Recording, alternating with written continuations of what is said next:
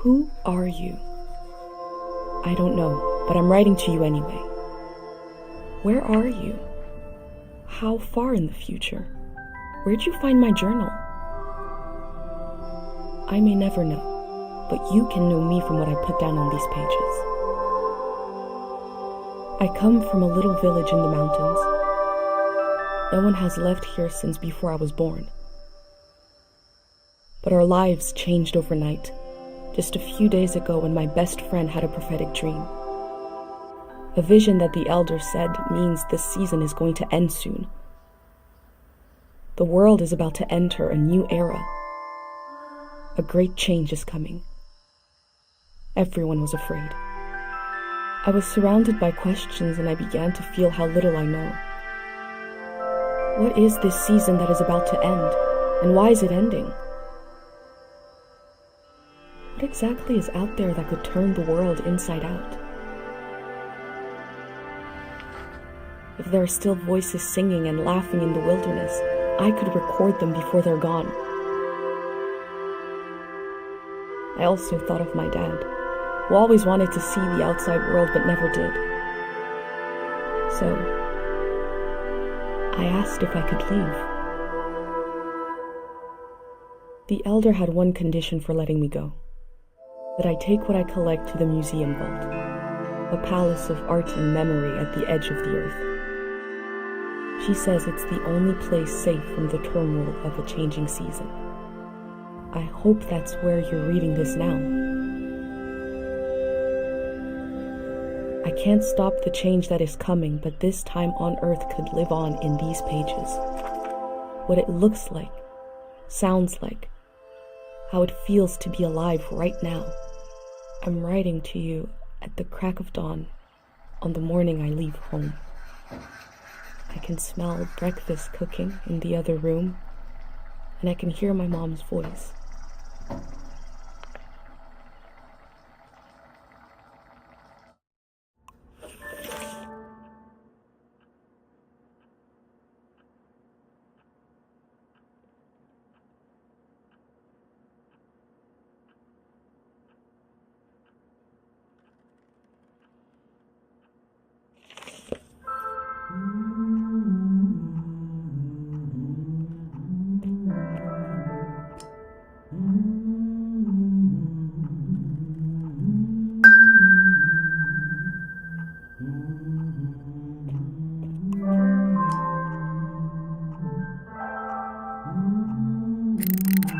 Three, two, one.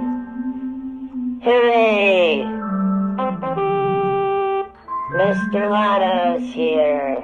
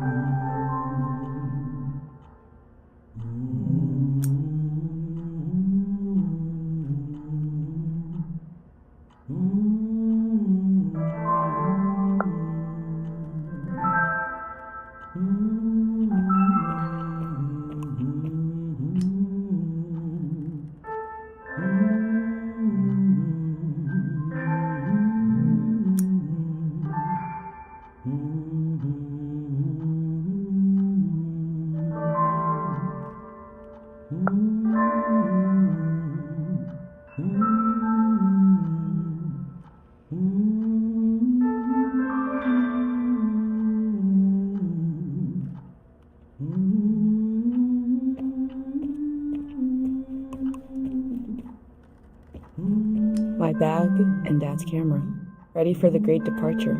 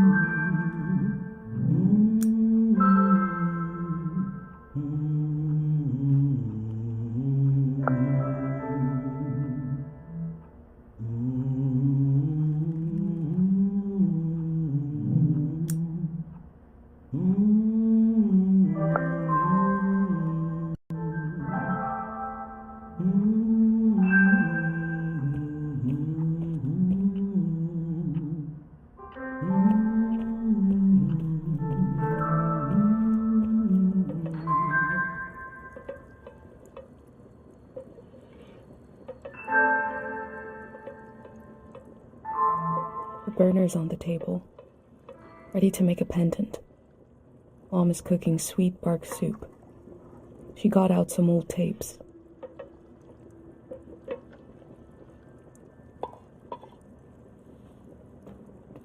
You're up. What are you doing standing there?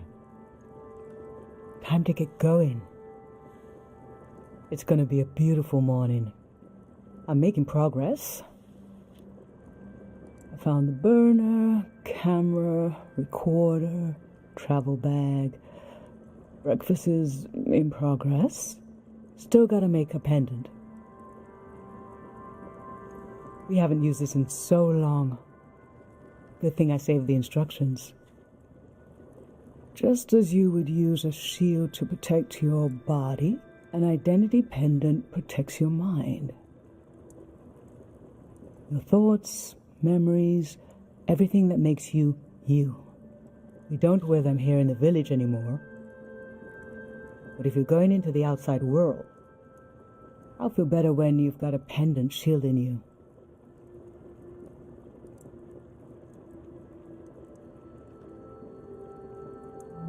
Diseases of the mind, like the dream sickness.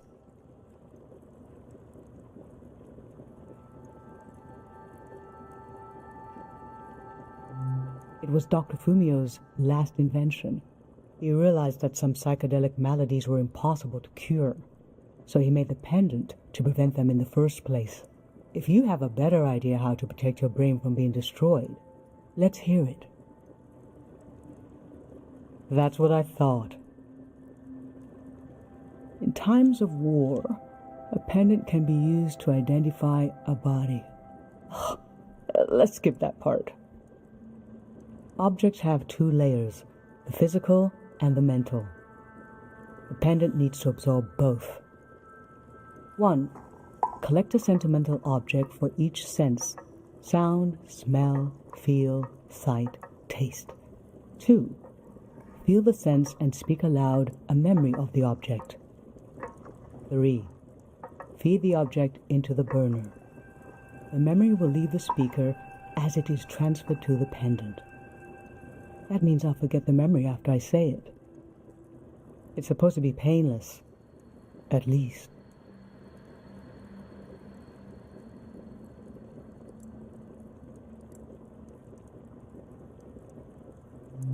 Okay, so this old tape should work for our sense of sound. I remember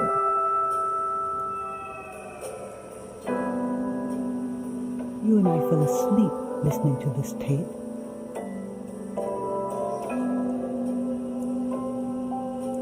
Your dad came home.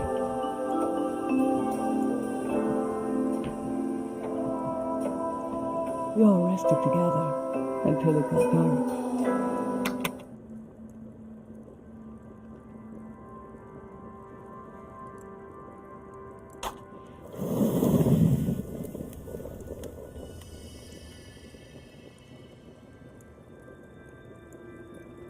What an odd feeling. Like an absence, disappearing. The empty space fills itself back in until I forget that I forgot anything at all.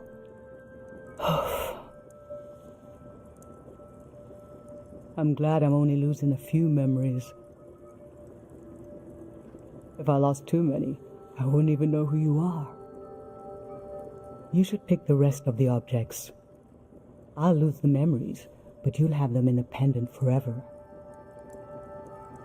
So they should be important to you. They should be parts of your identity you want to be sure to protect. So think about what these items and what the memories would preserve about you. Let's do smell next. Find an object with a strong odor and that holds a piece of you.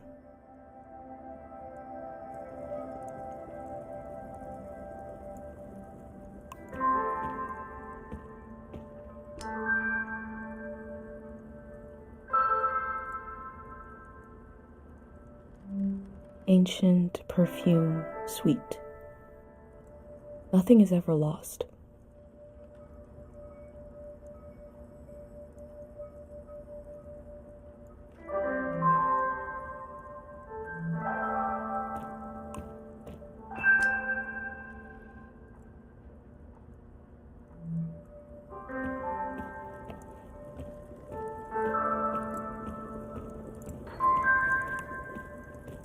Granite, seaside, darkness. This speaks to how my mom loves me.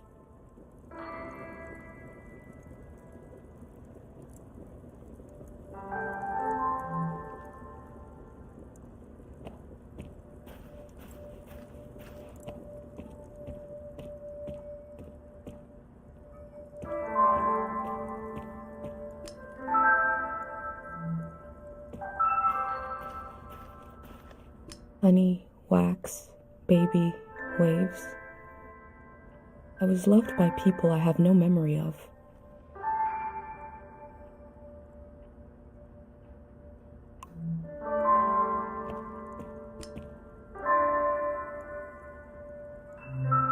Sweet, wax, honey. How I've tried to save things.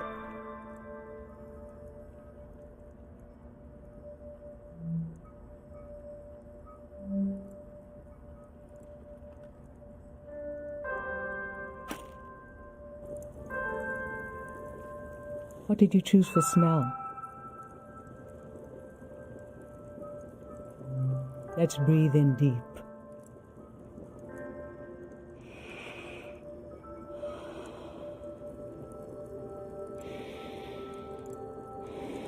Your dad used to bring these flowers home from his climbs. They only grow high up in the mountains.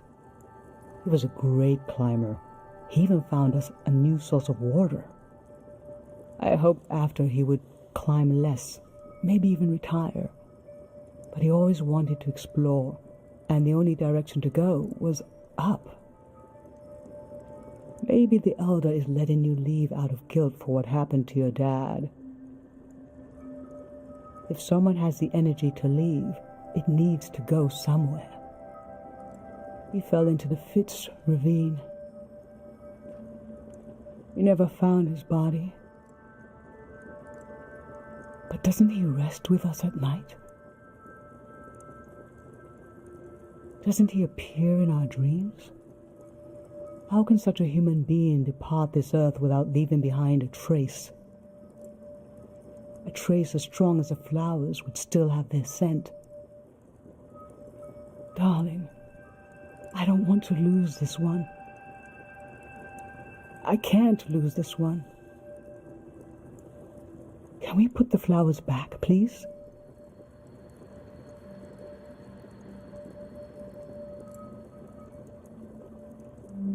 Yes, you're right.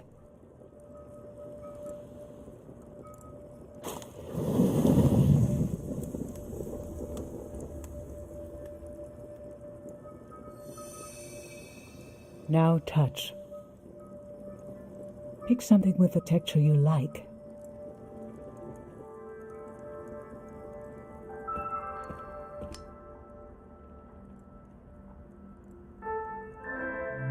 Soft, cold, smooth.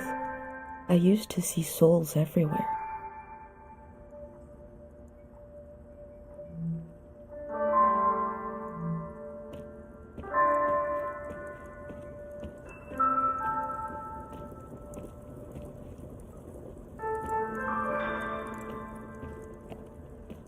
My hand in my own hand.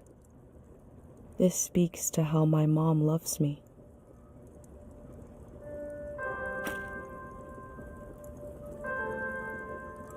So what did you end up choosing? Okay, put your hand in the hand. Oh, I remember it so well. It's not as bad now, but in the old days, not many children lived long enough to grow up. We believed if a child could make it to the age of 9, they'd be all right. This print was made of your hand when you turned 9. Your father and I couldn't believe we really had a healthy girl. An old deep fear inside of me finally went away. And we saw you would just keep growing and growing. That everything was going to be okay.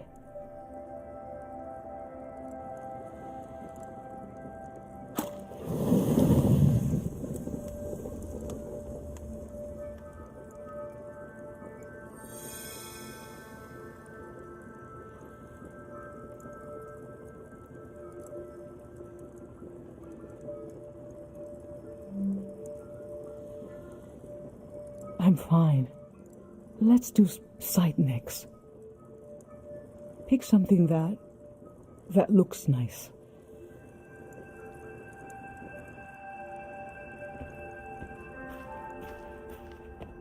An unlit tower. I was loved by people I have no memory of.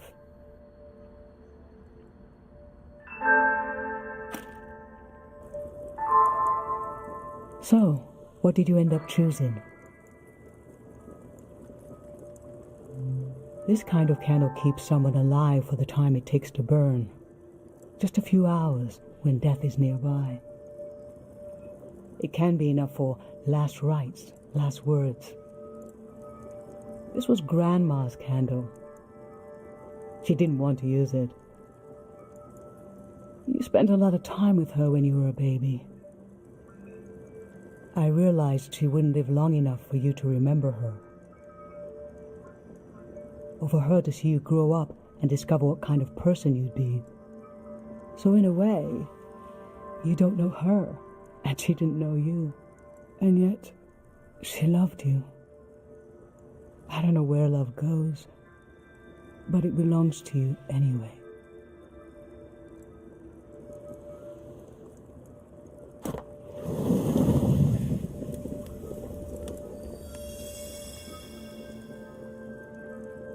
For taste, we can eat breakfast and feed some to the burner.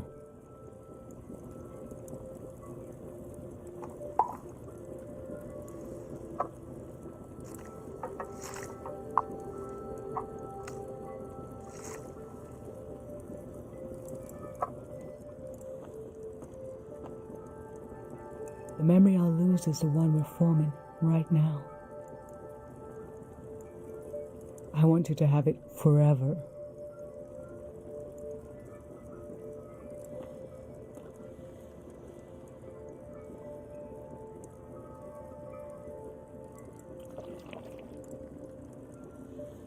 Standing here, you're having a last taste of home.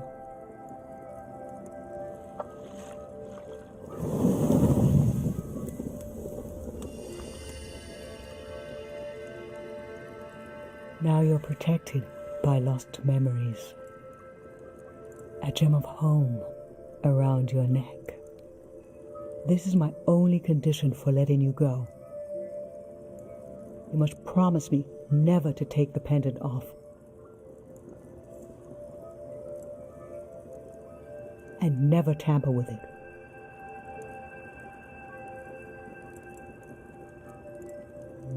Okay?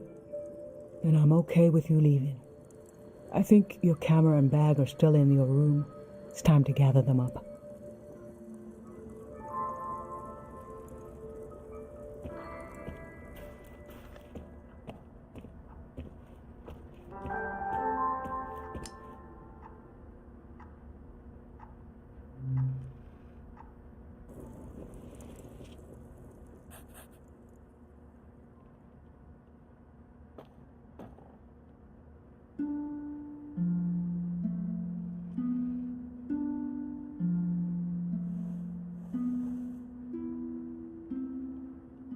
I've lost so much. How could the world ask me to lose you too?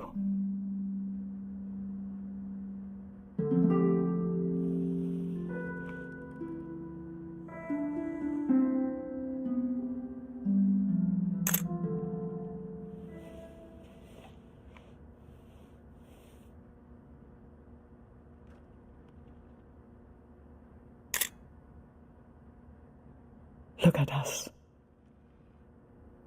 There we are. There we were. will always be right here on this beautiful morning.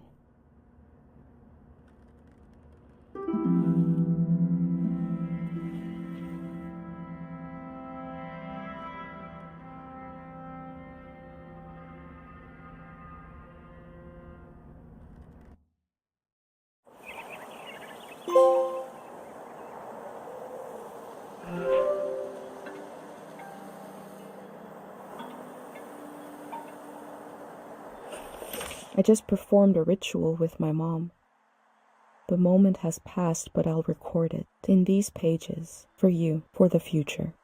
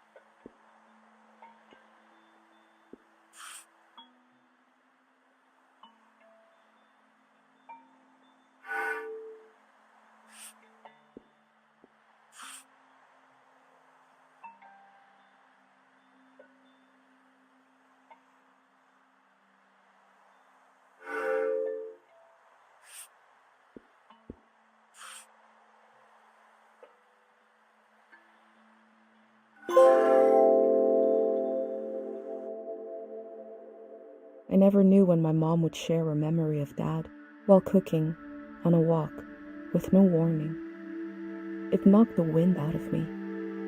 Rituals take this grief and give it a shape and a story.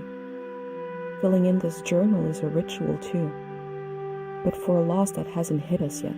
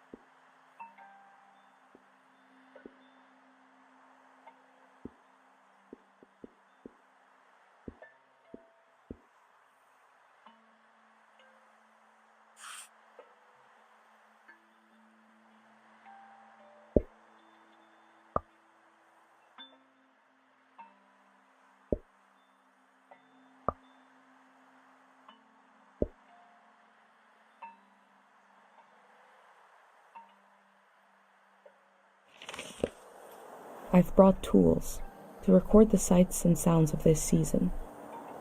I'll start by recording the only place I've ever known.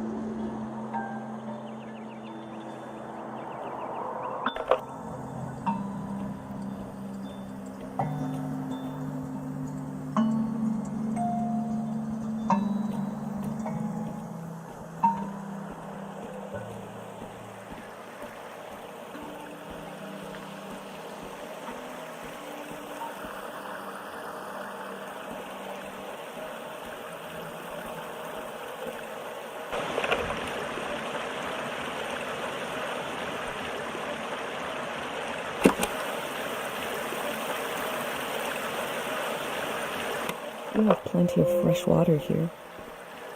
I wonder if it's more scarce in the outside world.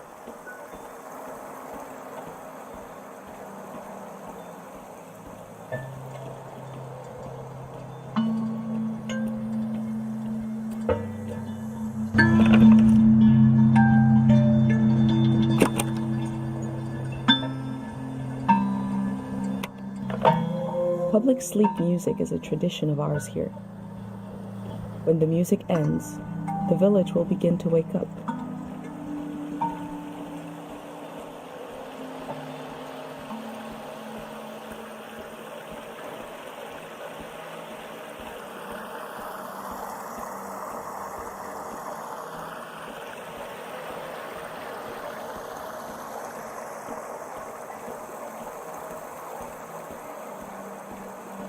Last night there was a goodbye party here in the plaza. Everyone was so afraid for me.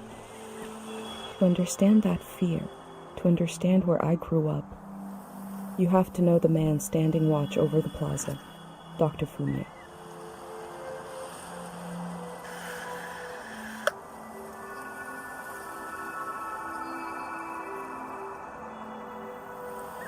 This is Dr. Fumio and his son. The statue isn't as old as it looks. The artist wore it down to give it a feeling of ancientness and the authority that comes with it. Dr. Fumio and his son founded Cairo back in 776. They live on through our traditions.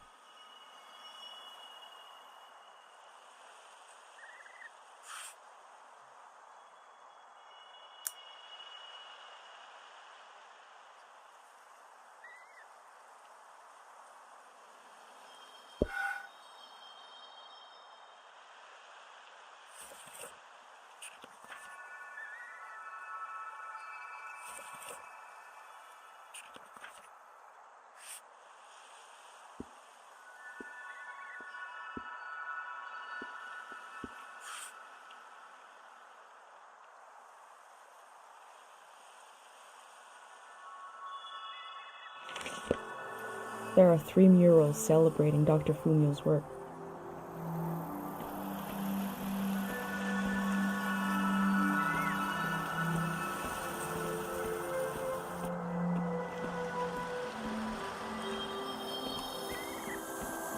A wish fell off the tree.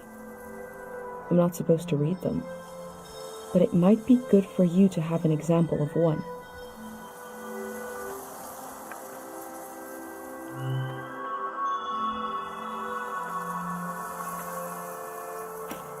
I can go against tradition a little for posterity.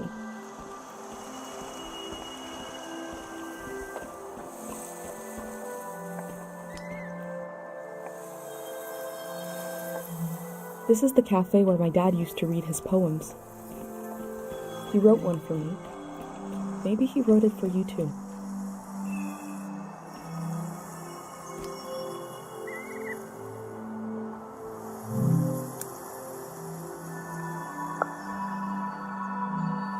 Pate's little daydream of leaving this place, of seeing something weird.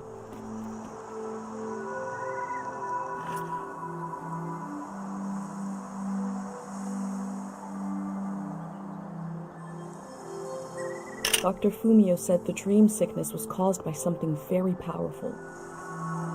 He wasn't able to cure it.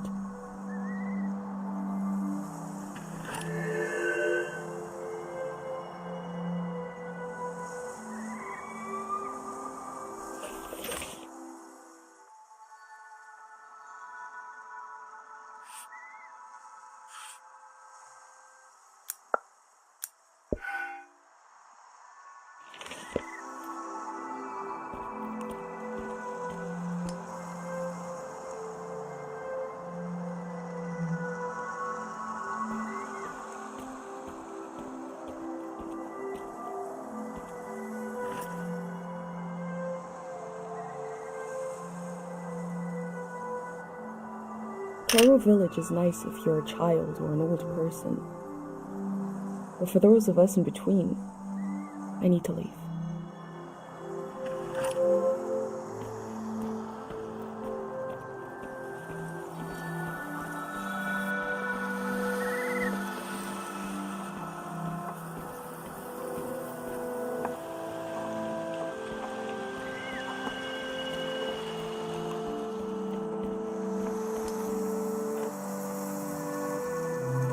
Smells like an old man's toes dipped in cinnamon. I had to drink this gross potion last night. Like my pendant, it's supposed to protect my brain.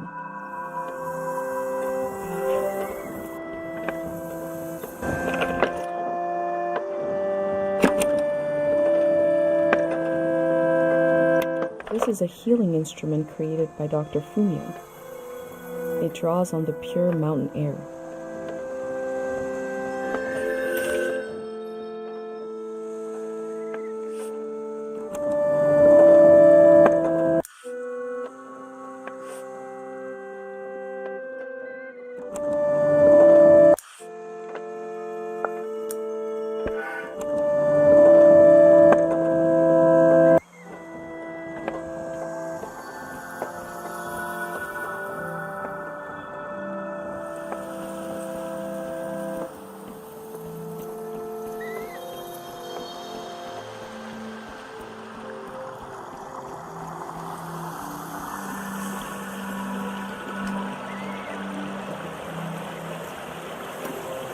Tate loves fish, even though nobody here has ever seen them.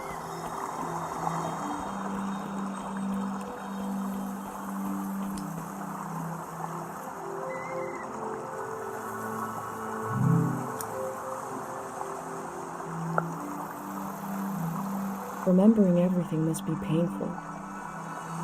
Dr. Fumio brought peace to so many people here.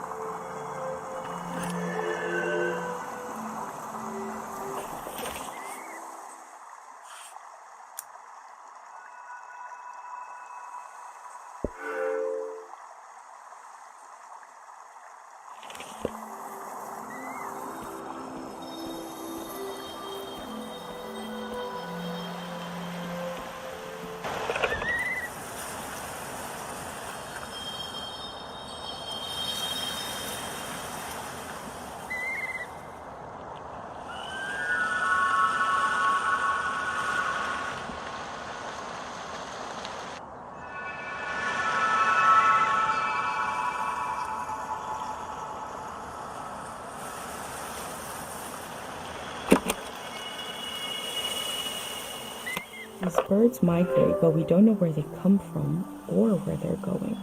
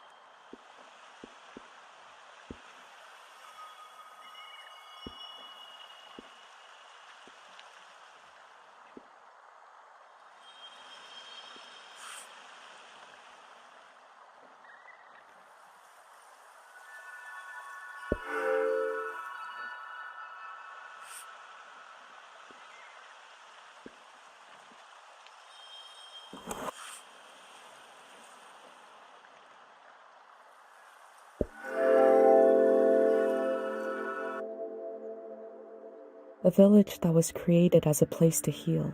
Is that where my instinct to try to help comes from? It's so strange to imagine I'll be shaped by places and people I haven't met yet. So strange to imagine that I might feel at home somewhere else.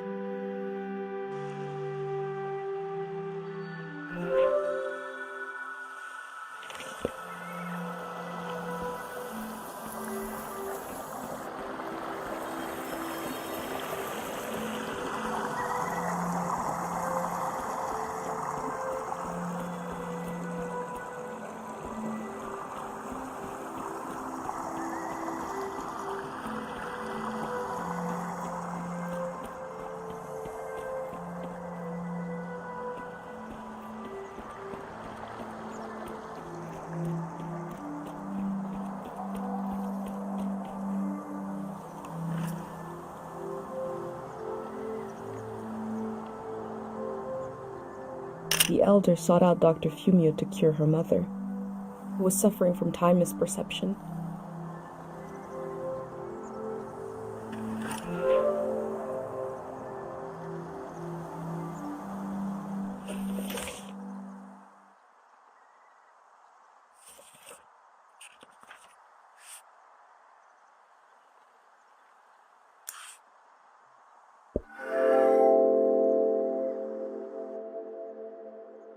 Dr. Fumio was an important person, but we also just have a need to put a human face on events that are beyond our control. He may have felt just as scared and helpless as everyone else.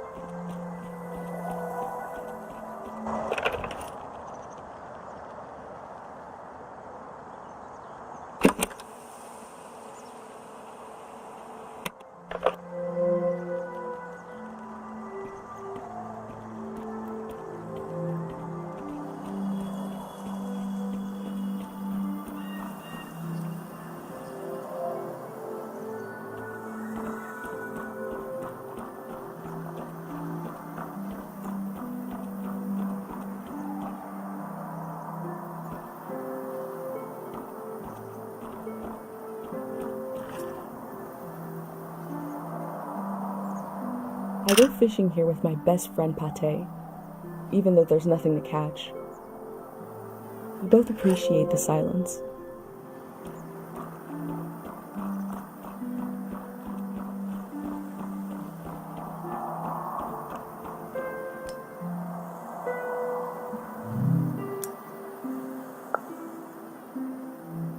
Karo Village was founded during the modernity. Much later, Dr. Fumio arrived and remade it in his image.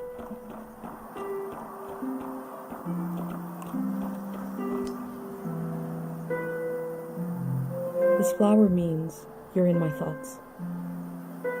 The morning after the search was called off for Dad, our doorstep was covered in them.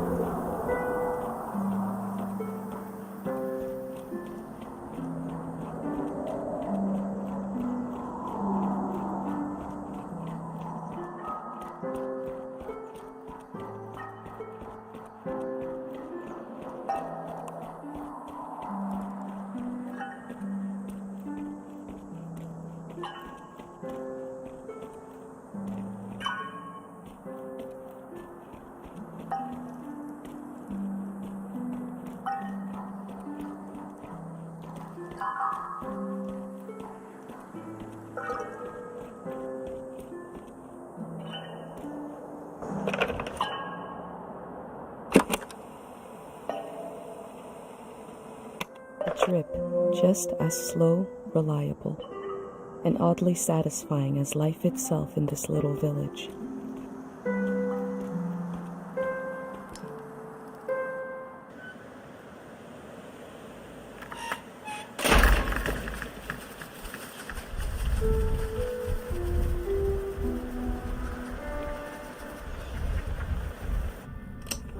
Is it recording? Yes. Okay. How to leave home for my daughter. Find a sacred square of earth. Lay down so you have the dirt at your back.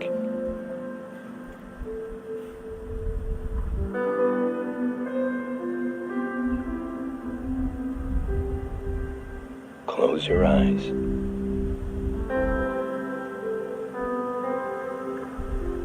Close everything. Do you see for yourself? You see for the dead, for the unborn. Do you listen for yourself? You listen for the dead, for the unborn. Your ancestors are in that dirt. All the living and all the dead are holding you up. Now stand. They're still there, aren't they? It's time to move, to entangle yourself everywhere with everyone. So the next time you lay down in the dirt, you will have so much more to tell them.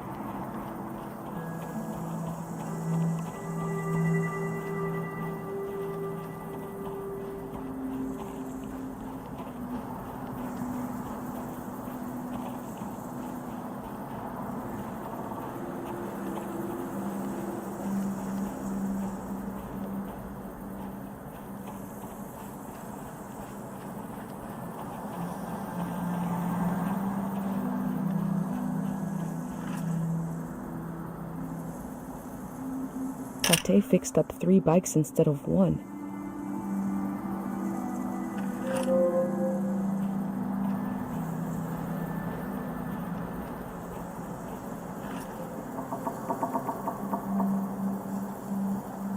These bikes were used by messengers a long, long time ago.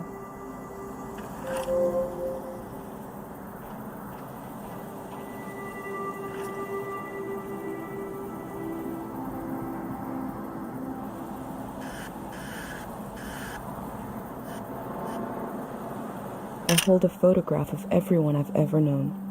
I hold it tight.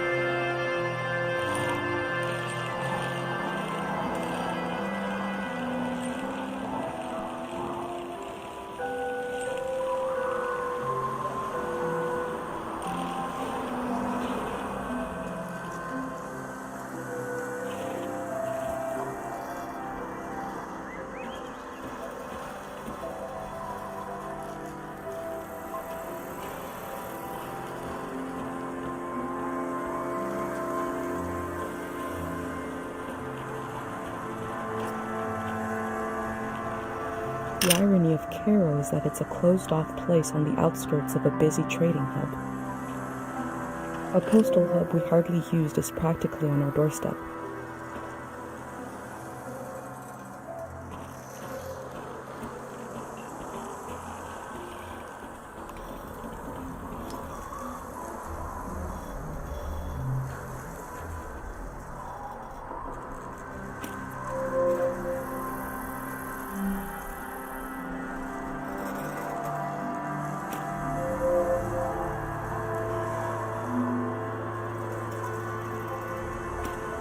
I can see in these letters that the outside world has extremes, of beauty and tragedy, beyond anything I've known.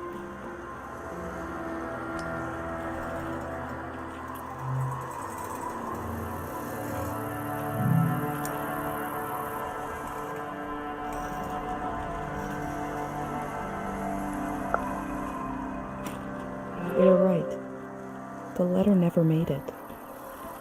The season before this one, the war, seems so horrible.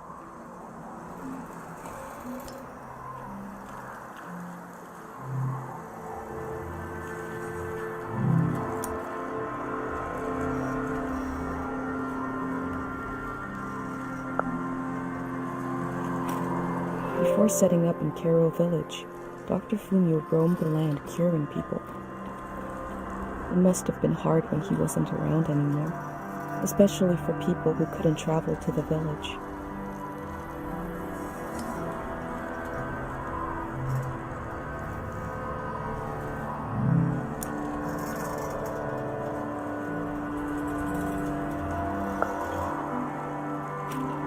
That poor baby.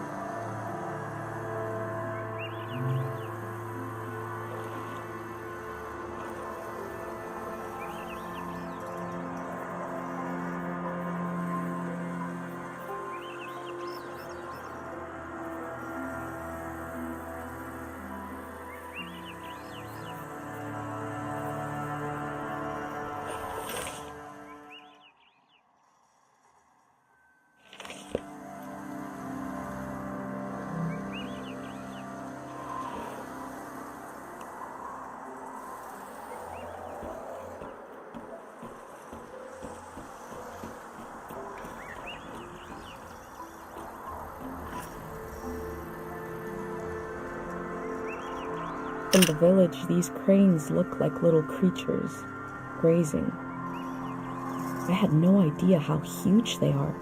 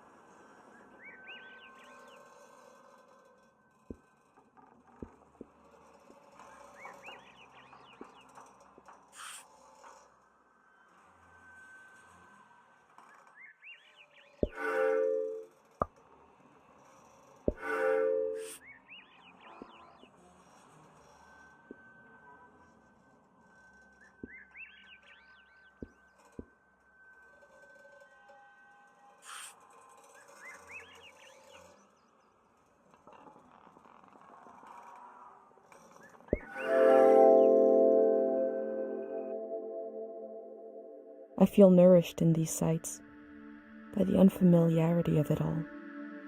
These means of connection, long in disuse, are certainly telling me something about the world.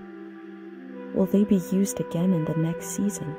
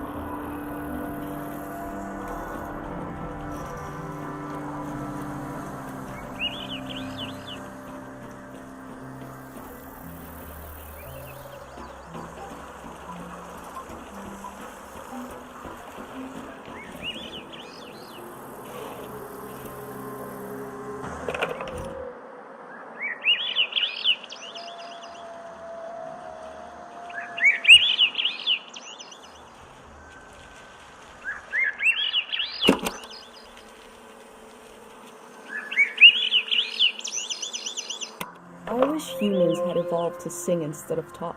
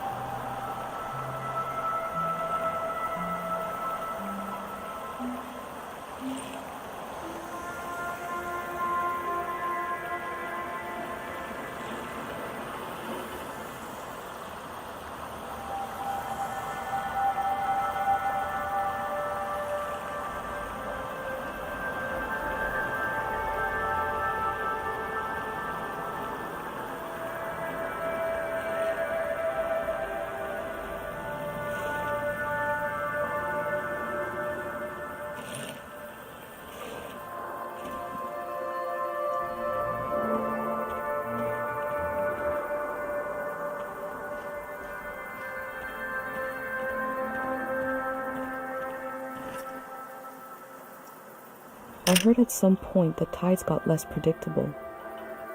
Places flooded that never had before.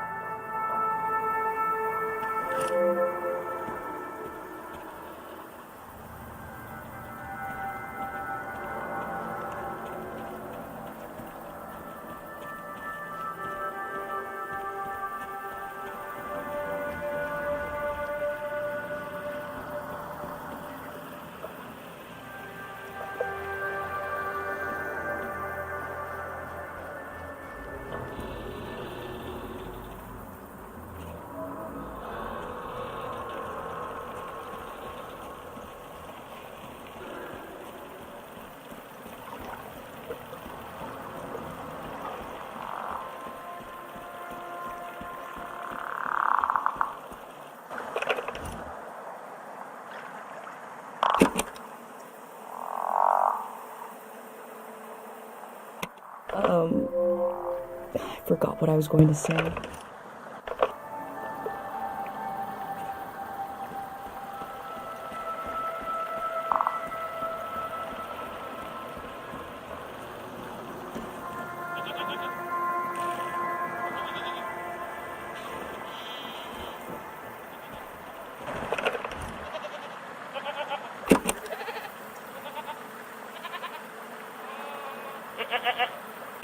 We learned about old technology in school, but not much about animals. What are these strange goat-like creatures? Were they simply goats? My first time petting an animal. I think it went pretty well.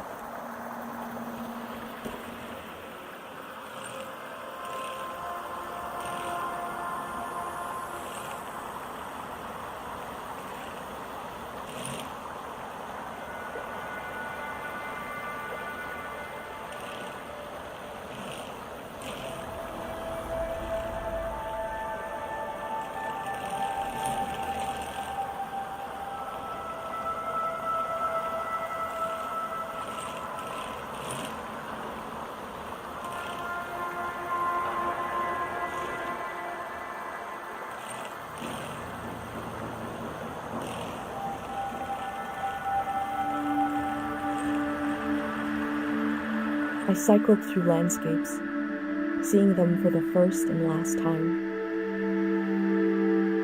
I had no idea when I left my home how the season would end, or more importantly, how soon.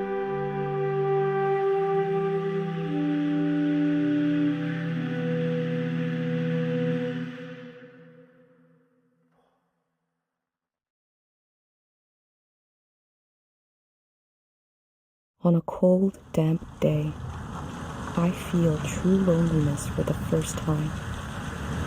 Nobody could have described with words how big this world is, how it goes and goes. I passed through it, where others passed before me.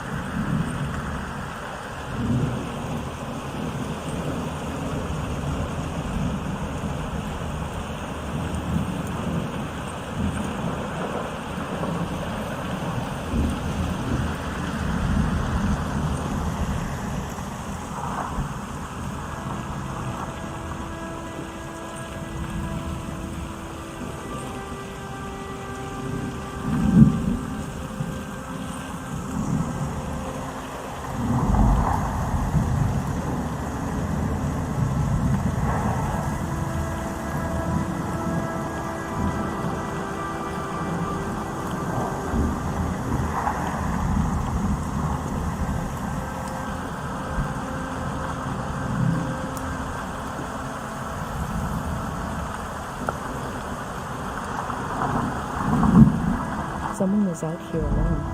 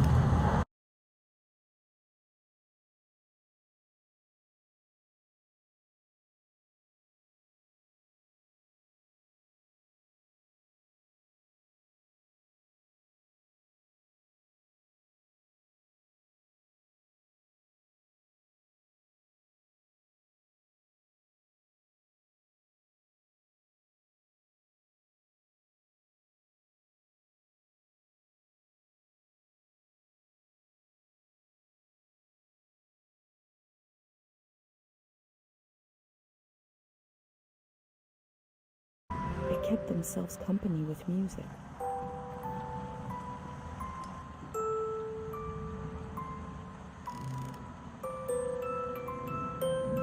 Two voices is like me and my mom. We can survive, but eventually you need more.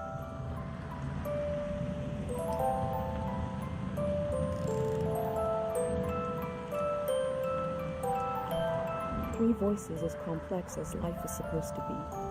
I could listen forever.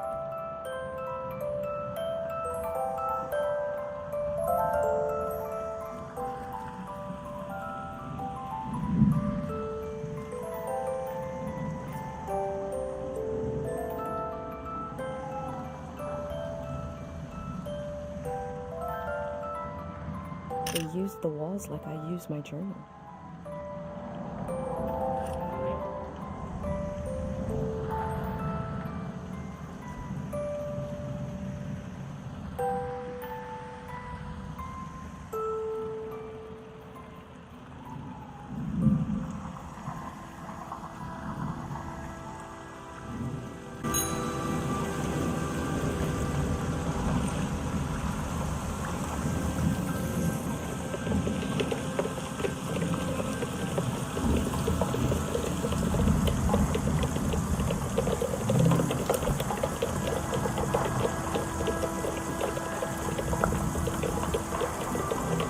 Looks like they made it out of here. But what is this group?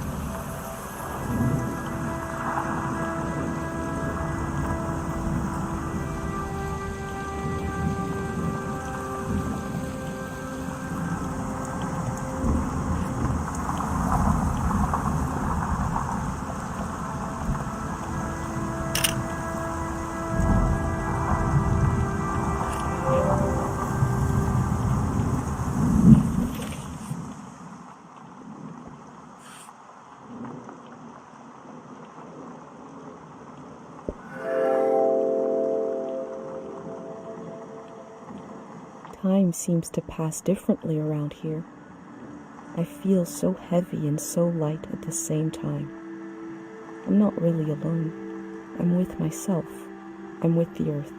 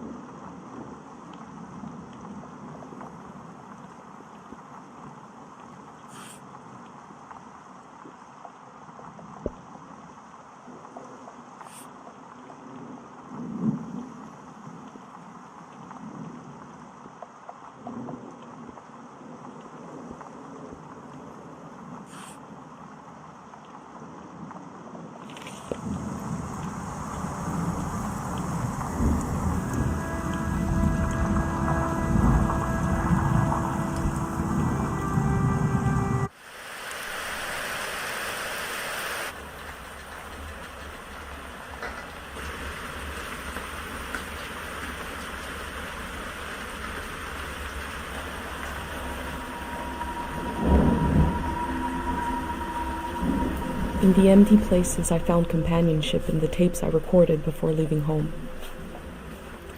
The elder told me the story of her life. I listened back to it, ready to note down anything that seemed important.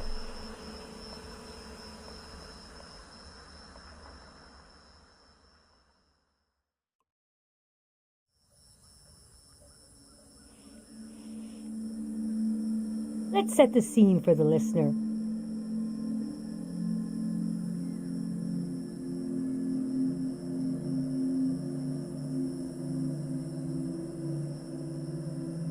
Whoever that might be.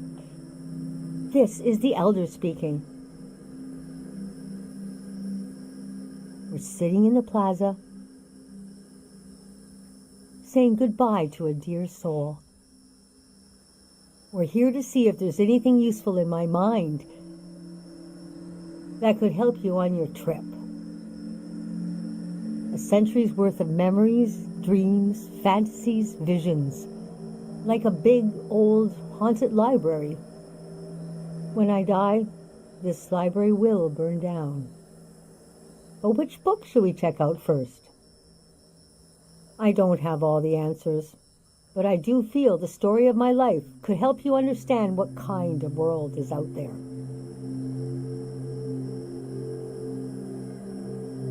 It's okay not to understand everything right away. The moment may pass before you've gotten a firm hold on it.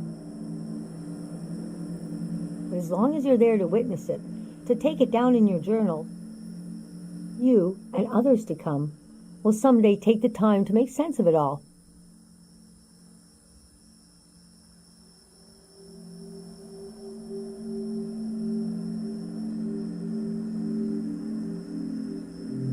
Francis Cale, if you must know. You can call me Frank. Or Elder. Or the Elder. Or Elder Frank. You know, whatever. I don't care. I was born on the ocean. My mother and father worked on a cruise ship. The short-lived but glorious watery republics. Floating cities. Most won their independence by the time I was born. How can I describe them? They were a jewel of the golden season. Pleasure boats with a radical political program. How nice. The golden age was a time of flags, logos, mottos, mastheads.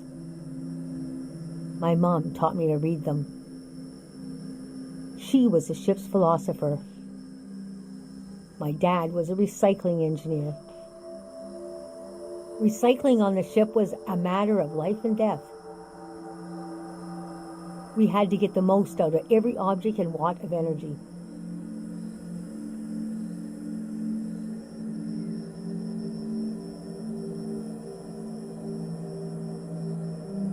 My grandparents played with the past. They changed it like we change our wardrobe. so it was a different answer every time. But they often said we were exiles of some kind. Exiled royalty from a secret lineage, blood that glows in the dark. Or we were exiled from the mouth of some great leviathan. When they were older, they just said, we're from here. We're from right now. I loved the way the ship would tilt and roll with the waves. Especially as I fell asleep. It was so comforting. Picture me as a kid in bed, feeling the swaying of the ship. It was like being rocked to sleep as a baby. I loved exploring the ship too. Wandering through the suites, the swimming pool, the game rooms, and there were 2 dance halls. A large, elegant one and another one in the basement. A lot of my firsts were down there. My first dance, my first kiss, and so forth.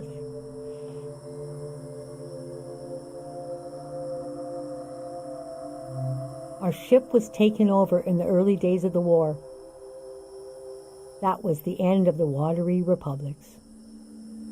I heard the dance hall in the basement became a weapons cache. It took me half my life to say goodbye to the world I knew in my youth.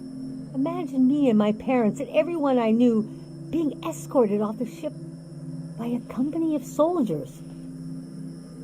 And I'm thinking, I hope they don't make a mess of my room. I was embarrassed by the younger kids who were crying their eyes out.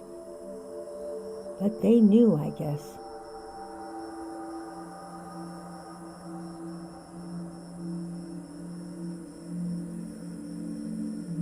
Yes, the start of the war was a turning of seasons.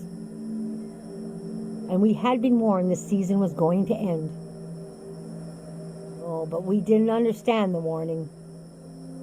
You see, one night, along a coastline, we saw beautiful lights shimmering above the water. Later, we found out this was an ancient warning system. It hadn't been used in so long, we didn't know what it meant. We just thought, well, ain't that pretty? We tried to stick together and camped out on the coast of the prismatic grounds.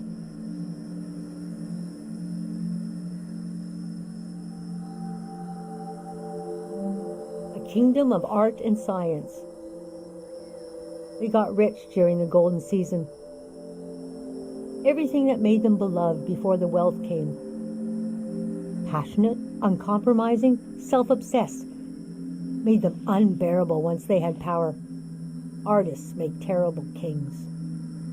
Are you sure you want me to keep going? The story gets darker from here on.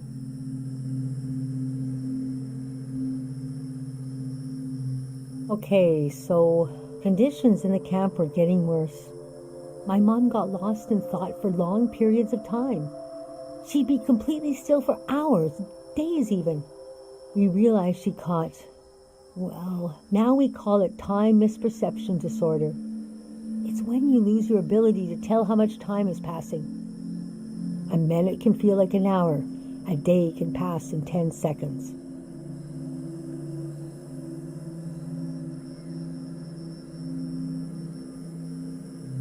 What's so hard is the feeling of absolute loneliness. Normally, we're all at least roughly in the same flow of time. But with this disorder, you walk alone, truly. We heard about a traveling doctor who could cure these kinds of diseases. I decided to go find him. I found out his name was Dr. Fumio, and he traveled with his son Lucio. People talked about him like he was a god.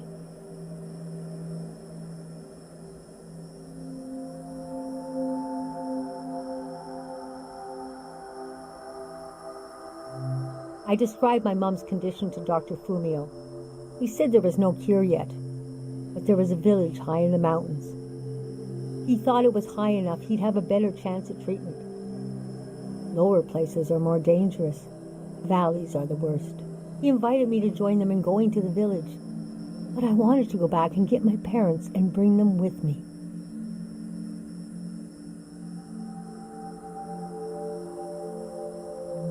I I packed my things and got ready to leave the next morning. That night, my mom came to me in a dream. She was standing in a field of flowers. I'd grown since I last saw her. We were the same height. She pressed a finger hard into my palm. She taught me well. I knew the meaning of the gesture. I knew no matter what I did, I'd never see my parents again. In the morning, I told Dr. Fumio I would follow him to Karo village. The next few weeks were very physically tiring, hiking, climbing. And when we found the village, building, planting, cleaning, Fumio brought sick people from all over the world, and they got better. The treatments worked.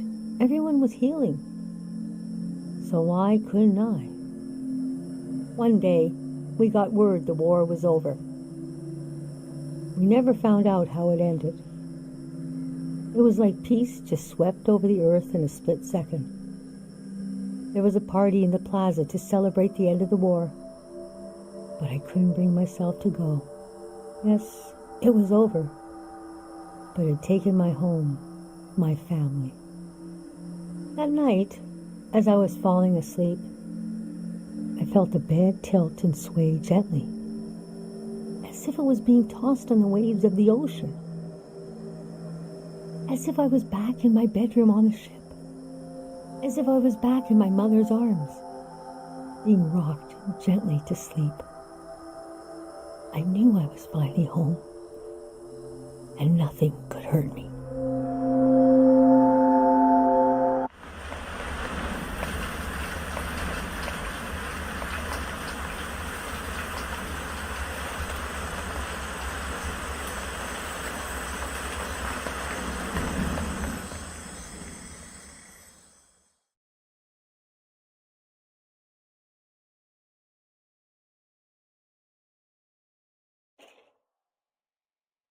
I imagined coming upon a place as hidden and singular as my own village. Eventually, I found myself circling a valley, looking for a way in.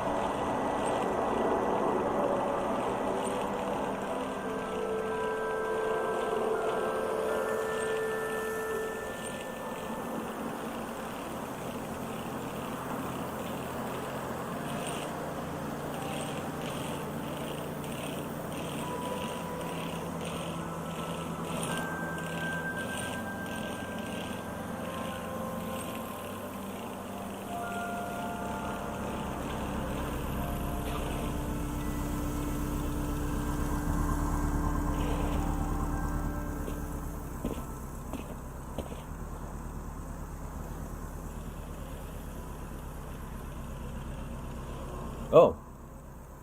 The valley. One second.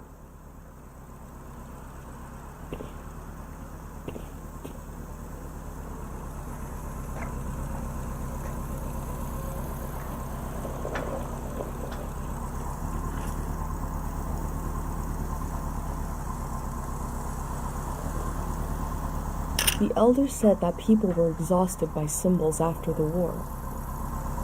But here are a few hanging.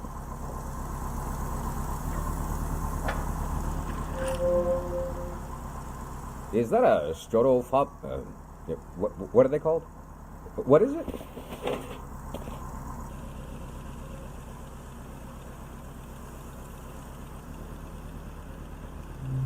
I love old gear like that. It's getting more and more rare. I had a camera, but it broke. Not that interesting of a story, I guess. What are you doing here?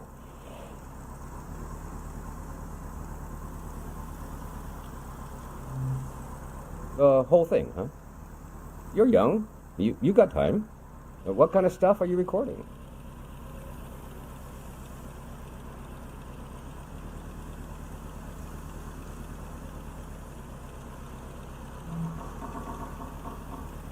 That's the way to do it, if you ask me. If anyone asked me, I mean. The valley would be a good place to use those tools. Too bad it's closed down. Let me finish up here, huh?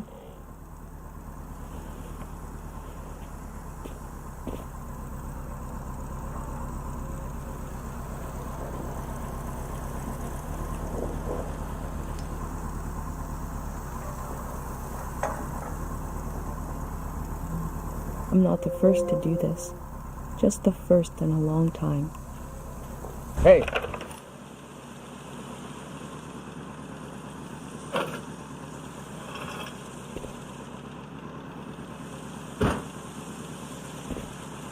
This was like a second home for a while.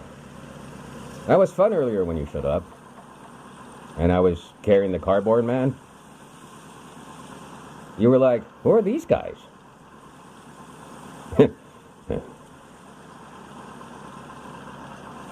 I've been pretty bored here.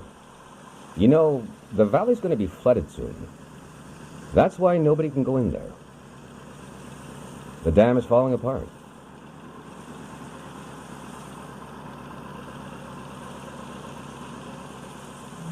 It's too old. There's nobody left who knows how to repair it. We're taking it down so we'll know when it'll collapse. It gives us time to evacuate everyone.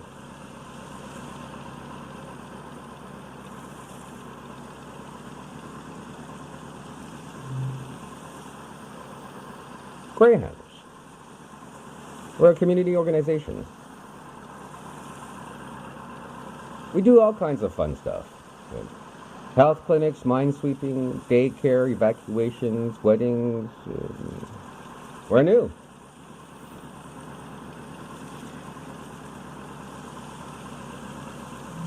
We'll do anything to make the future better than the present. No big deal. We're trying to get new things going. But it's hard. The past really has a tight grip on people. Doesn't feel like a fair fight. So we're trying to... Well... Anyway. It's funny. I stood guard here for a week, and I've only seen greyhounds like myself, and valley people on their way out. But now I see you, and you're like a... new element, or something. I've never met anyone doing what you're doing. And we greyhounds got to support new things. So... I'm not supposed to let anyone in. How can I? Jeez. I think you should go down into the valley and take a look. Gonna try something here.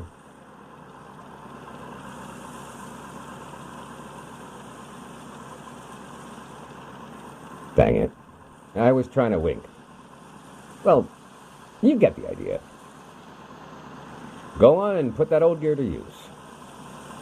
You can take my map of the valley, too. I don't need it anymore. I'll be down to pick everyone up around midnight. See you then.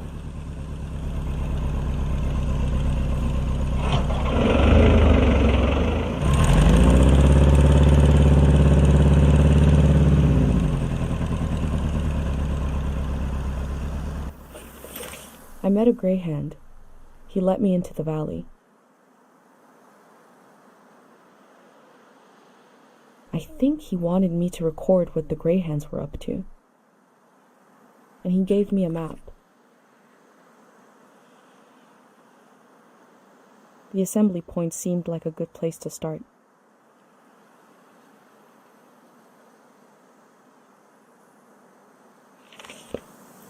I wonder what he expects me to discover in the valley.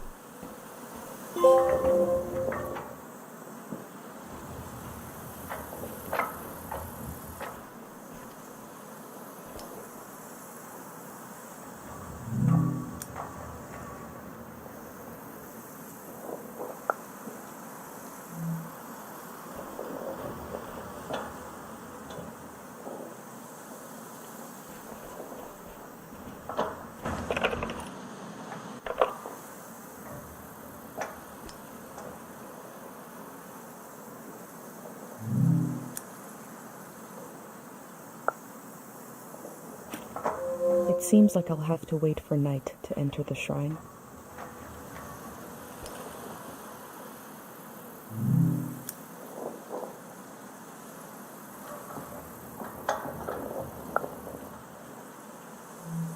I'll think about what kind of visitor I want to be.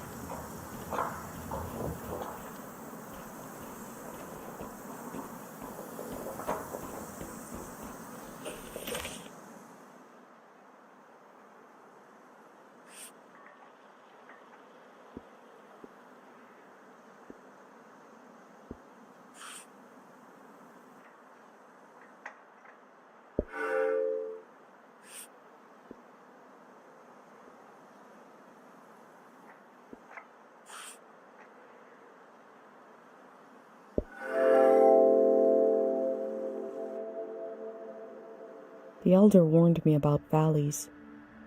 She said they were dangerous. I feel a dulcet tension in the air. I enter to see the moment between seasons.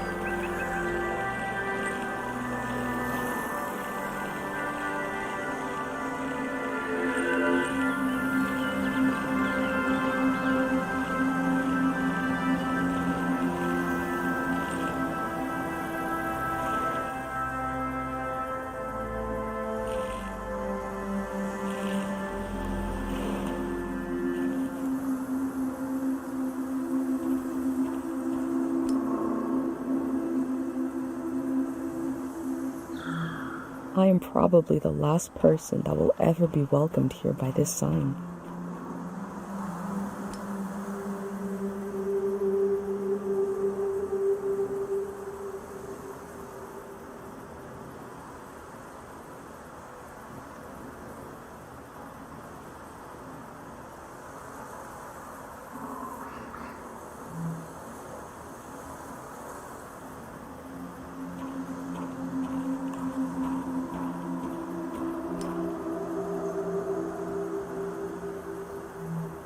The elder told me there's very little information about the years before 500.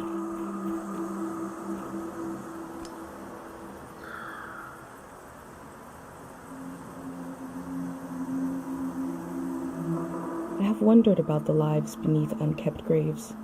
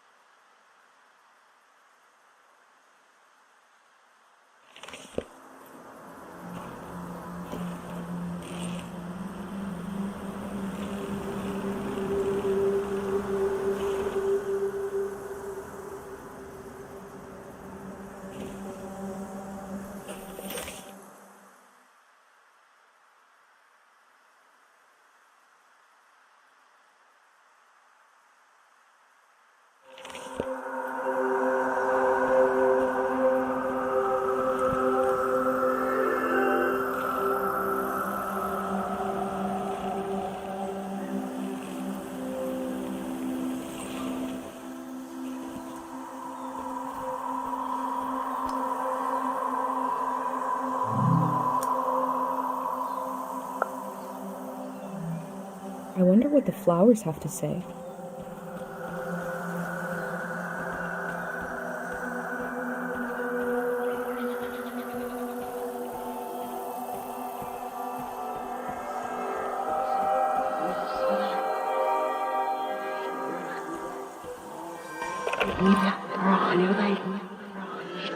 God of sleep,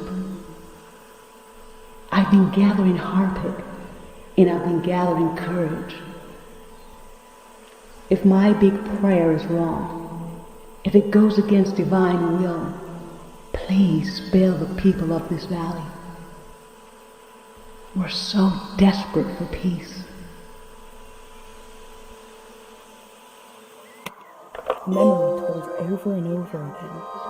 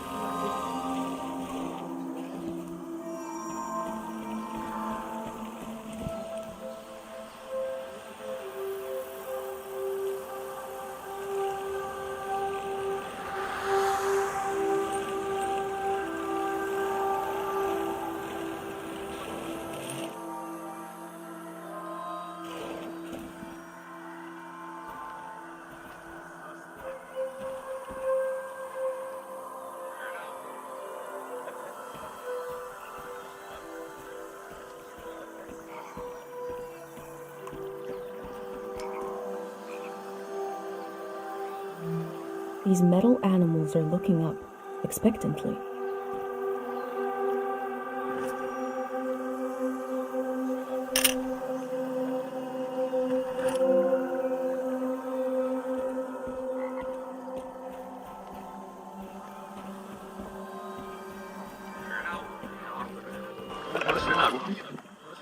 The people here are so weak.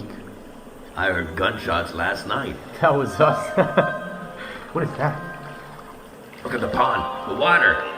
What is that pattern? Should we run or something?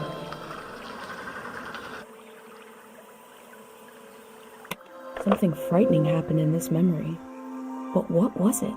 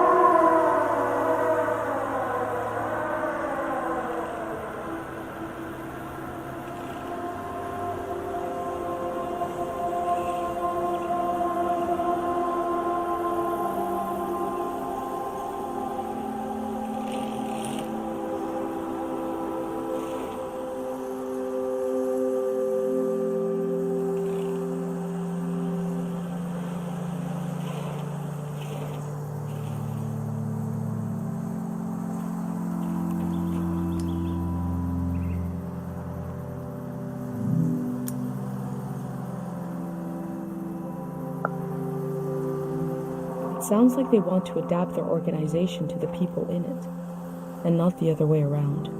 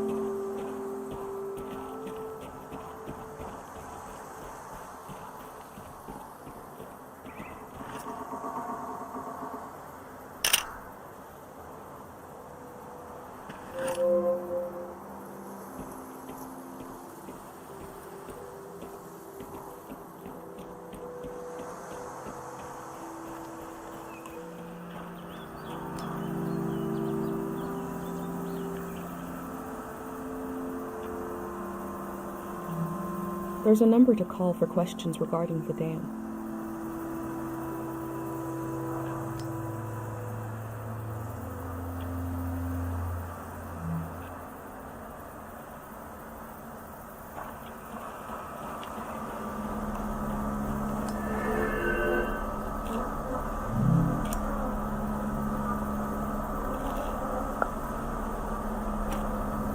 There must be a lot of people going to the city if they need to keep track of them with cards.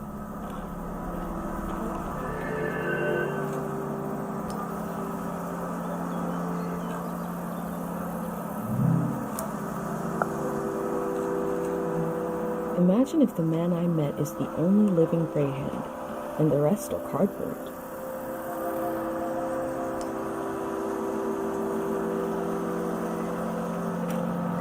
The Grey Hands want to end this season.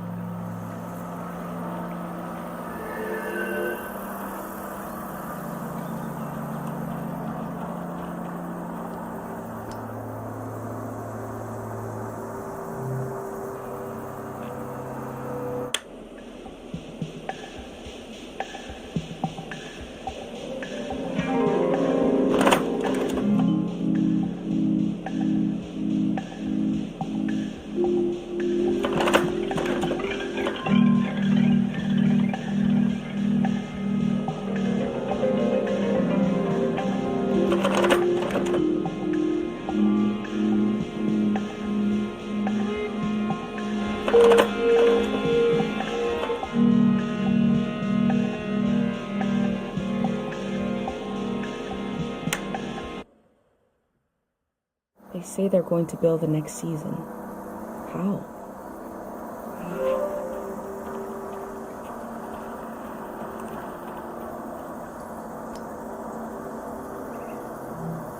It's hard to imagine something new, a new way of living, but they're trying.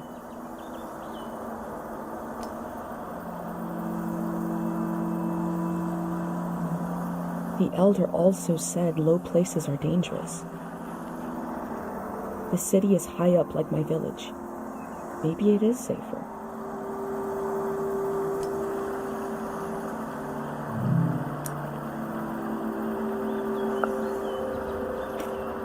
The Grey Hands seem to care what people think about them.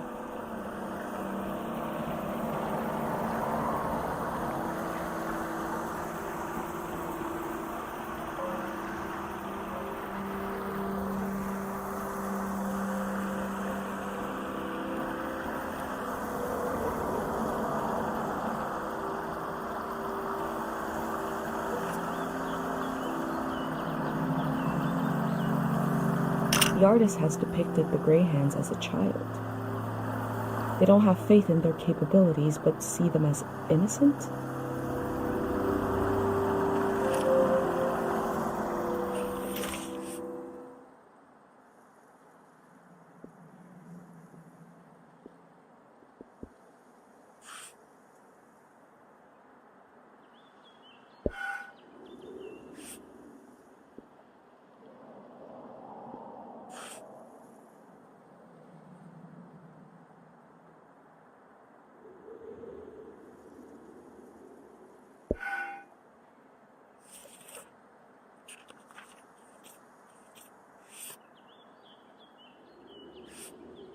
People here are so weak.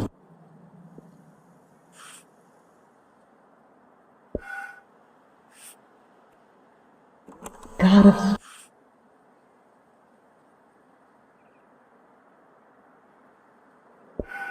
God of People here are so.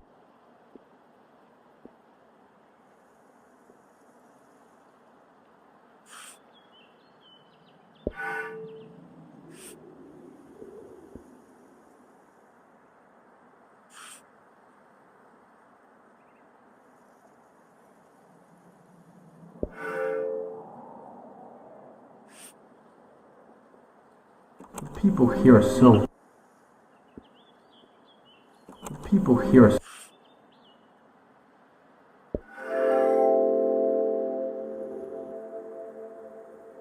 A green space.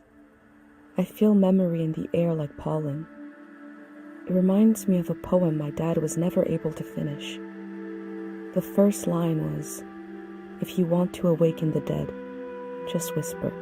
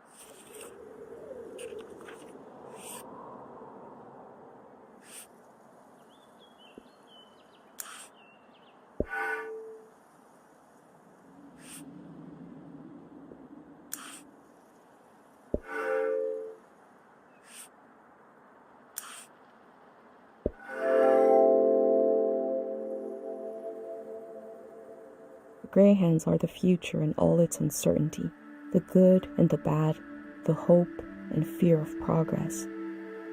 The loneliness of this season will be left behind. A collective project is coming.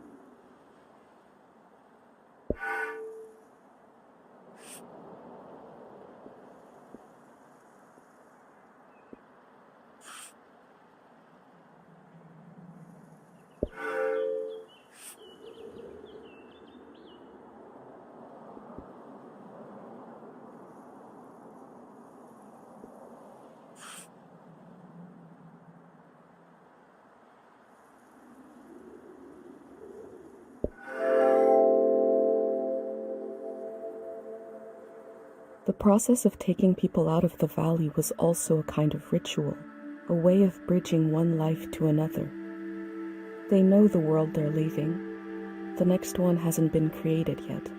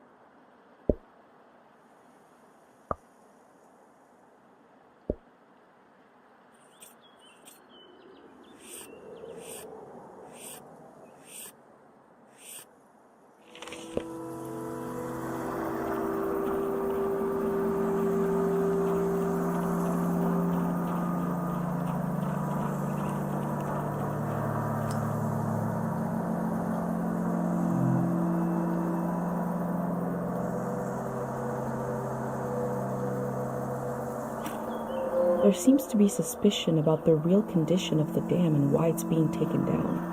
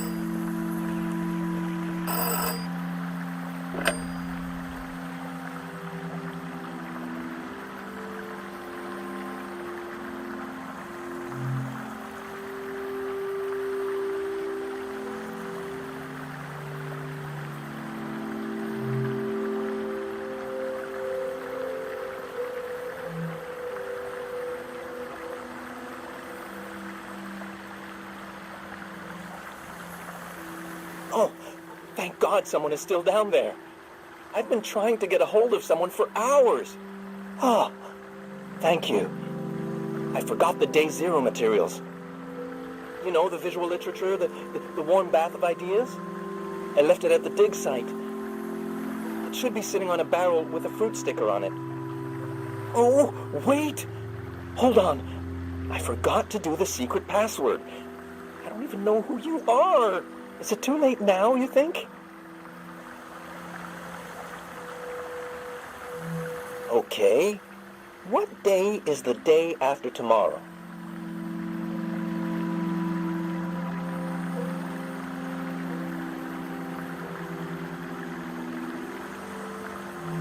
Phew, okay.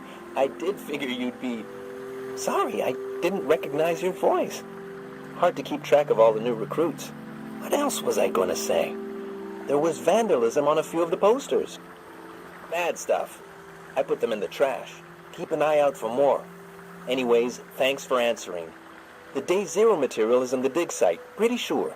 It should be sitting on a barrel that has a fruit sticker on it.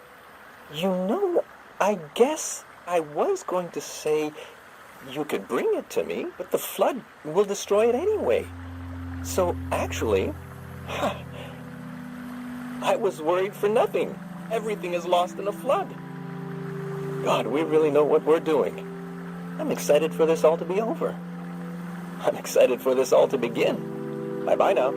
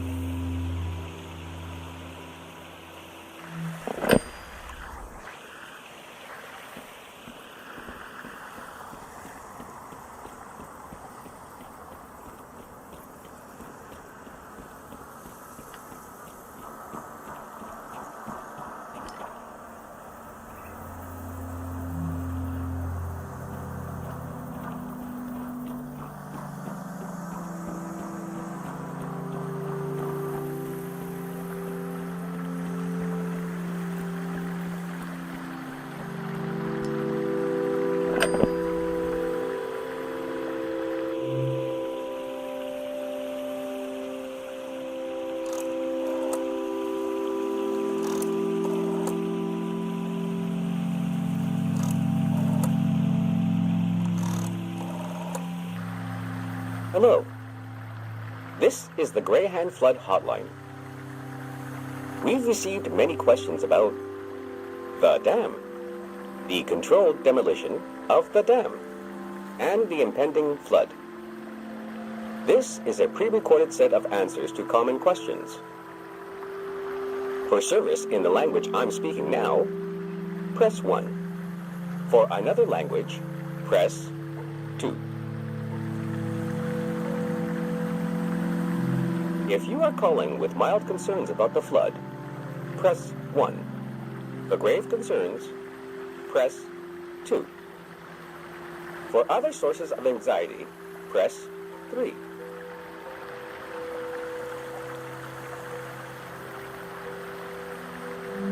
To confirm you are still on the line, press 1. Thank you. Please listen closely, as the following sentence has changed. If you are calling in a professional capacity, press 1. If you are calling out of curiosity and amusement, press 2. If you aren't sure why you are calling, press 3. To continue in a professional capacity, press 1. To add a personal touch to the call, press 2. For a professional look with a fresh taste, stay on the line.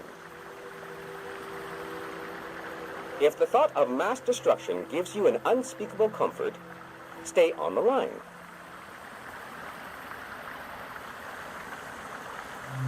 Please enter your 4-digit relocation number.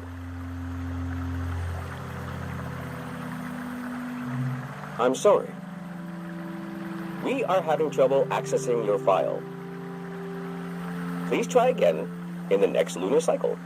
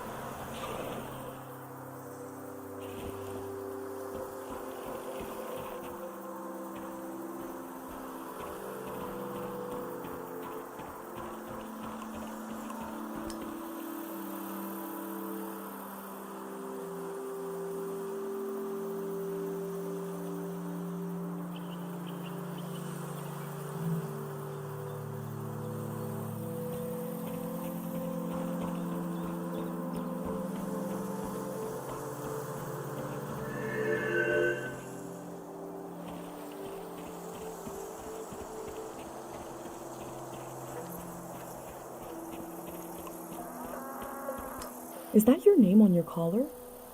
Let's see. You are Madrigal.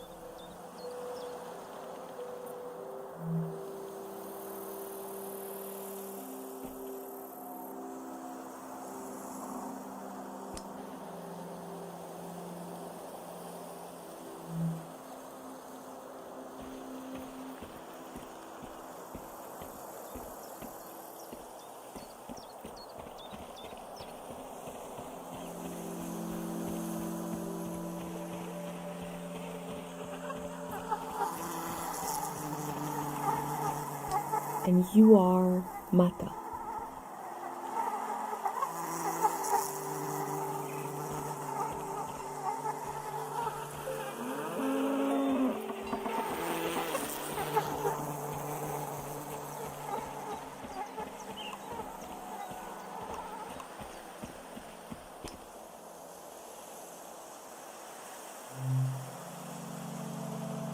Wow, we got a big show today. Huge show. Breaking news. The Greyhands have died. We're being reborn, baby. And we're taking suggestions for our new name. Live on the air suggestions from the rank and file. You don't even need to be a Greyhand to suggest a name. True, true. The number to call is 0019. That is 0019. First caller, hit us with a name. Hi, yeah. I was thinking the bricklayers. Okay. Bricklayers.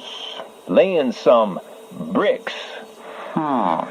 Well, yeah, thanks for the suggestion. We'll be taking them all afternoon, so keep them coming. That number again is 0019. You're listening to Greyhand Radio. We are broadcasting live from Greyhand HQ. And we're going to take a little break. If the Greyhands are changing their name, you'd know them as something else.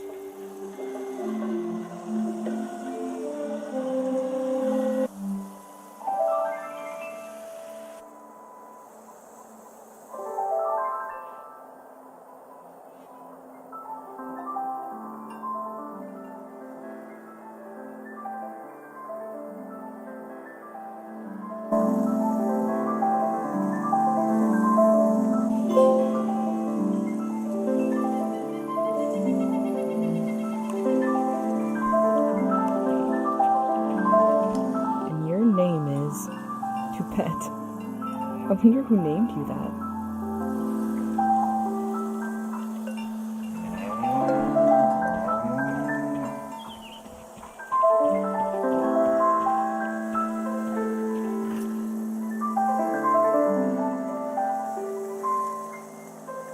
This Greyhand kid just wants to be loved?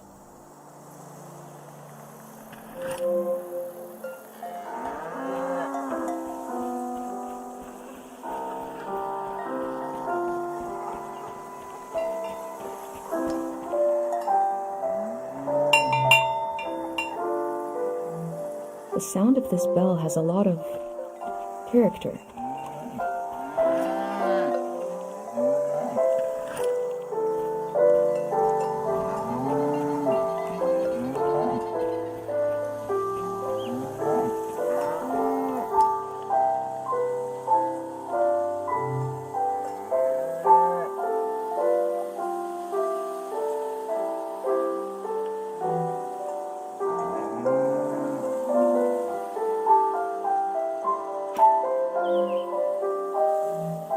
Cows from all over the world came here to compete in cow stuff? The golden season seems like such a different world.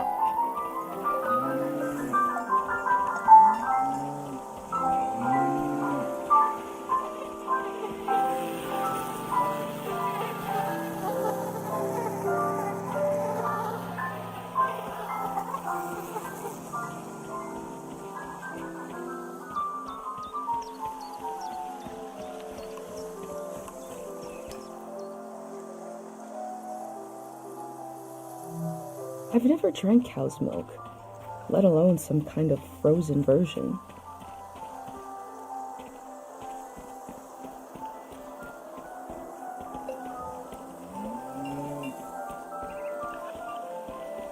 You are a cow and you are named Krasnahorkai.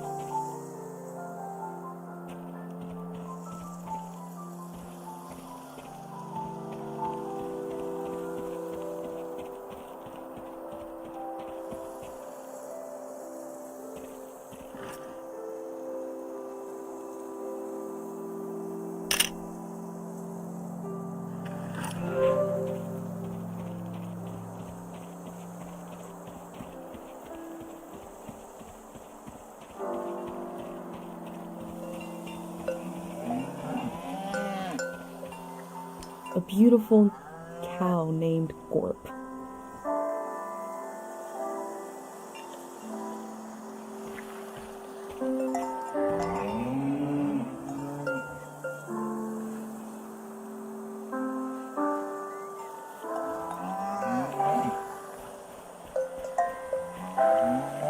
The name of this cow is TVC15, oh my.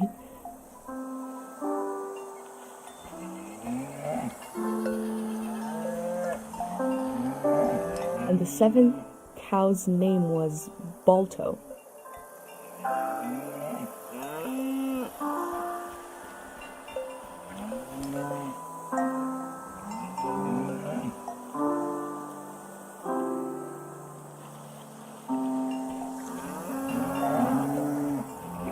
The cow is called Frenzy.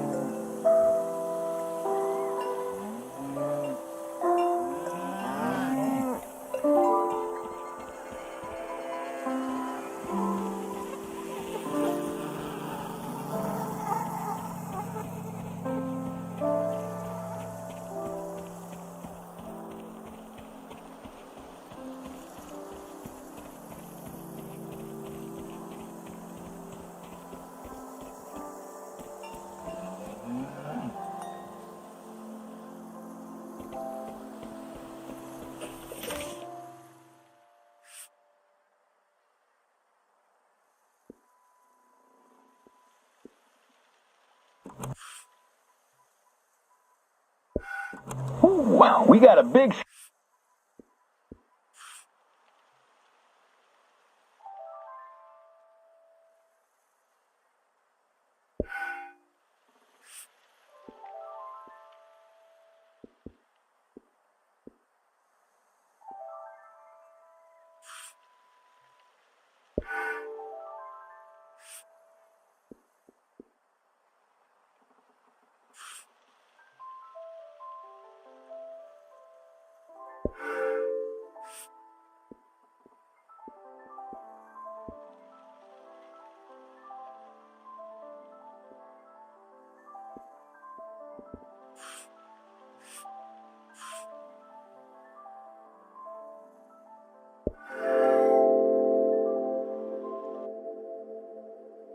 Compared to my village, they lived in the open here.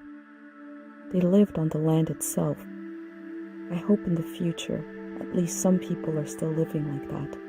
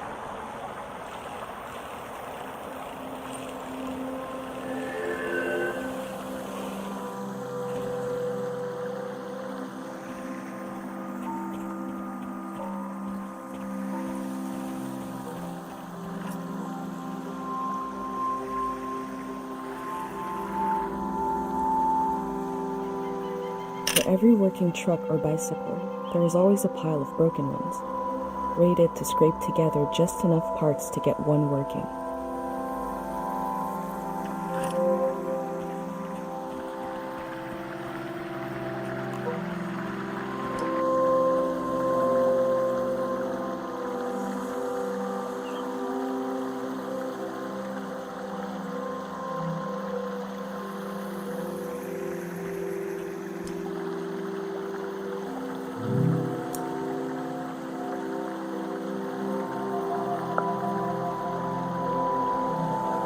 I wish Pate could call this hotline to talk about his heavy dream.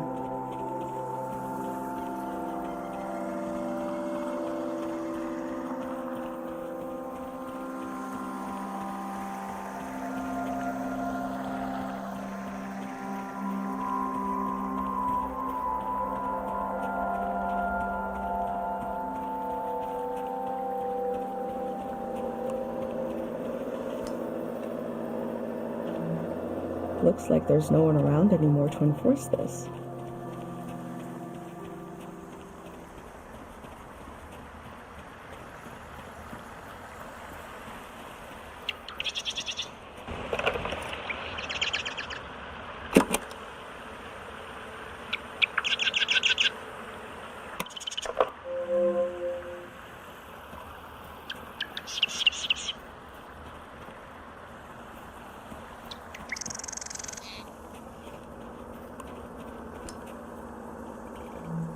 These signs are so demanding. I can't imagine them in my village.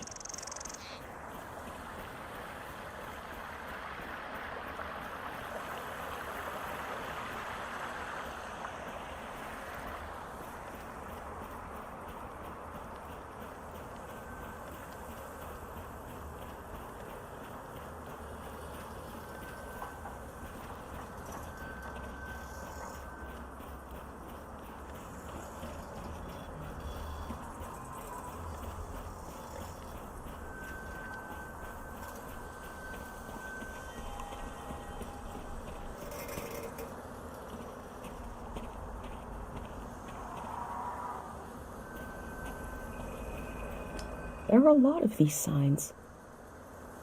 They must really want to keep people out of this area.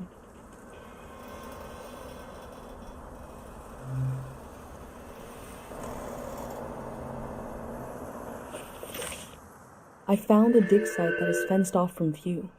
What were they doing here?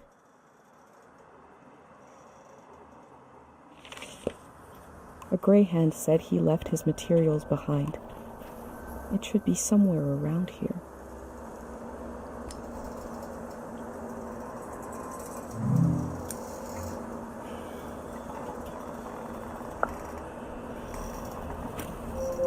There's a big tree with a researcher's notebook inside it somewhere.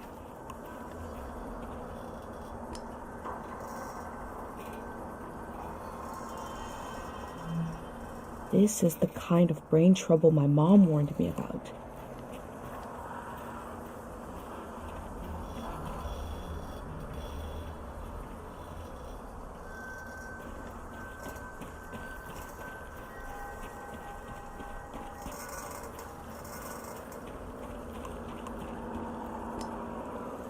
I wonder what this channel is for.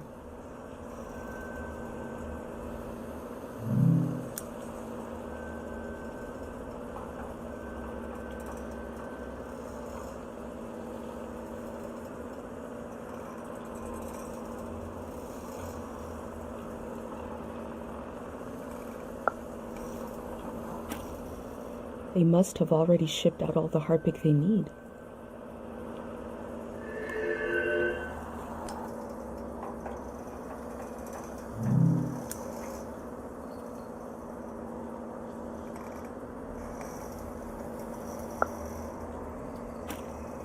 Memories and emotions condensed into a mineral.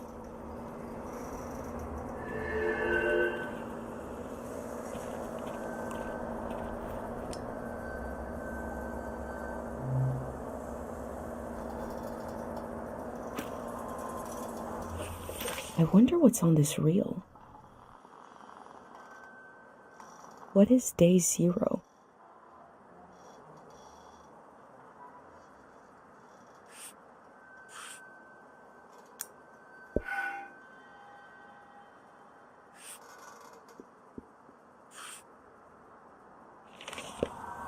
Maybe I can find out more about it.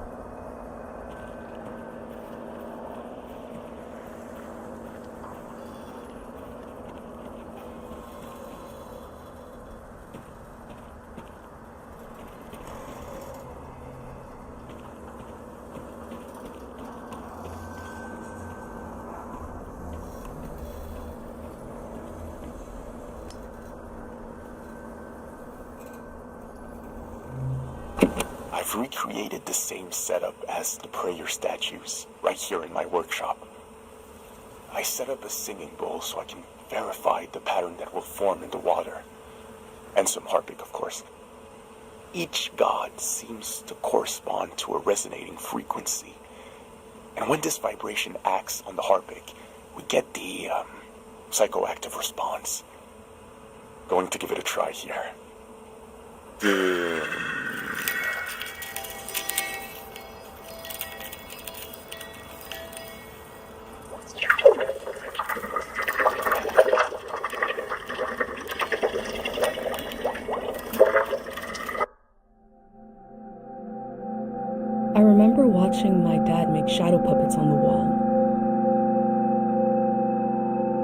felt strange because I could see how it was done. I could see the trick of it, but it still felt kind of magical.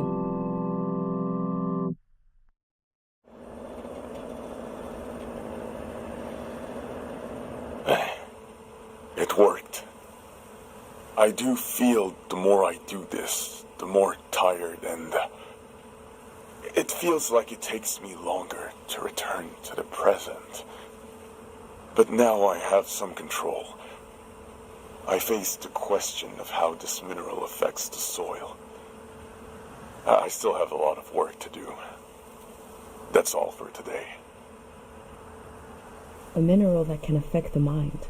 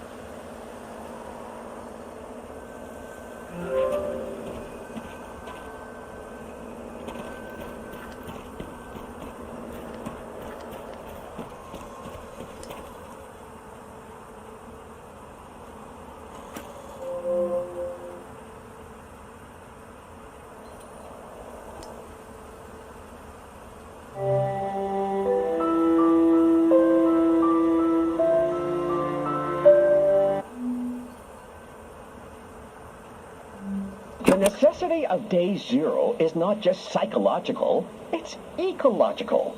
Because there is a compounding effect to these minerals and their psychological effect. And we see this in Tiang Valley. There is a memory and a memory of a memory and a memory of a memory of a memory. This echo effect, this recursive nature is the problem. As this cycles through the ecosystem, it creates points of pressure where things bleed, and soil and human minds are contaminated.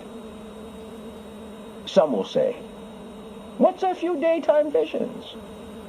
But it is an increasing risk, an increasing danger. Left alone, the haunted quality of this season will only get worse. The necessity of day zero is also to... This particular action will neutralize this phenomenon at its source. This is not an endless cycle. We are putting an end to this psychoactive material, and we are opening up space for something new. How do they plan to remove the haunted quality of this season?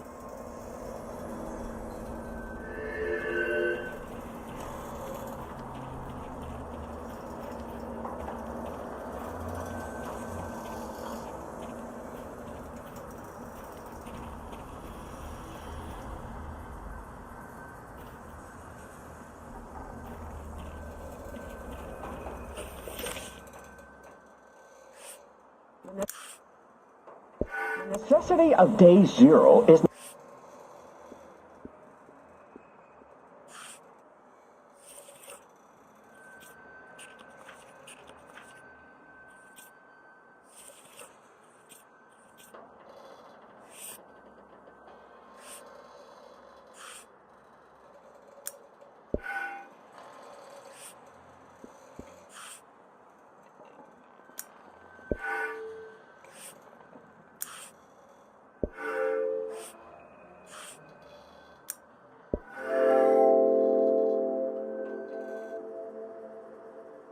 Greyhands present one side to the public, and another is hidden behind metal fences.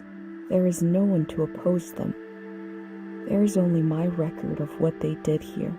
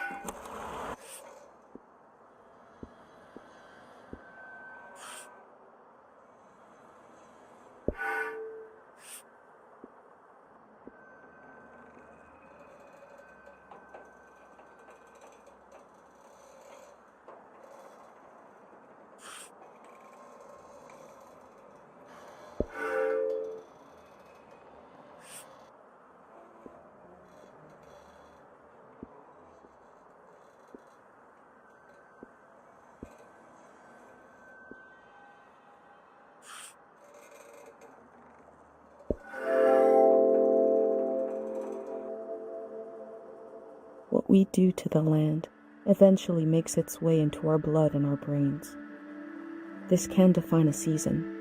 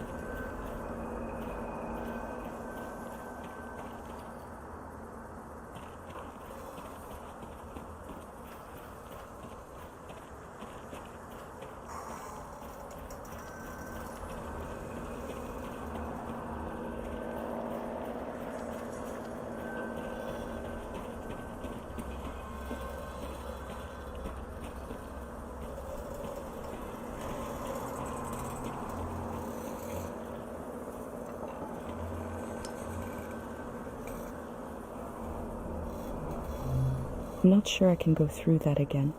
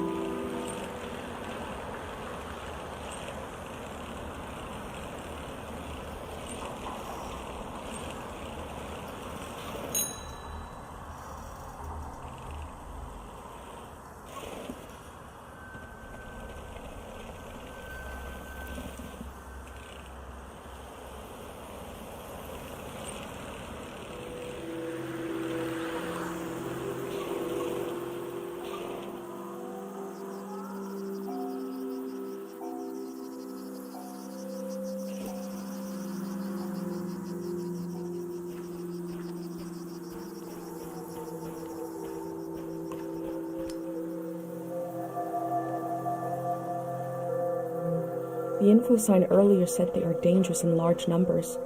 I have a pendant, though.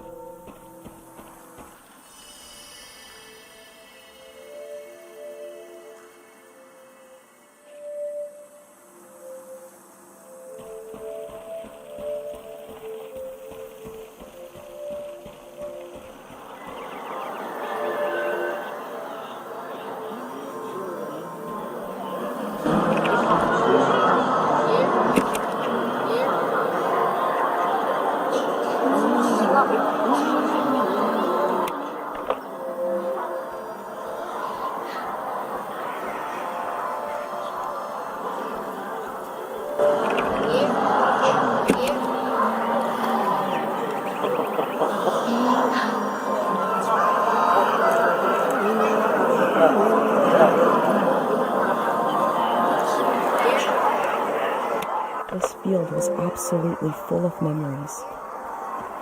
I'm glad I had my pendant, otherwise it would have been overwhelming.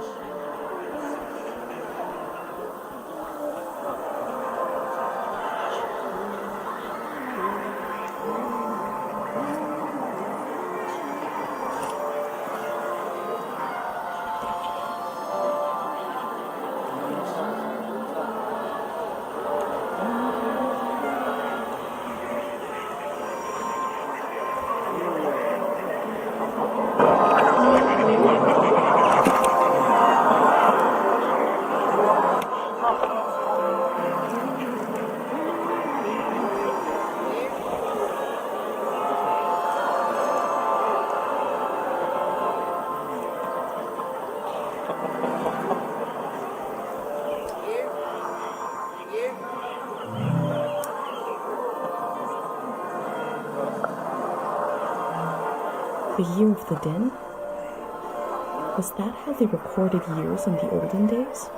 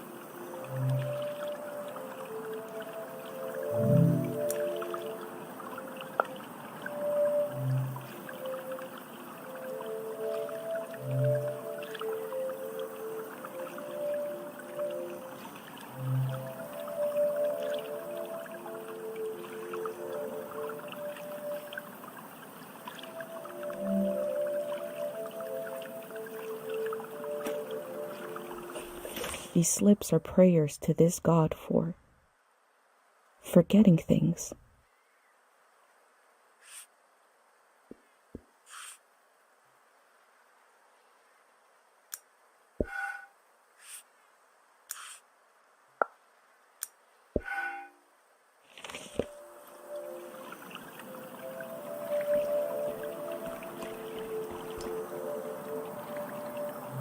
People prayed here.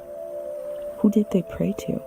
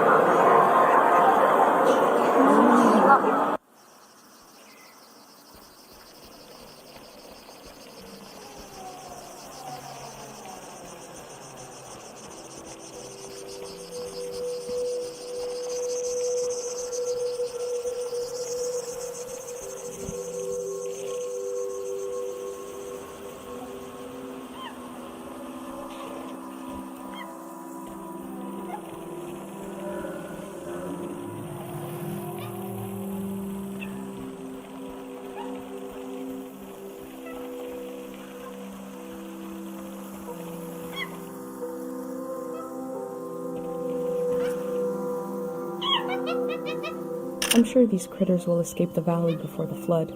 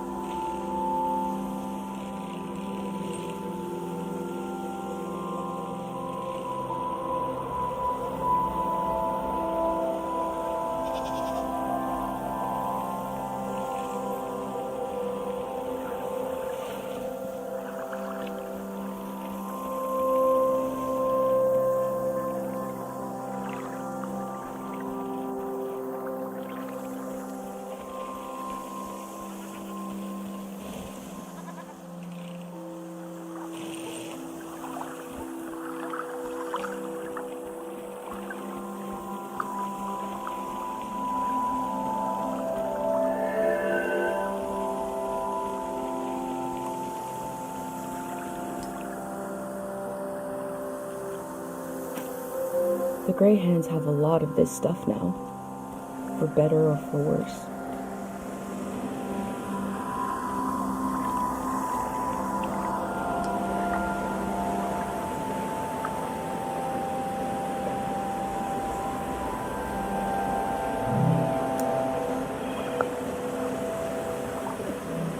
The bird stole a small trinket. I left the bird its prize, but maybe I can learn more about the locket.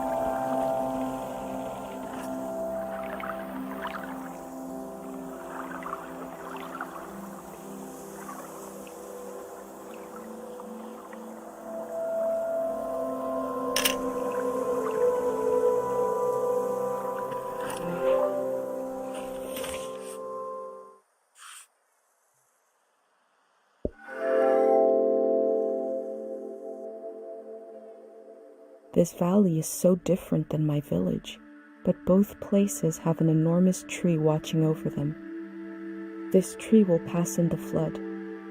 What will be the end of the tree in Cairo?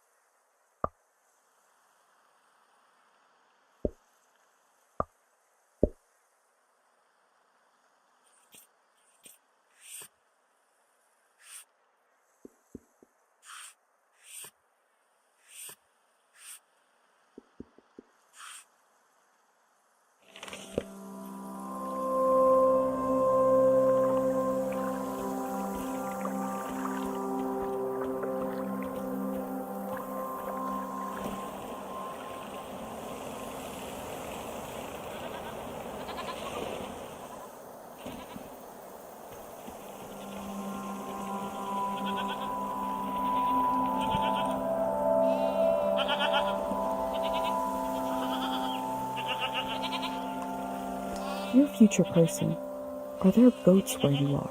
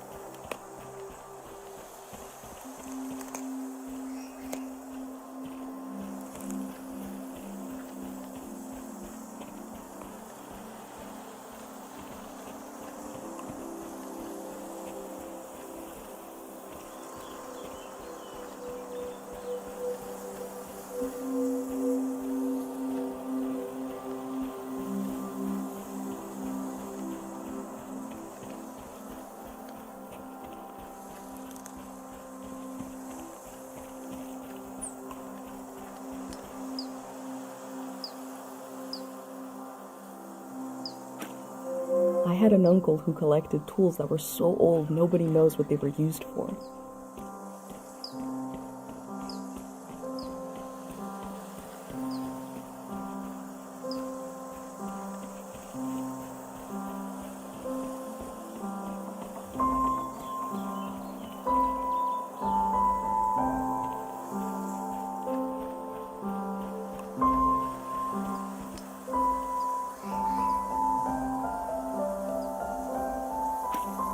I hope I get to taste some saba fruit.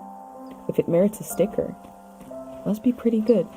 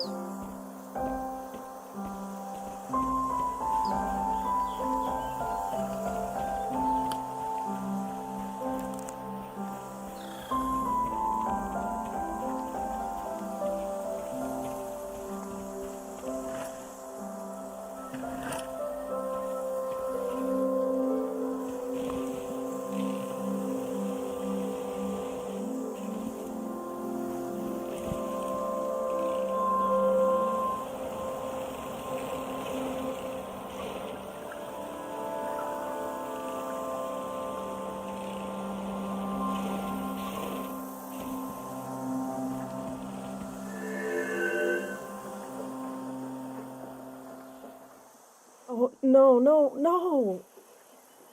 You said we had until midnight. I'm not ready to leave. Look at all this.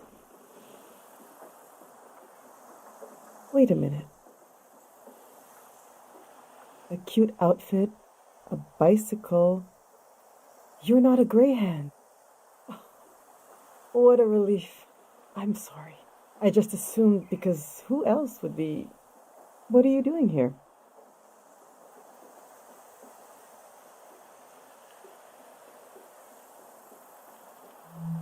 You're really cutting it close.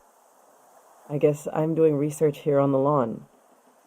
I'm studying my own life. Welcome to Tiang Valley. You should have been here a week ago when the evacuation started. Almost everyone is gone now.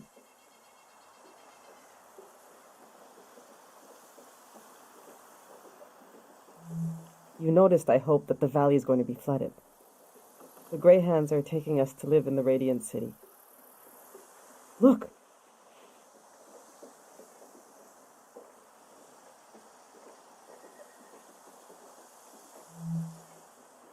See how they put the dimensions on the back? I recreated our future apartment here, on the lawn. This is the space we have to work with, to live in. I'm trying to really imagine what it'll be like. We're going from a big farm to one room, and we need to be packed by tonight. I already packed for myself and my son, but my husband Yuri is a little harder to pack for because he passed away recently, and I can't bring all his things. It's not realistic. His stuff is still... it's all here. It's okay. You said you're here to study the valley? My Yuri was doing the same thing. We can do this. Just need to decide.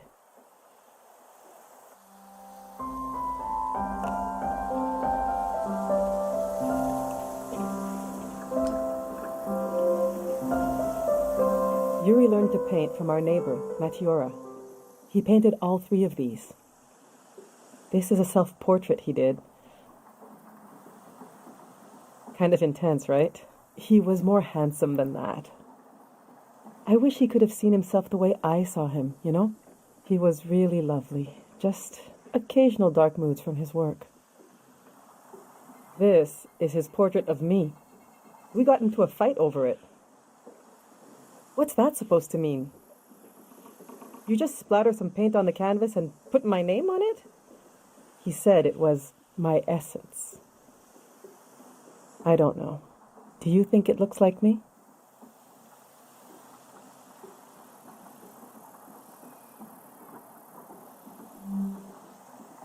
He painted this for Kochi. Some kind of private joke between the 2 of them. I don't get it. They were both interested in the war and how it ended. I'm not. I just pray nothing like that will ever happen again. Which painting should I take with me?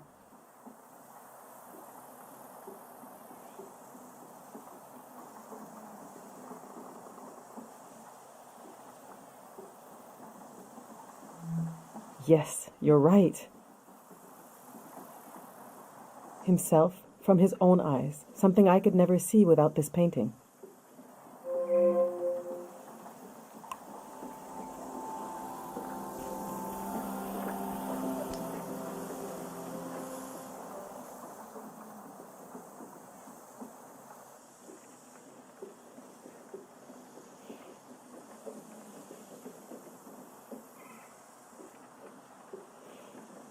Our old cart broke.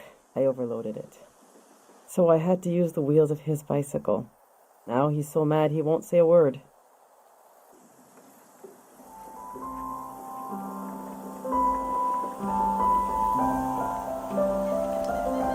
I've packed my essential clothes.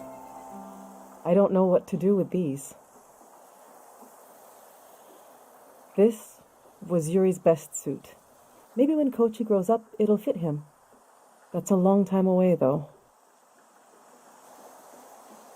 My island dress. I made this for our trip to the islands, the trip we never took. It was based on a photo of a seaside Azan dance. The hours I spent on this. These are some of Yuri's clothes from when he was a kid. I thought Kochi could wear them, but he says they're itchy. So what's the use? But to throw them away... He was a little boy. He would put these clothes and go to school. He grew up. Oh, God, this is... this hurts a little. Okay.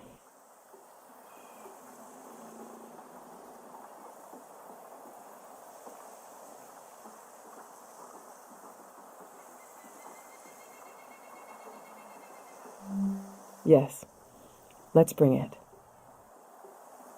It reminds me of our dreams together, things we wanted to do. All right, this is going well, but I feel like I'm forgetting something, or someone. The demon of shame and mourning. How could I have forgotten? Now, where did I put him?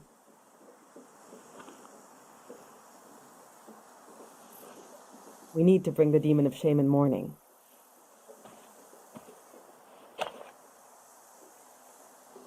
When someone dies and you're in mourning, you're supposed to keep the demon in sight at all times.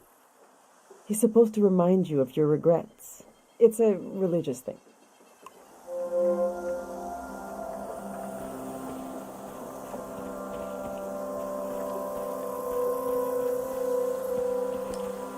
These are Yuri's books. They're pretty heavy.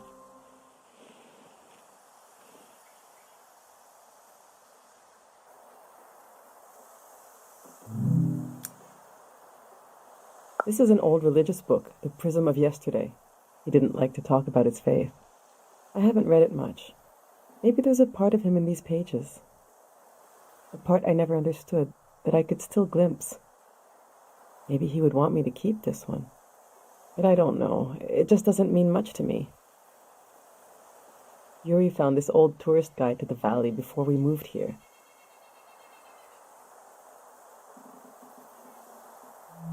He was so excited, but this guide is really out of date.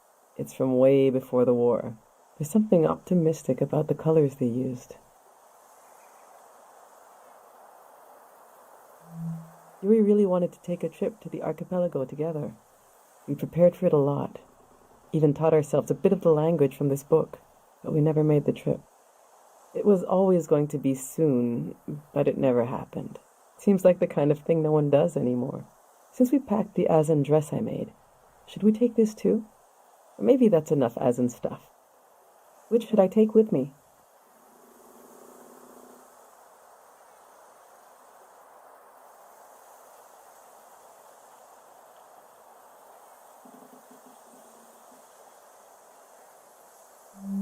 We have a special feeling for the season just before us, the one our parents grew up in. It's like it was right there, but we missed it. We know there were horrors, but somehow everyone seems innocent. I suppose I'll be leaving the other two behind. I know they're heavy, but would you want to take one with you? Maybe it can teach you something, if you can get through it.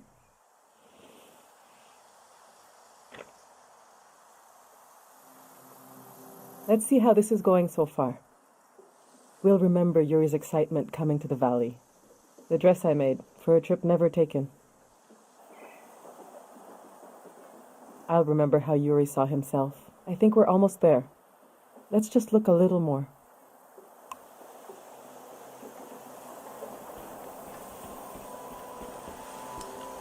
I went through all our old photos, trying to see what I might be forgetting. I love that view. Have you been up there, by the entrance to the shrine? You really should go see it when it opens. It's just across the river and up the hill. The doors to the shrine open when the sun goes down. The monk is still in there. I hope he'll evacuate. That's Matiora. She lives east of here, out in the woods by the river. She said she'll evacuate, but she's still here. It makes me nervous, but I can't complain. We're still here too.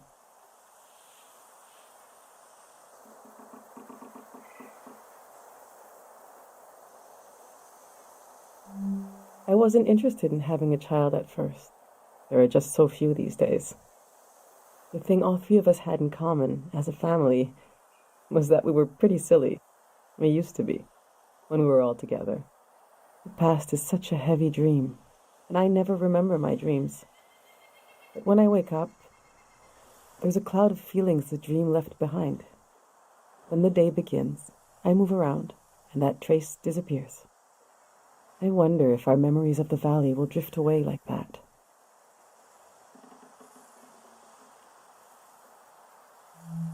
Someday Kochi will be as old as his father was when he died. What will he remember?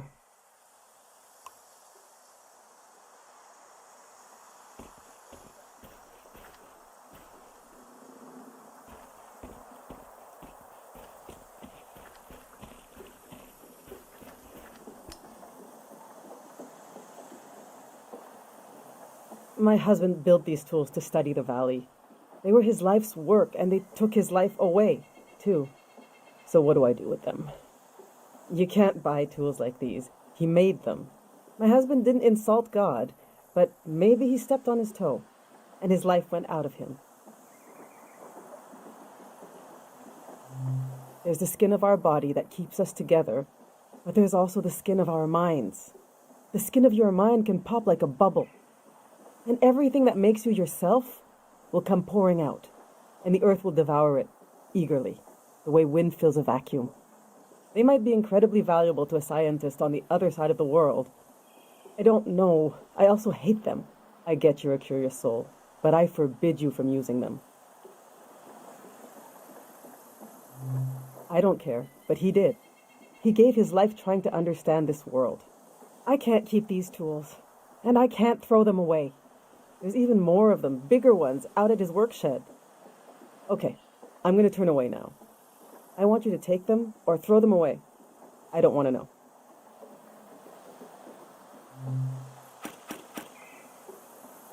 All right, this is it.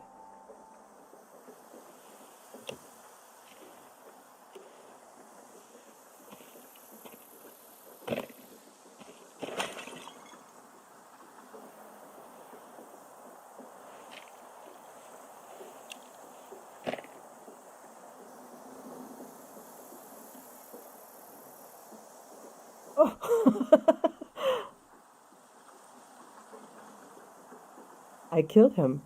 The demon of shame and mourning. What was I thinking bringing it along? What an awful tradition. Kochi, do you still want to take a final tour of the valley? Let's get those wheels back where they belong.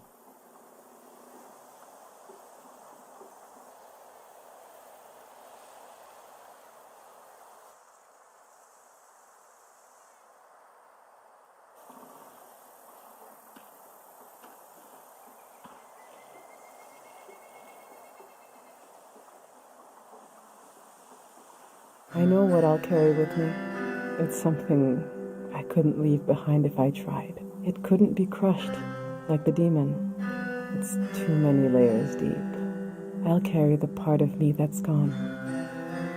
That's missing. But there's so much life left that flowers grow along its edges. Something like that.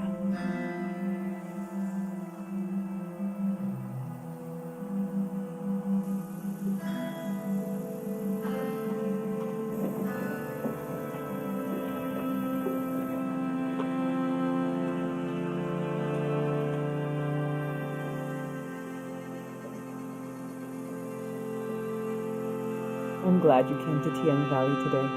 Thank you for being there for me. I didn't realize how much I needed a stranger's ear.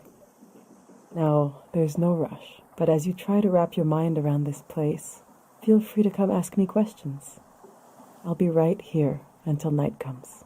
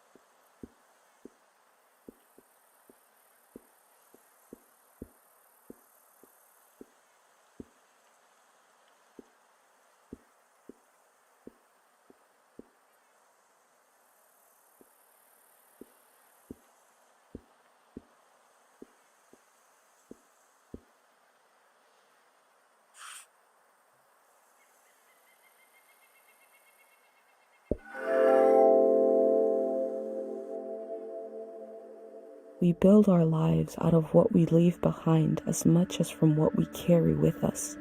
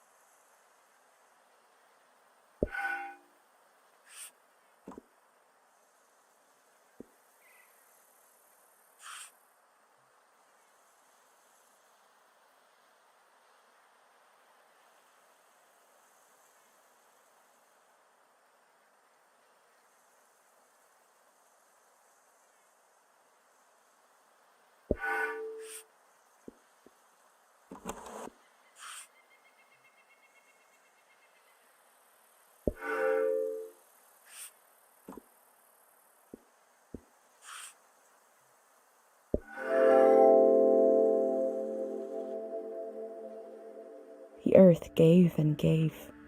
It did not let up. Not even at the last minute. We collect the fruit of the land we know is dying.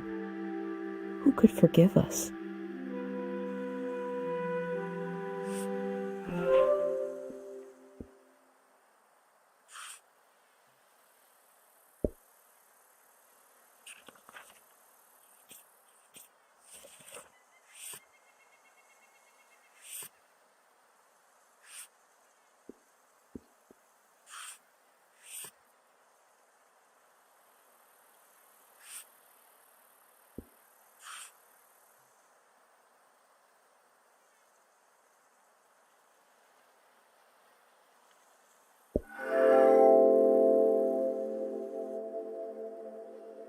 This is a season when memories echo on and on and on and on.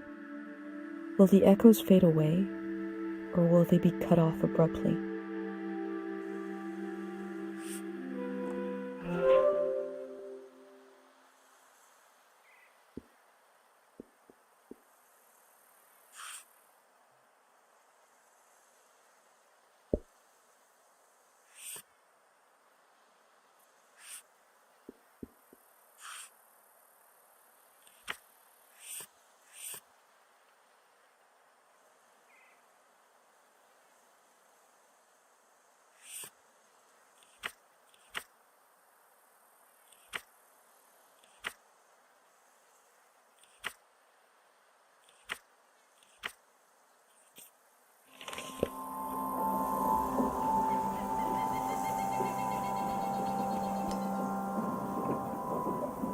I love sounds and music. If you have anything you recorded to play me.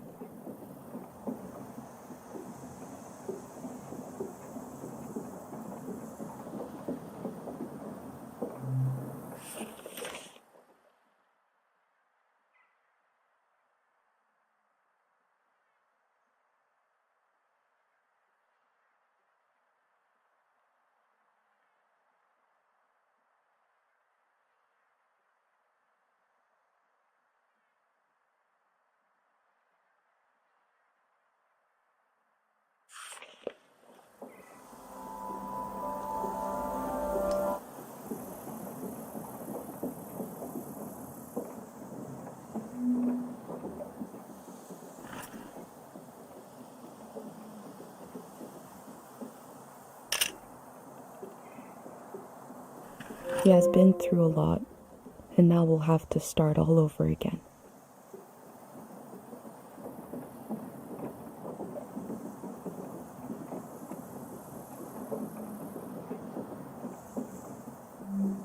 think Matiora is still around. She's an old artist who lives out in the woods. You could pay her a visit.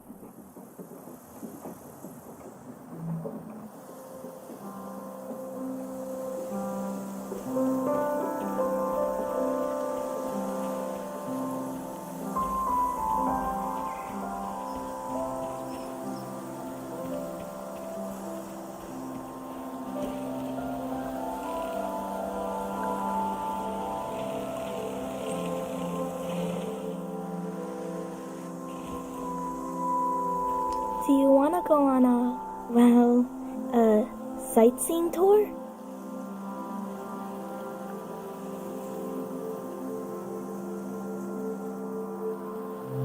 The next tour leaves in, now basically.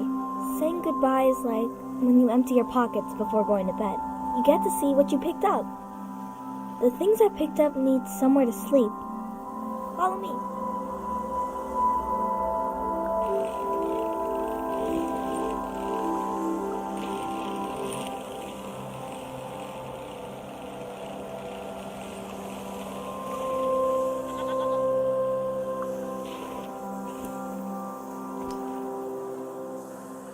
This is my tree.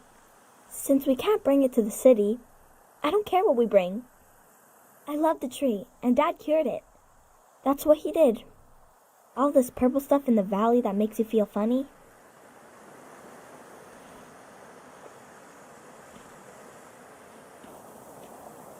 See?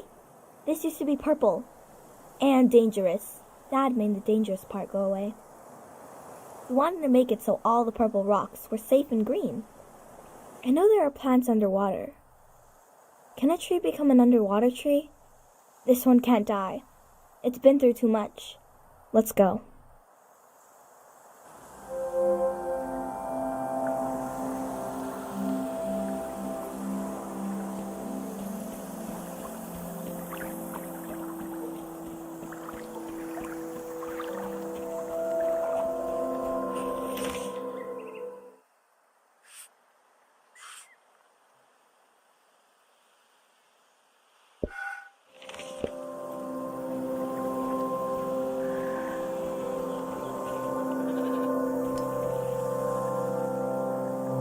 Let's go.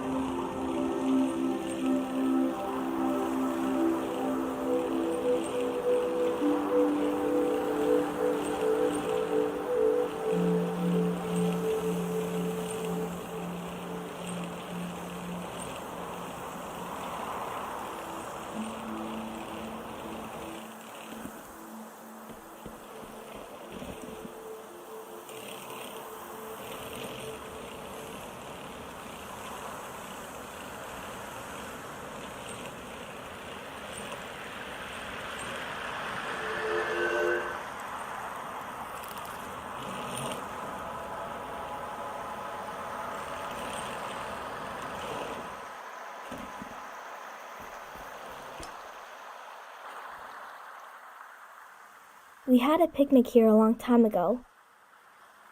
I can't remember it, but I've seen an old picture. Can you take a new picture? And I'll sit like Dad does in the old one I saw.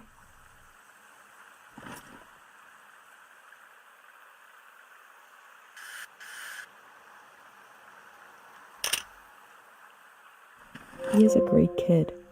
Mom disappeared one time. Took me a while to find her. She was sitting right here, and she was sad. I got one of her tears on my finger, like a little bug, and I flicked it into the water. and I said flow, flow, flow, flow until it didn't sound like a word anymore. It made her feel better. Now I say it. I say it when everything is moving, but we don't want to move.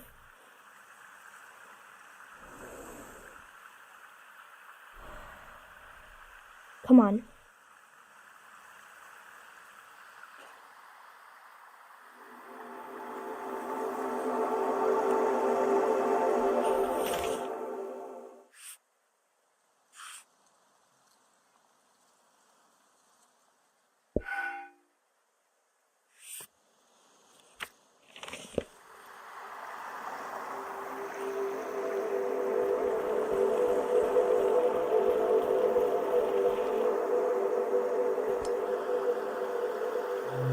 Let's go.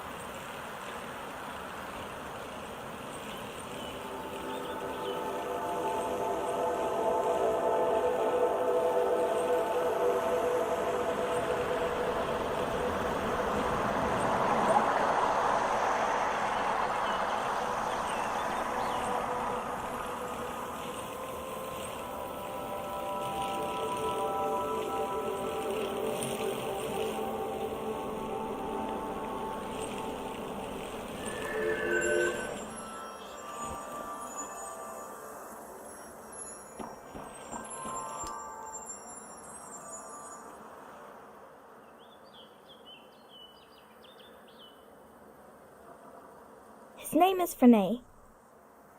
I asked him how he ended up sleeping here. Renee said they were in the valley because they were so hungry. And then there was light everywhere. And they fell asleep forever. They should be old men now. But they couldn't get older if they tried. One time I saw the monk out here cleaning them. It was so funny. He looked like he hated doing it. I'm not supposed to touch the soldiers. But I let Renee borrow my pig. I need it back now. Let's go.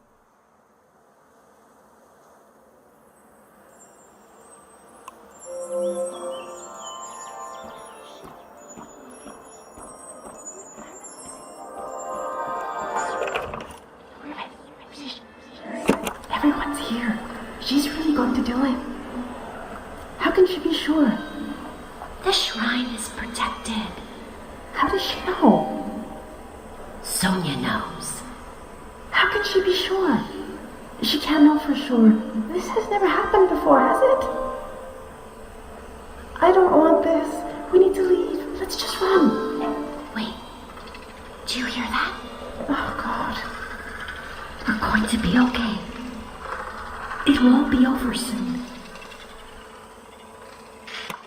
Who is Sonia? What did she do to protect the people of the valley?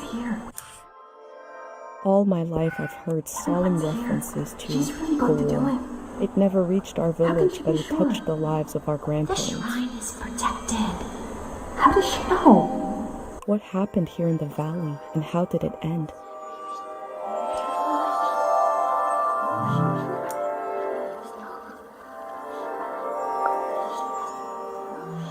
They believe a prayer put the soldiers to sleep. Is that possible?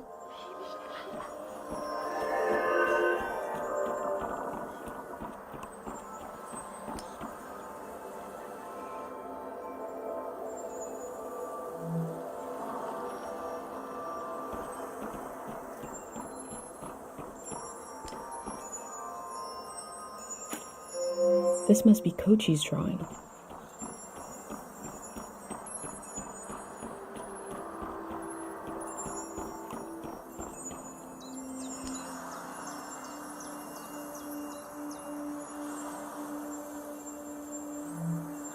The elder showed me this symbol. The soldiers were from the prismatic grounds.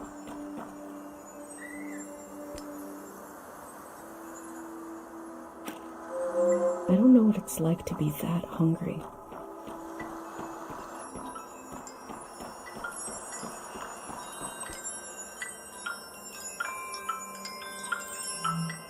That last line is kind of disconcerting.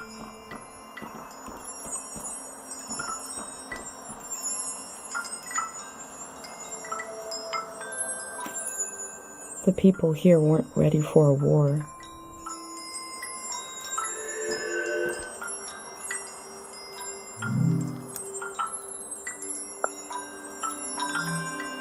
I'm looking at a memorial to the lost, the killed, and the maimed. We are so lucky the war never came to Cairo village.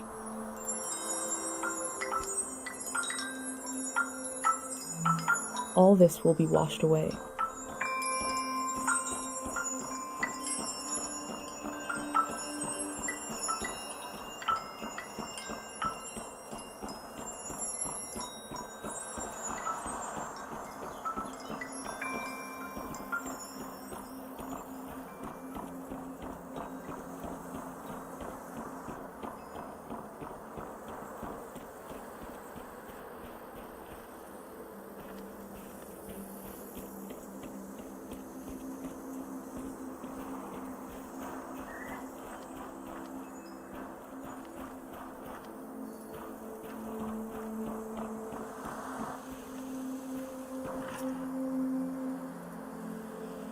I've seen pictures of cars before.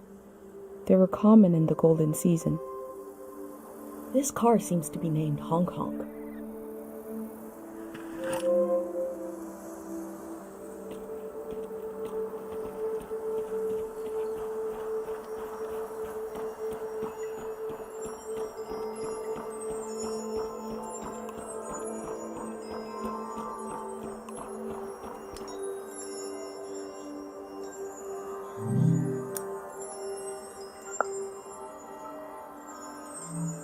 Is she still waiting?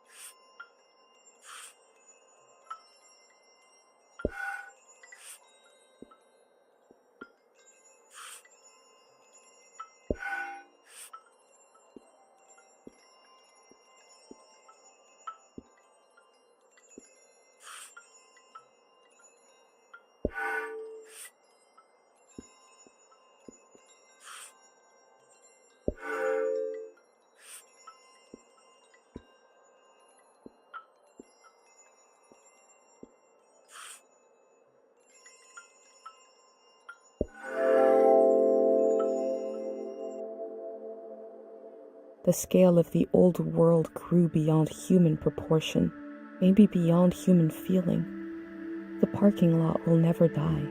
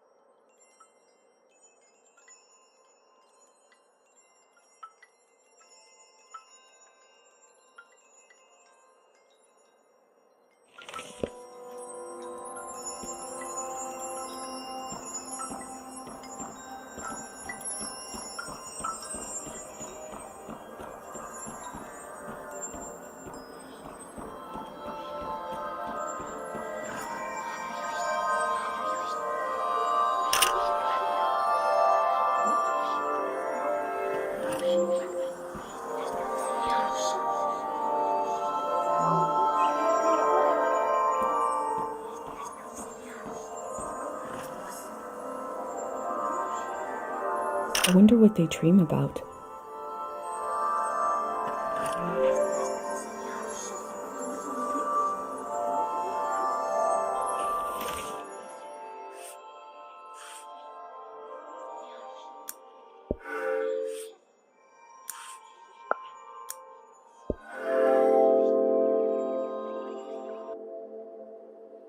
The war was its own season, but the trauma of it echoed on into this season, haunting it,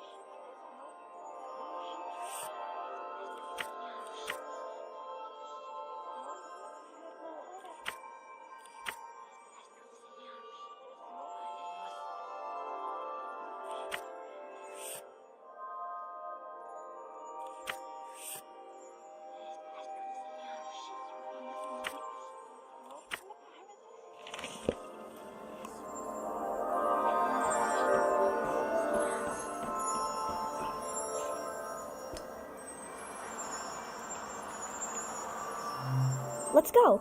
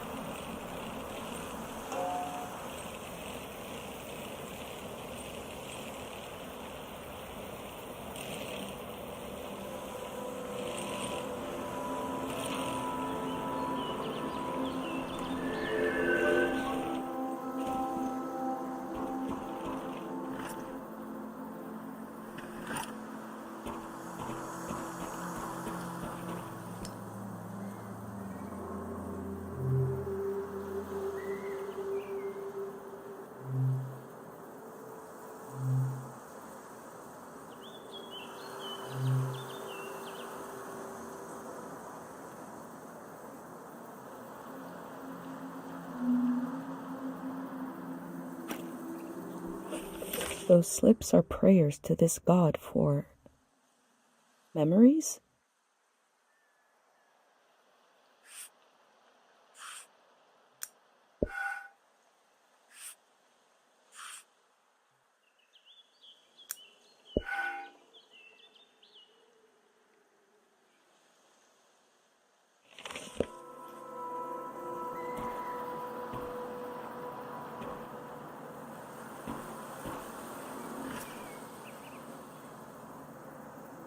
In Cairo, we have a statue to remember Dr. Fumio. But this statue is meant to be worshipped.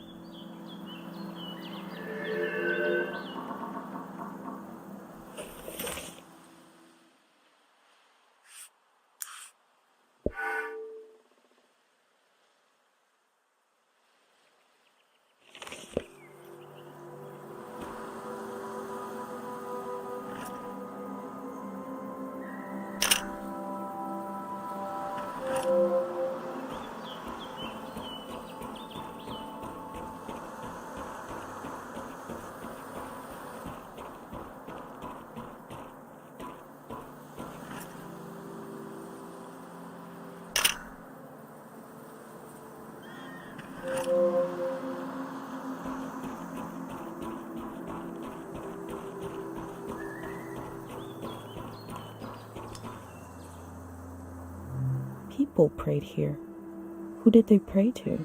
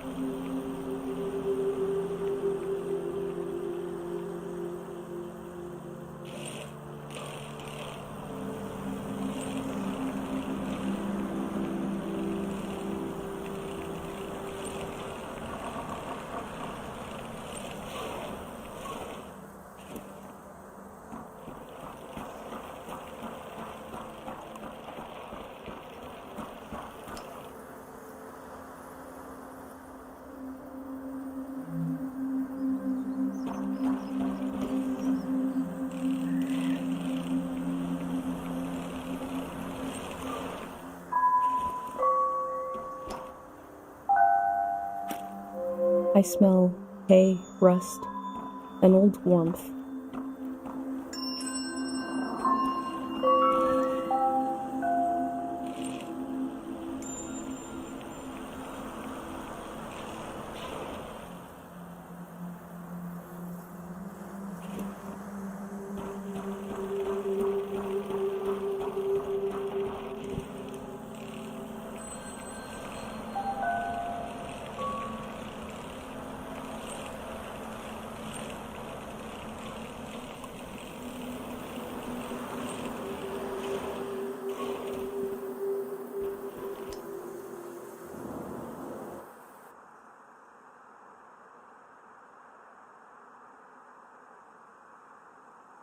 I wanted to see the water come up from here. To see it crash.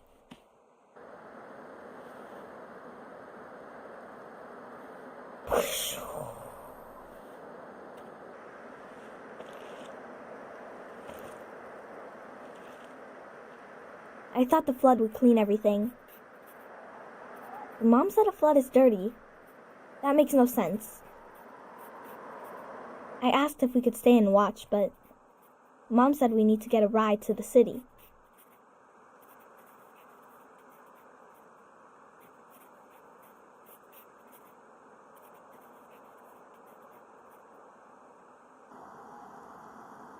That's our house.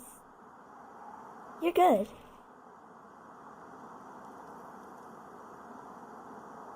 Come on.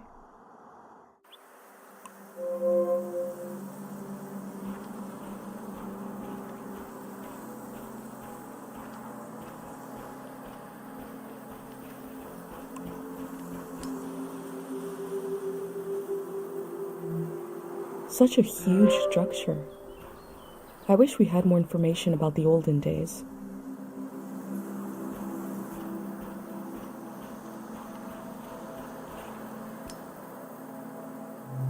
Let's go.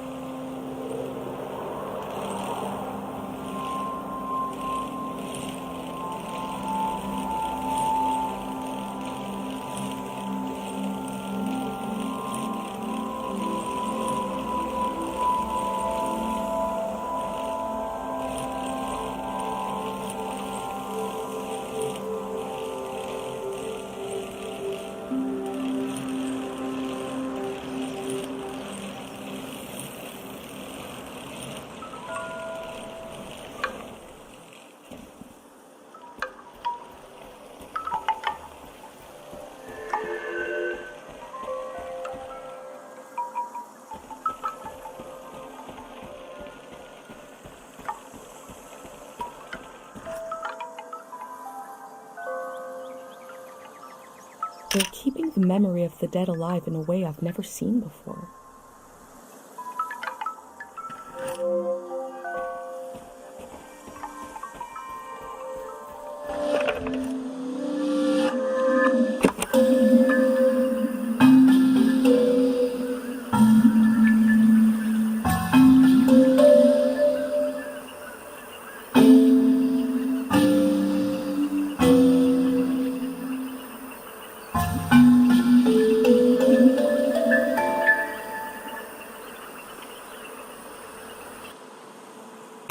This flower was broadcasting music.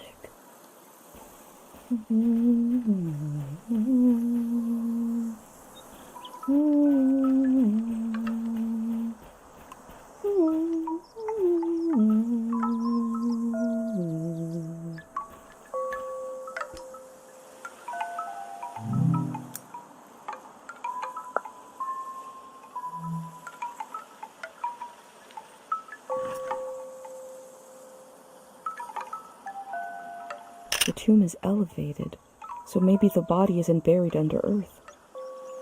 It could be in these stones.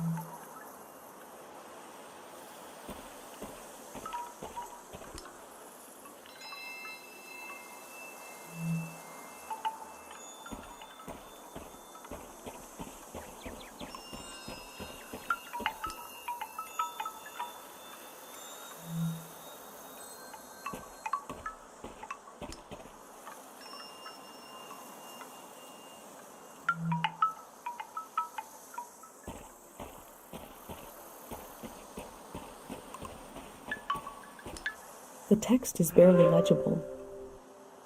3 aphorisms from the young. 1. Time moves us when we move not. There is no time. It looks like a set of aphorisms. Now to find the rest.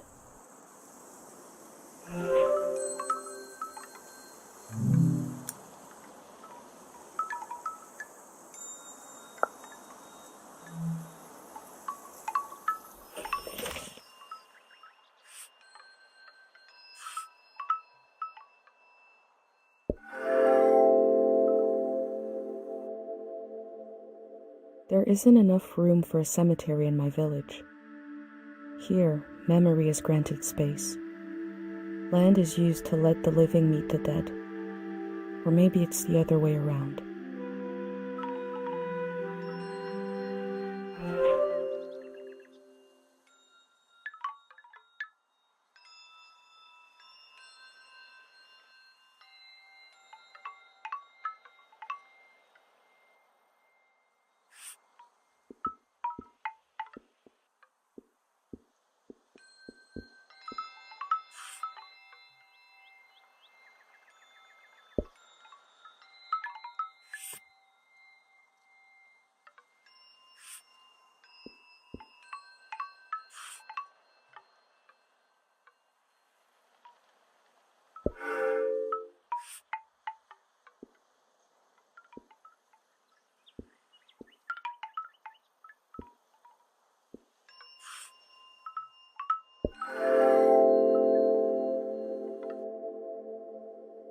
We have Dr. Fumio's cures to negotiate with the exigencies of life as a conscious being.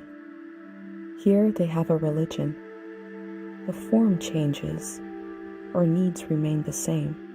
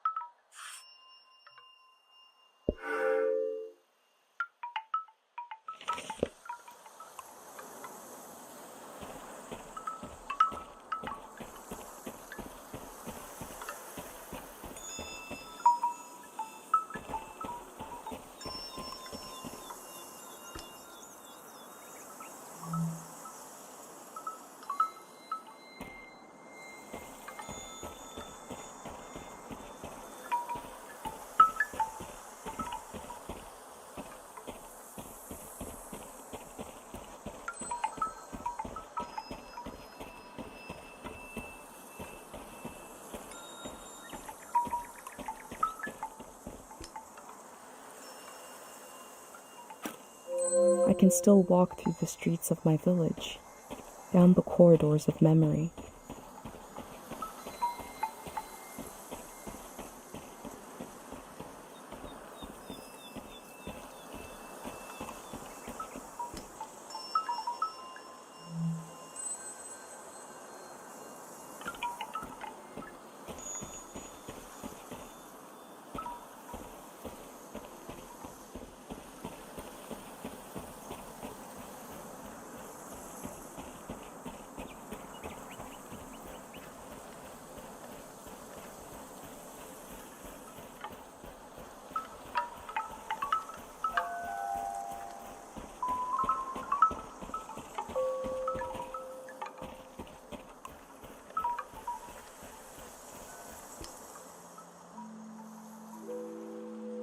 Mom wasn't there when he passed away.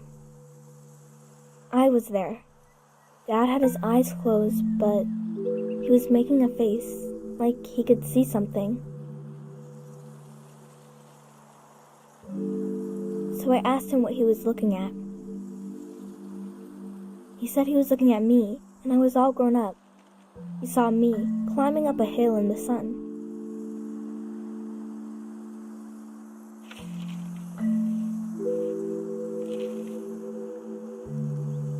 Then he said his memories were falling to the soil and he had to go with them. He didn't want to go, but he had to. He squeezed my hand and it hurt, but I didn't mind. Can we wait here a while? Just to see if something will happen?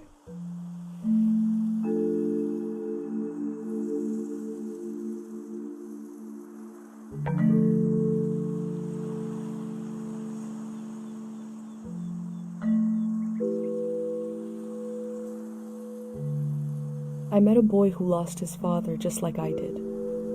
It's something I don't talk about much, but I did to him. I've been recording everything for you, but this feels private. I'm not sure if I want to share this with the future.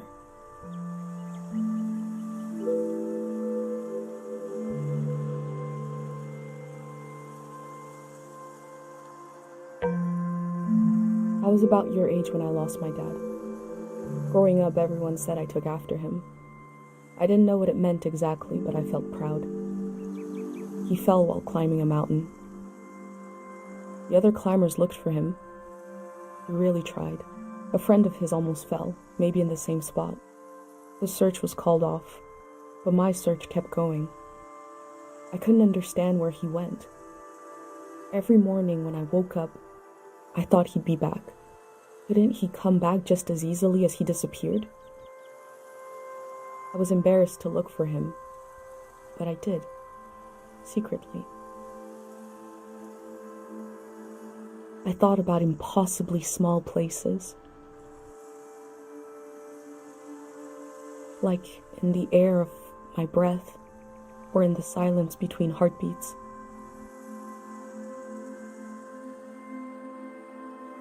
It was silly. I felt silly. At the same time, I was growing up. I was changing all the time. Every night I would go to sleep and wake up a little different than the day before. And I realized my dad had gone to a place where you don't sleep and don't wake up, where you never change. They must be waiting for us there.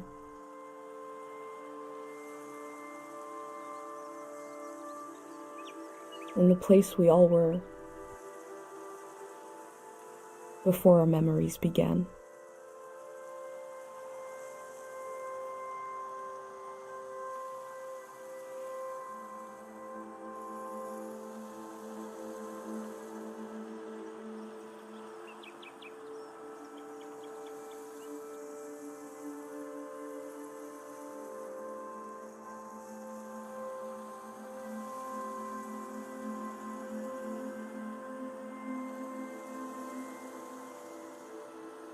You're still here.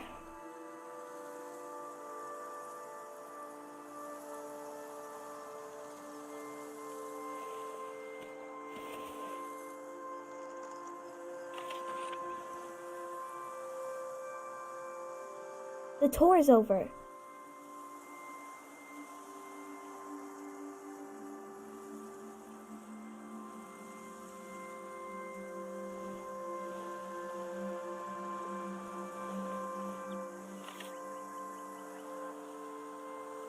That's your prize, okay?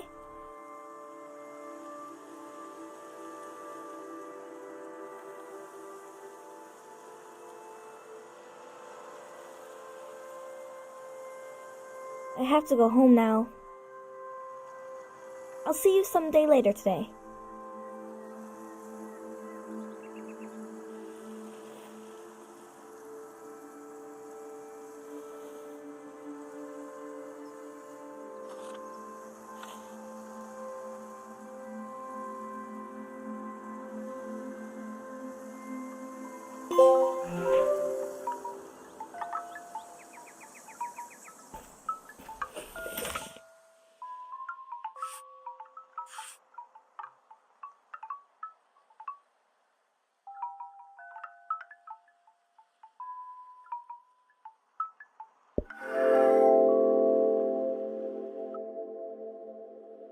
Kochi collected objects around the valley and laid them to rest at his father's grave. I've collected memories. Where will they be laid to rest? The museum vault?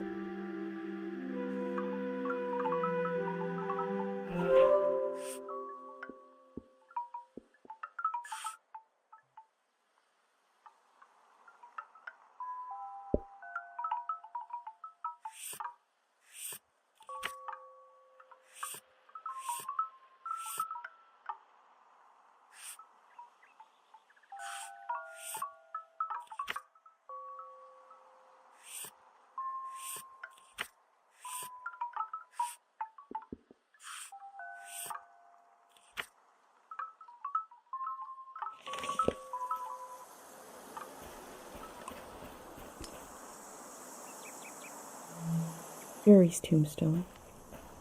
He'll stay behind in the valley.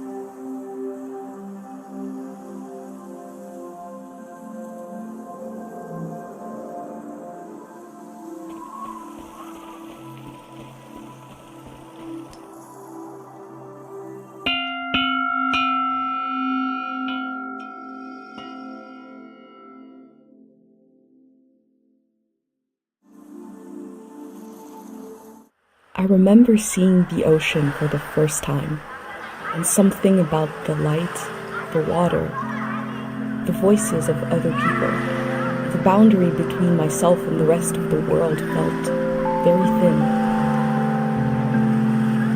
It was beautiful. A way to remember your loved ones?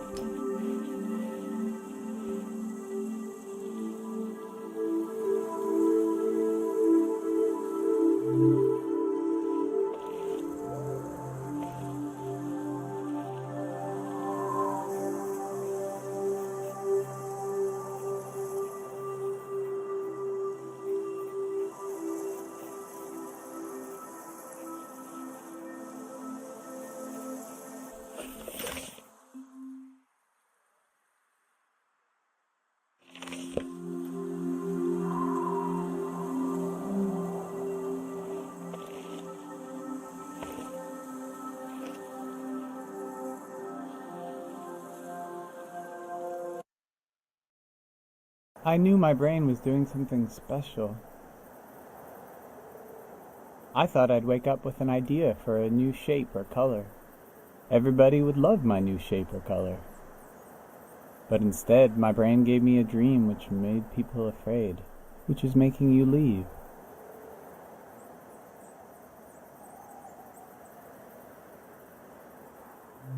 The dream scared me, but also made me glad to be alive. I am happy to keep living. I don't mind. The elder said it means this season is ending soon. I want to tell you the dream now.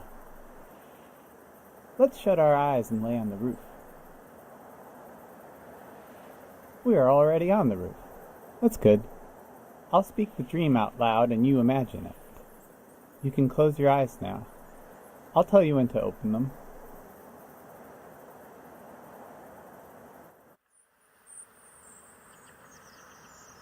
I am in the forest. The sun is bright. My stomach rumbles. I'm hungry. I look for something to eat. There are fruit trees lining the path. I look for one to pick, to eat. I climb up one of the trees and reach out to grab a shining red apple. I blink, and suddenly the apple is rotten. It looks like it's full of spiders. I blink again, and now the apple is just a baby apple. Not ripe or rotten. I lose my balance and fall onto the ground. The apple changes colors. Some are eaten, some disappear. I hear a voice. Someone is there with me. I try to recognize who they are, but their face keeps changing. They're kind of everywhere. I tell them I'm hungry. I want what the earth is trying to give me. They say, these aren't apples. They're memories of every apple I've ever seen. There's something wrong with my eyes. And there's something wrong with the soil. They say I need to look into the sun to clear out my vision. They say we're going to look together, and that when we do, they'll melt away. They want to. Then behind them I see you, watching from the shadows. You've been taking notes on everything. This makes me feel better. I turn my head and I let the light in. I lose track of everything. When I get my senses back, I find myself holding a round, red fruit in my hand. I don't know what it is, but I take a bite, and it's the most delicious thing I've ever tasted. Then I woke up. You can open your eyes now.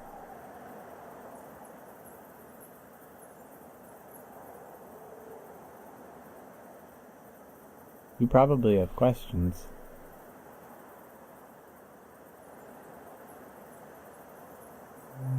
I was seeing old apples, new apples, everything. I couldn't see the right now part of everything. I had to forget a little.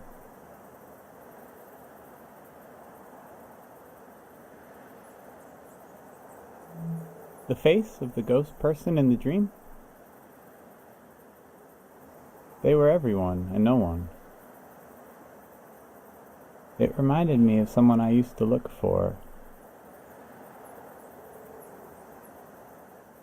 My birth was not easy.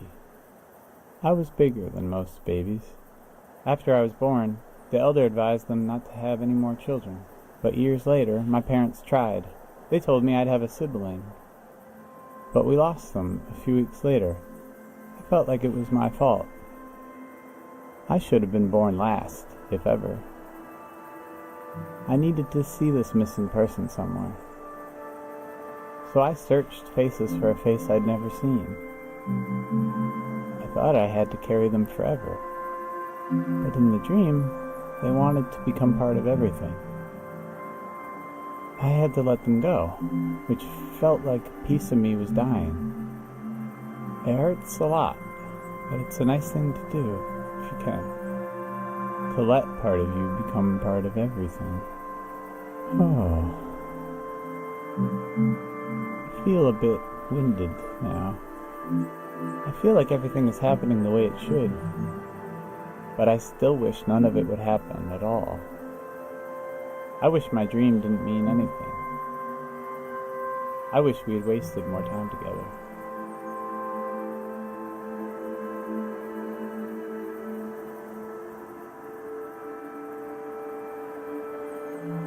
I know. Thank you for reminding me. We'll go down this roof together, and you'll keep going down and down, down into the heart of the world. Thank you for listening to my dream.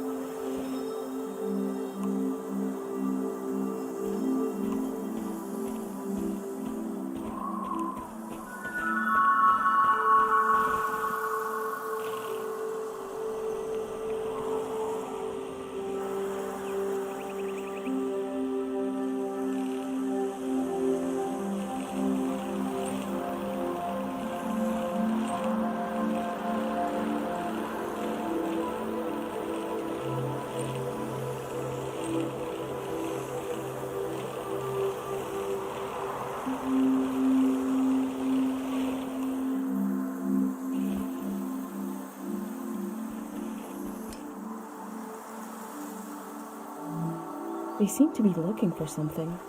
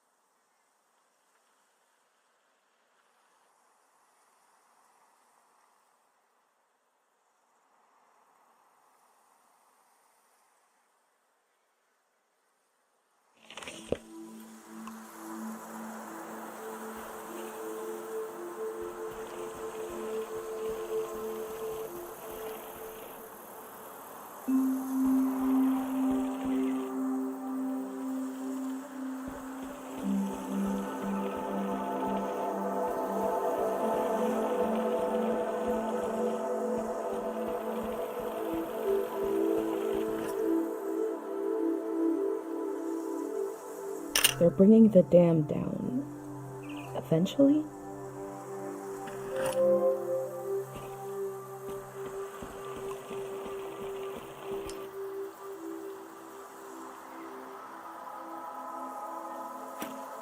I wonder if the graffiti will survive the flood.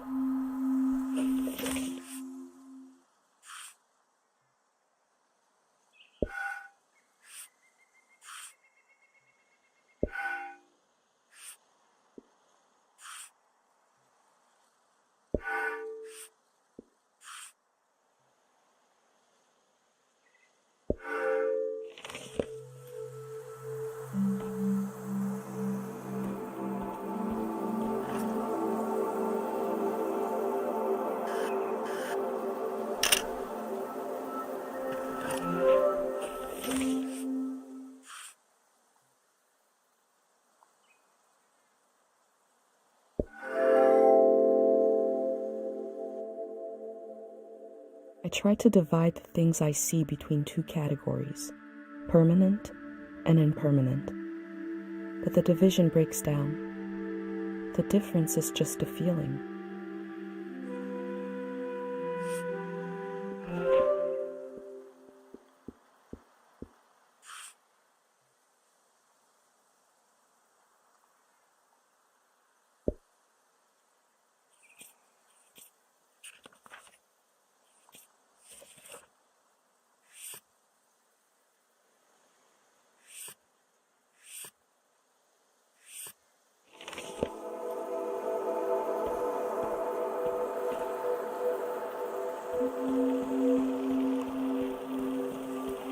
What mark should I leave?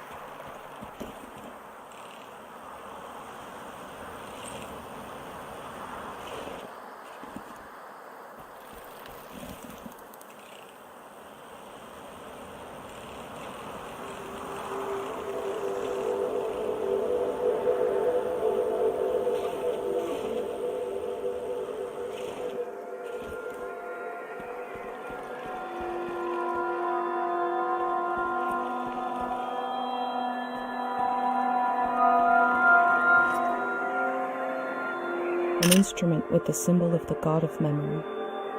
I remember my dad had a poor singing voice but wrote funny songs. He had one for taking out the garbage, a kind of a ballad about the virtues of trash. I wish I remembered more.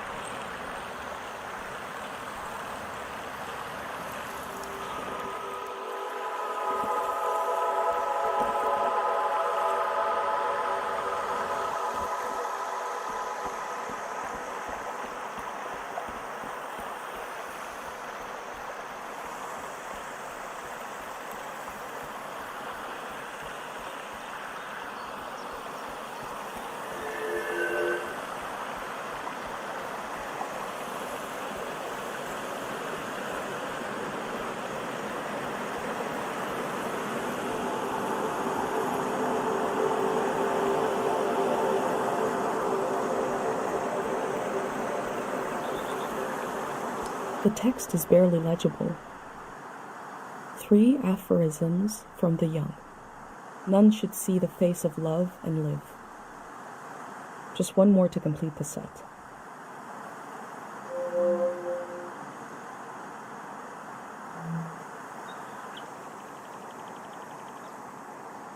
He's not for sale. Not because he's special to me, but because he is trash. A crazy woman made this junk. An artist. I buried her a long time ago. I'm surrounded by it, but my eyes,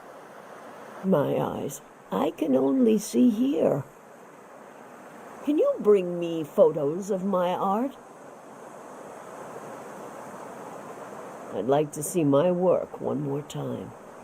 I want to see how I wasted my life.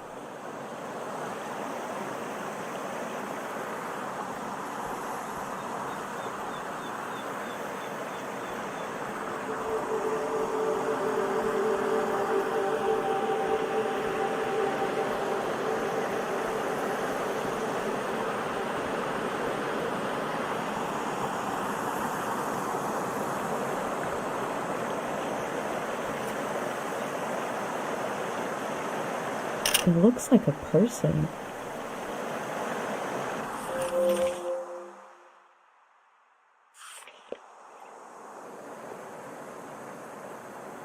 What do you think of it? Wrong. What a soulless object. Look at that face. Broken eyes. Nothing graceful about it. I should have grown ivy over them. At least the flood will take it all away. Was I never truly inspired? Did I really fail so completely? Let's see another.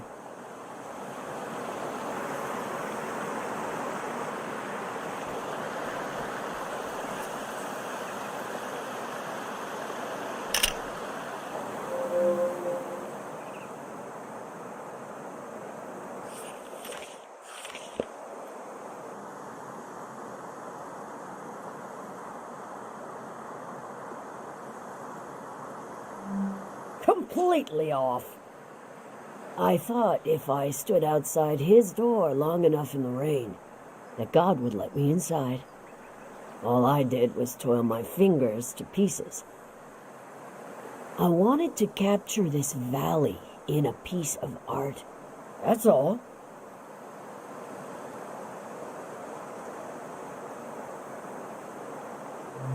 Best of luck to you.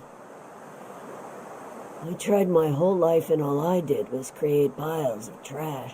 Enough about my... Let me see what else you've got in that journal. My trash all on a page together, like a real art exhibit. One day, you could add my name to it. Mitziora. They might as well know who to blame. A museum vault. Every artist dreams of their work hanging on its walls. Oh my God. You'll try to go there? It's so far. It'll drain your life away trying to reach it. That is undeniably true.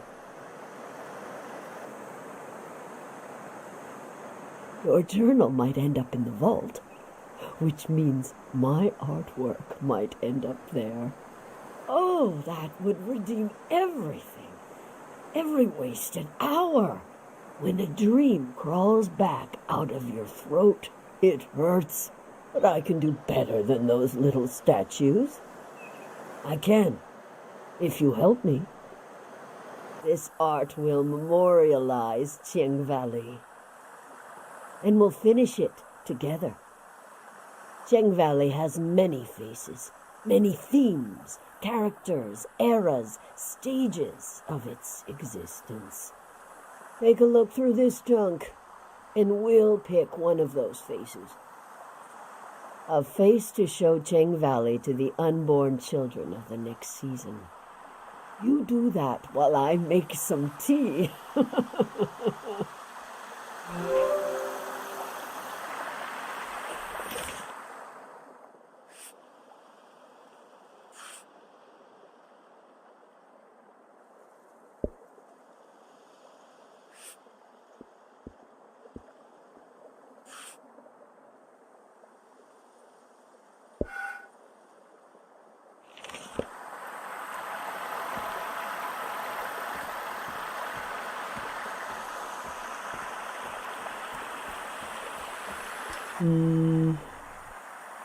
I'm not sure what to think about this.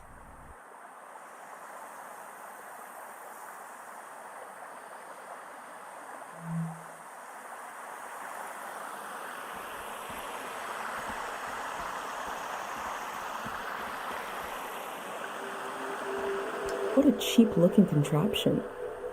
I'm not sure what to think about this.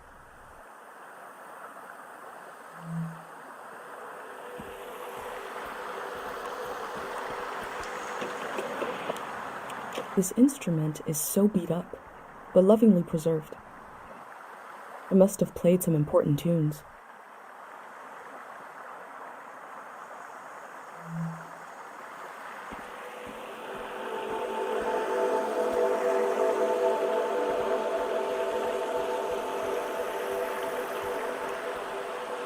Stone and soil, water and wood, a collection of samples of the ecosystem of the valley. Is the ecology of the valley the root cause of everything that happened here?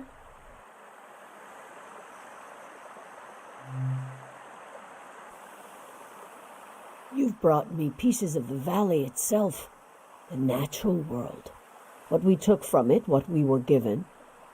What if our destiny is not in our hearts, but in the soil of the earth? Do you want this to be our theme?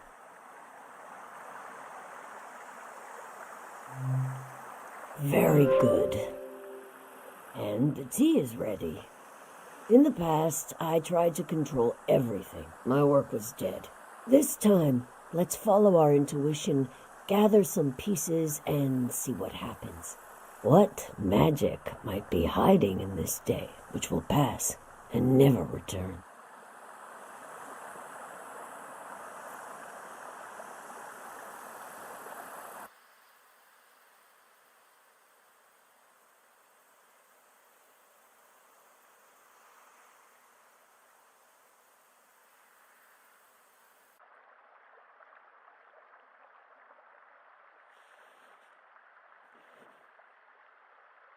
This tea is good for the throat.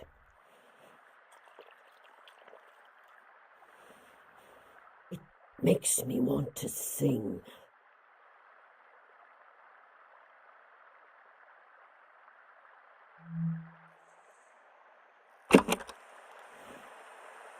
Chubaleni husanota,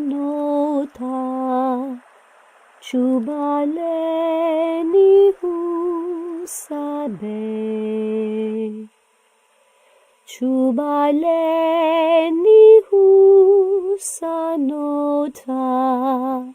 Krimosanahi.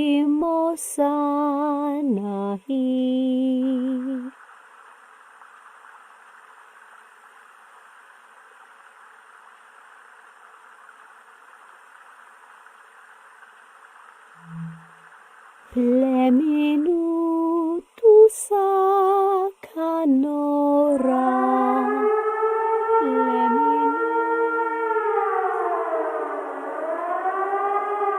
That was it. That was Ching Valley.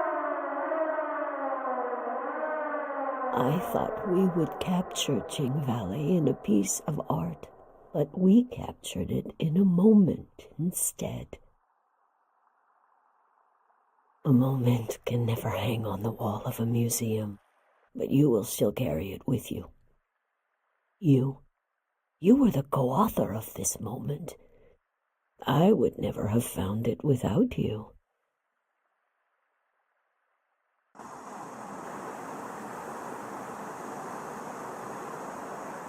I'll rest these weary knees. But you're welcome to bring me images of this valley. As long as you bring them close enough for me to see. I'll tell you what I know. There's only a little bit of today left. And then the city, the flood, the lights, the next season.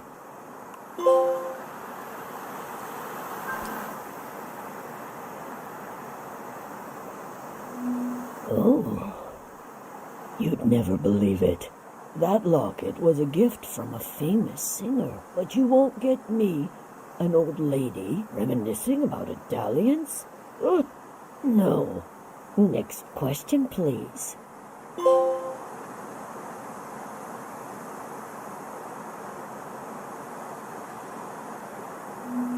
Huh. All right.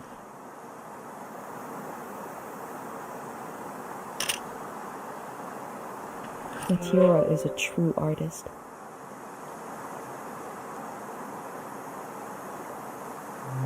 Well, you should be sure to visit the shrine.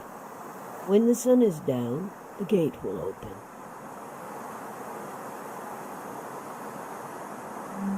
I wish I could show you around, but maybe you can bring the valley to me. You could show me photographs you've taken here, and I'll rummage around in my mind for any gems.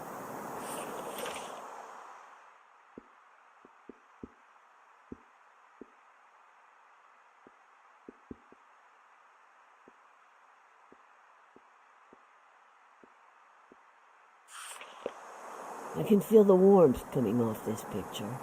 The place might as well be on another planet. This is your home? You lucky dove. Just wait until I get my own pair of wheels, my own army, my electric legs. I'll be over for tea. I'll meet your darling mother. You won't be able to get rid of me.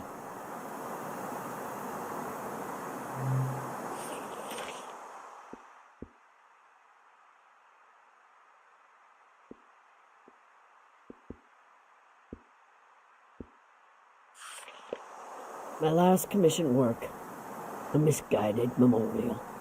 I made these dogs of war and spread them out around the valley, like the soldiers used to be. But the war didn't need a statue. We have the soldiers themselves, frozen in time.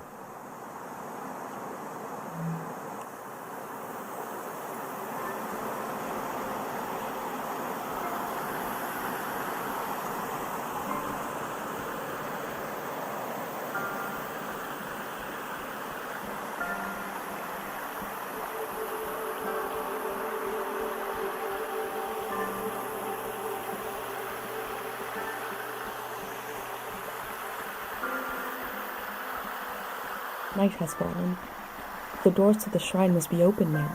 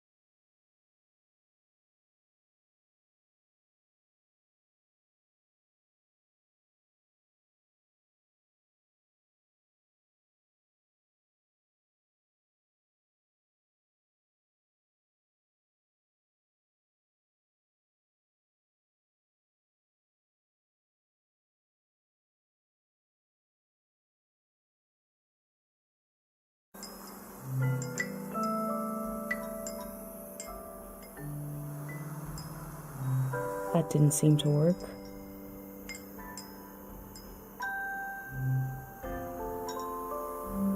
Tide.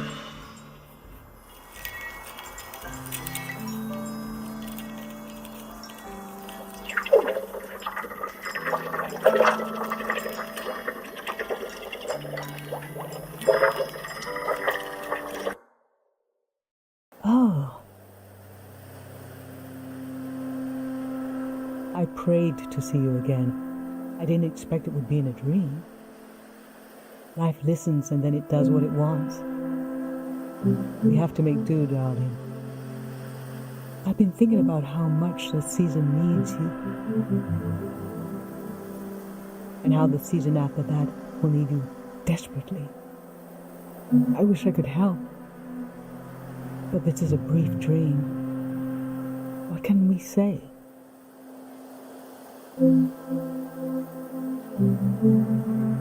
Oh, what did you... Okay, I will. We all will. When I wake up, I'll tell everyone. We'll make as many pendants as we can. I don't know if you will, but I know I will see you again. For so long, I'll think it'll never happen. I'll almost make peace with having lost you to the world. But then, oh, all the work of my grief undone in a moment. And I saw you again. Oh, I wept and I laughed. Someday you'll have a child of your own. Someday he'll want to see the village where his mom was born. And I'll be here, waiting for him. We'll stand together, just like this. I have a million questions for him, and he'll have a million questions for me. But before we can say a word, I'll look into his eyes. And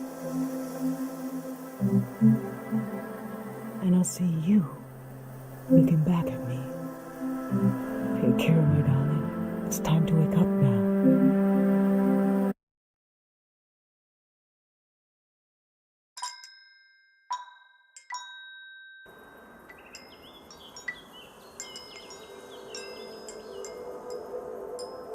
This god put me to sleep. I got to talk to my mom.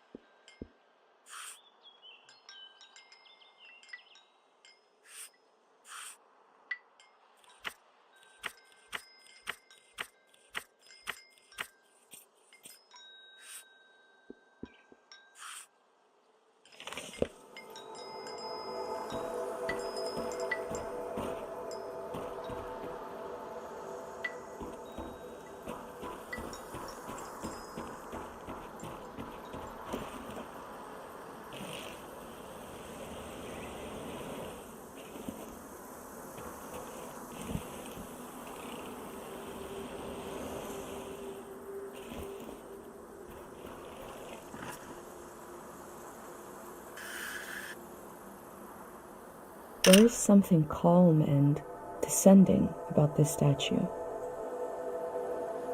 like falling slowly.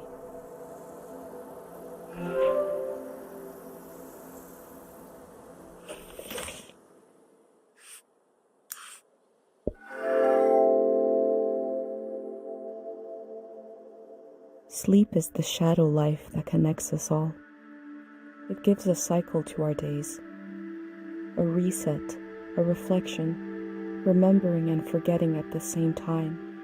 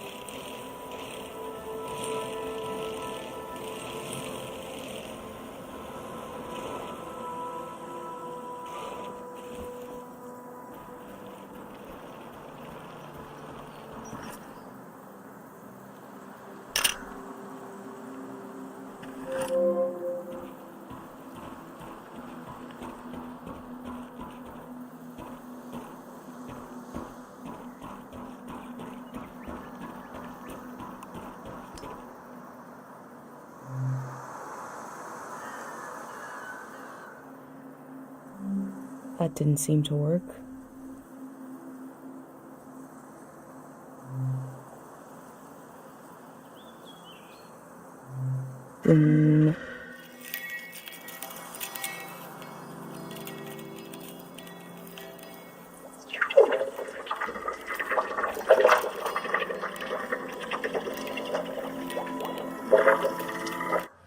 It was my first time being in a car as it was being cleaned.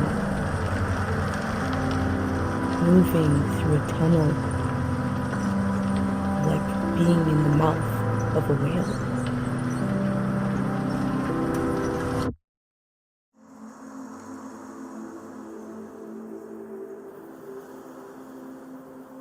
The prayer gave me a memory that isn't mine. But it feels like mine now. It seems like it came from the golden season.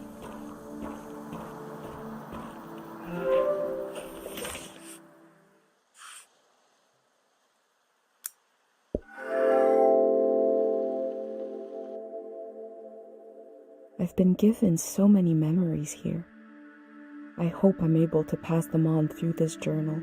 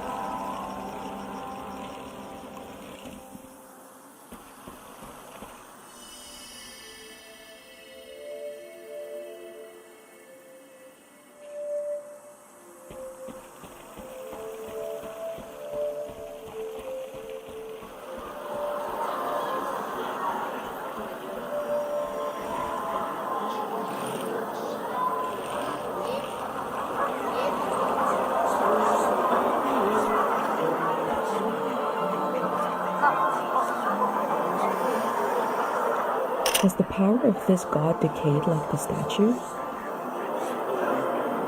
Or is it as strong as ever?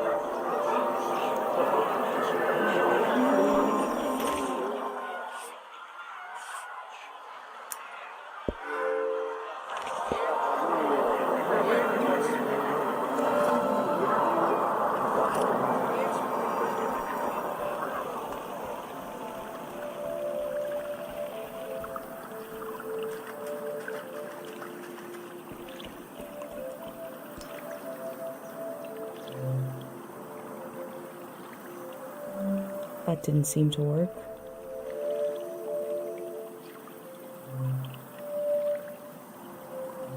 That didn't seem to work.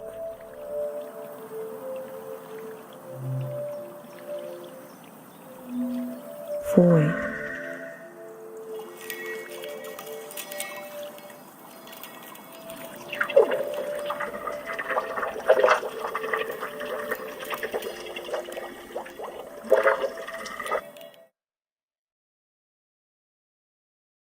I prayed to the god of forgetting. I prayed to the void to take a memory from me. There was a moment of hesitation between my pendant and the god. Did I really want this? If I did, my pendant would allow it.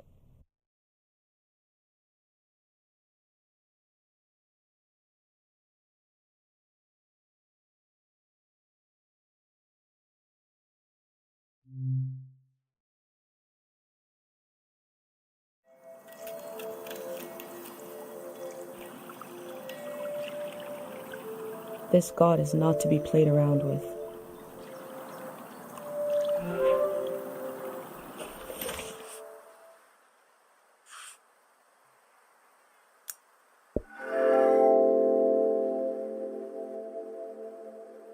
Our memories define us.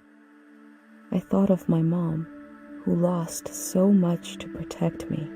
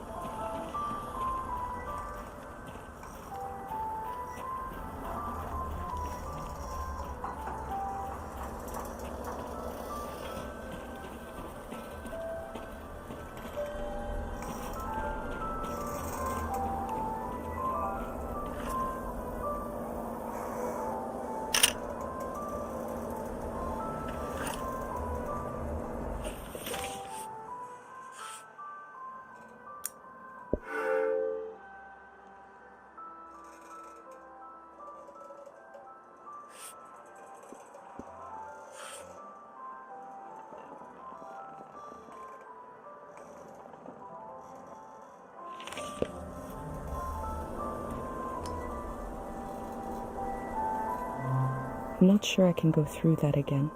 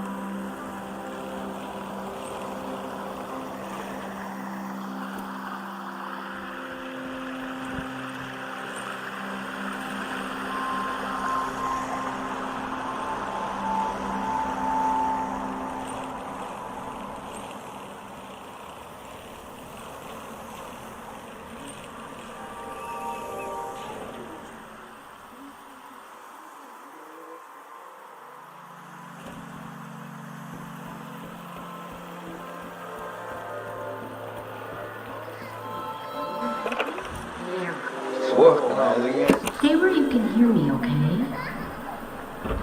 Thank God they have electricity down here. Did you hear from your friend in the Watery Republic? Which one is it? The Topaz. We can get a ride with them on the coast. Great. And we're really just gonna leave the car behind. It's a junker anyway. Beautiful. I told you 786 would be our year. I sang you that whole song about it.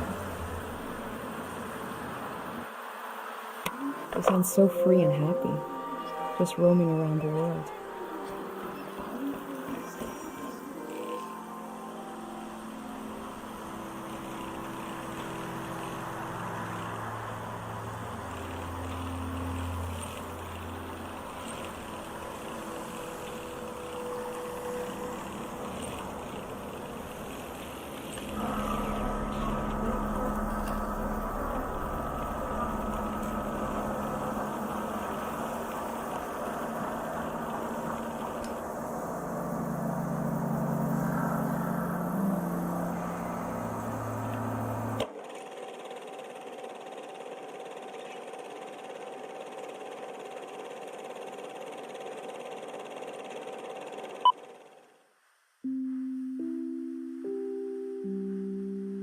We begin in our mother's arms.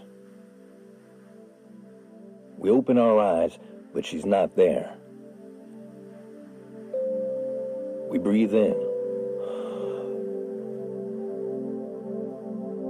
Where is she? She is everywhere. And we breathe out. Good morning. Welcome. Congratulations. You have just stepped into a new season. You may feel as if you're seeing the world for the first time. You may have noticed that colors are more vibrant. You may have noticed that food tastes better. What you are feeling right now is how it feels to be liberated from the past. There once was a season that was beautiful. But everyone you met, their eyes were clouded, and their necks were turned backwards. They were weighed down by loss, haunted by the nightmares of another era. Now you may feel as if a great weight has been lifted. In certain cases, you may feel an unexpendable well of energy rising up inside you, because you know there is so much to do. That the world is ours. And it can be anything we want. With your help, we're going to do it right this time. You won't be alone. There will always be a hand and a voice beside you. There will always be a song to sing. Tear down the ruin in your mind, the wound you kept inside, can you let it go? Share now the season in your eyes, the people that you find will forget what's yours and mine in the world to come. Tear down the ruin in your mind, the wound you kept inside, can you let it go? Share now the season in your eyes, the people that you find will forget what's yours and mine in the world to come.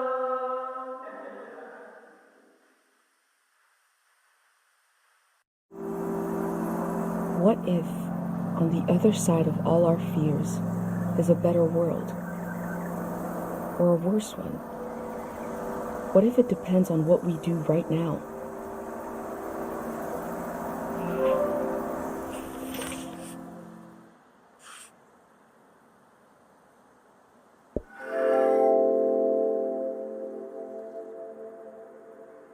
Day 0 will be the day between one season and the next. It will be the moment everything changes. They believe this will create a better season, that it will heal us.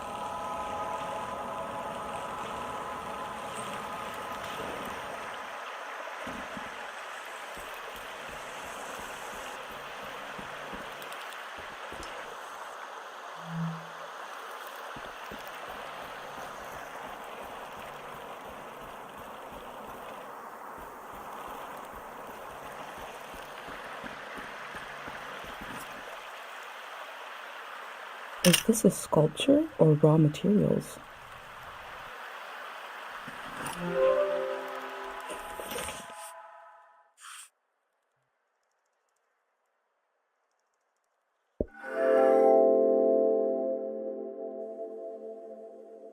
I hold tight to the feeling of being almost lost, barely lost, wandering with conviction.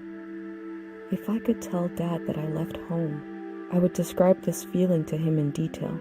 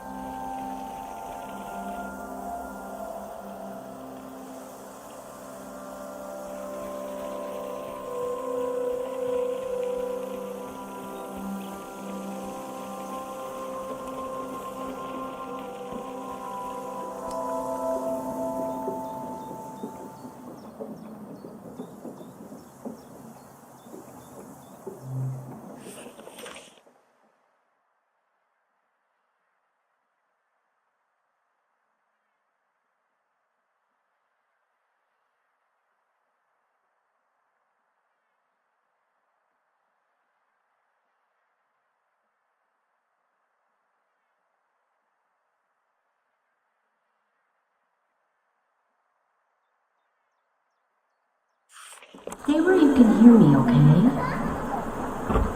Thank God they have electricity down here. Did you hear from your friend in the Watery Republic? Which one is it? The Topaz.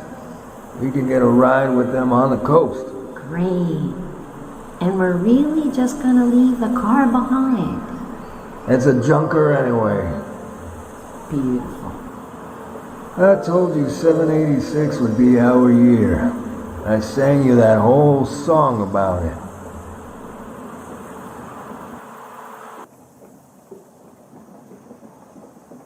Tourists. I have to admit, it sounds like a breeze to travel around then compared to now. Yuri and I always wanted to travel. Maybe we were born in the wrong season.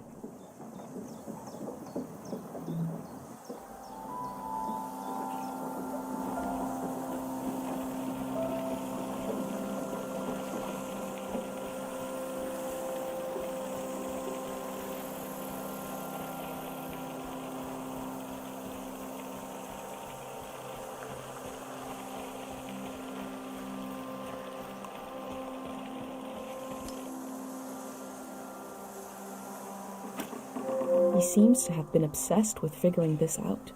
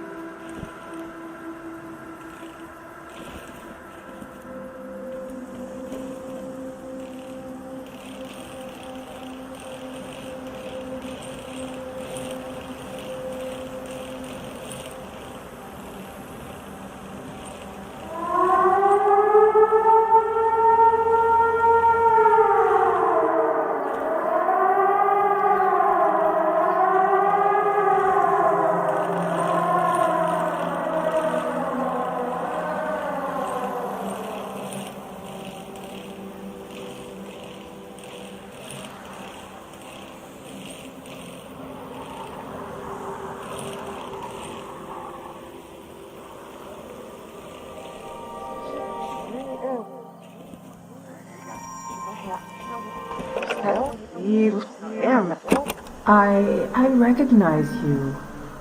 Yeah? You're the famous doctor. That's your boy. The one with the visions. I'm right, aren't I? I won't tell nobody. We're just passing through. I have a niece. She hears things. Voices of the dead. I can't help you. Please, give it some thought. I can't treat anyone here in this valley. This is not a place to get well. Where is? I'm working on that. Take care. It's surreal to find a piece of Dr. Fumio's past so far away from Cairo.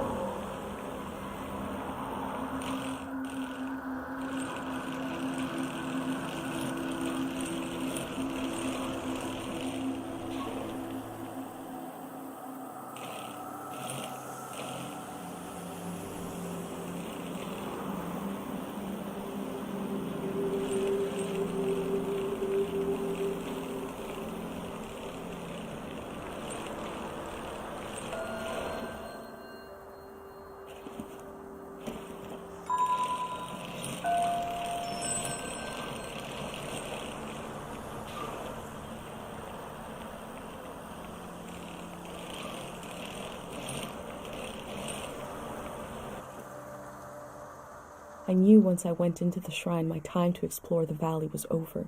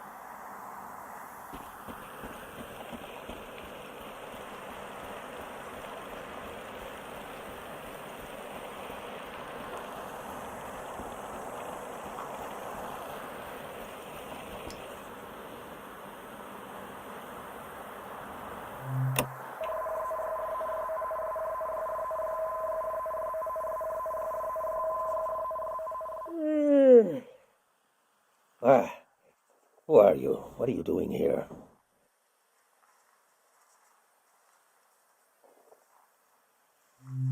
I hope this isn't your first day on the job. There isn't much season left to record. What's that? Around your neck? That's a pendant. You're wearing a pendant. My God, I've read about those. A pendant to burner, 5 memories, 1 for each sense. Who did you make the pendant with? And who lost the memories, you or her?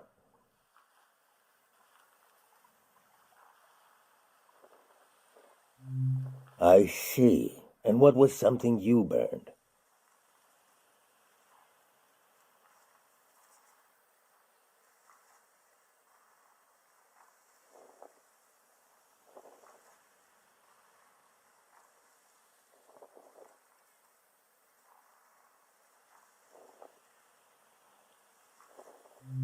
You burned dried flowers and a memory. Interesting ritual. Similar to what we do here, but different. Yeah, why do I? Your mind will make it into the next season intact. You're protected by 5 senses, 5 lost memories. What about everyone else? You ever think about that? Well, I don't need one. I'll be right here until the flood takes me. The first days of a new season are just so damn hopeful. Feeling that kind of hope again would kill me. I'd rather drown.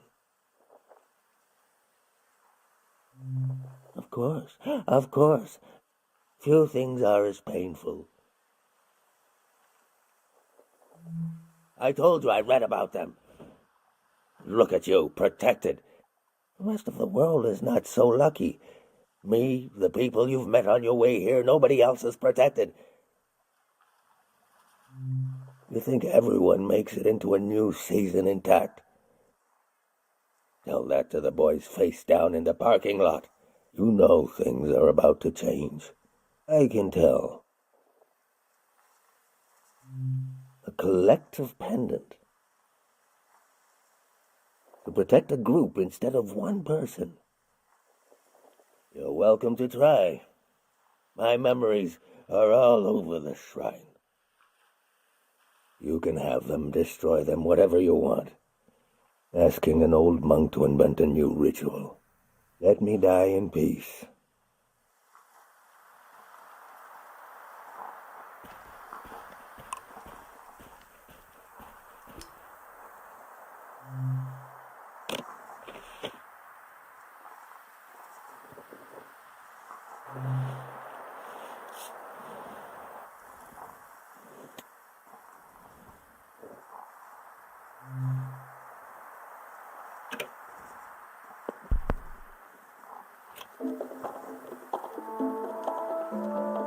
Music in the air, I hear it. You want a memory, then, for your, what do you call it, collective pendant? Something about hearing this at breakfast. Cooking breakfast, listening to this. Is that enough of a memory? I guess I won't forget it now. I'll forget it when the flood comes.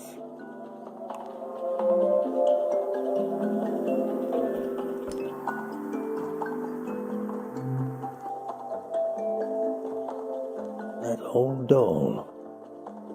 What is that? Touch? Everybody had that doll.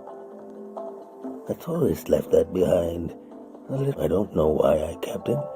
I knew they'd never come back. But the life the kid imagined into this piece of fabric, I can still feel it. Who was that child? Why is this doll here?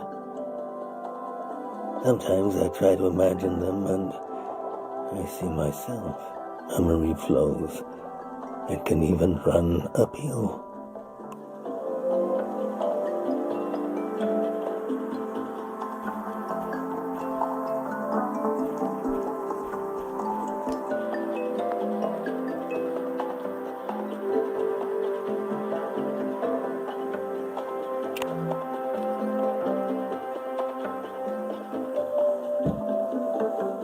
I remember seeing lights like these in the forest one night.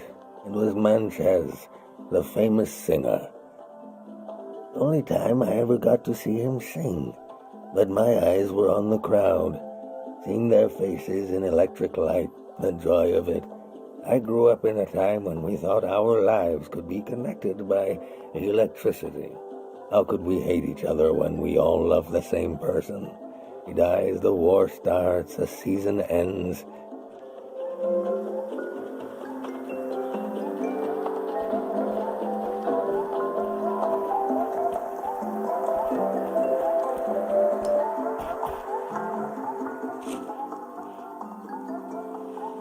That fruit is an acquired taste.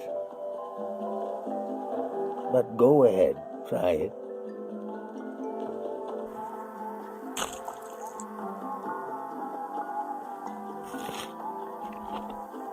Do you like the taste?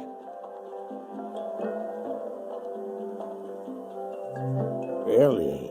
I remember long ago when I was a beautiful human being sneaking into the orchards with another boy before we knew what was romantic and what wasn't. Stealing those fruits, pretending to love the taste. Pretending to love the taste and pretending not to love each other. Both of us pretending. Smiling and laughing until it became true. Oh, it's so good. He was a tourist, that boy. Left me heartbroken like so many others. Do I love the taste of the fruit now? I don't know. Do I love being alive?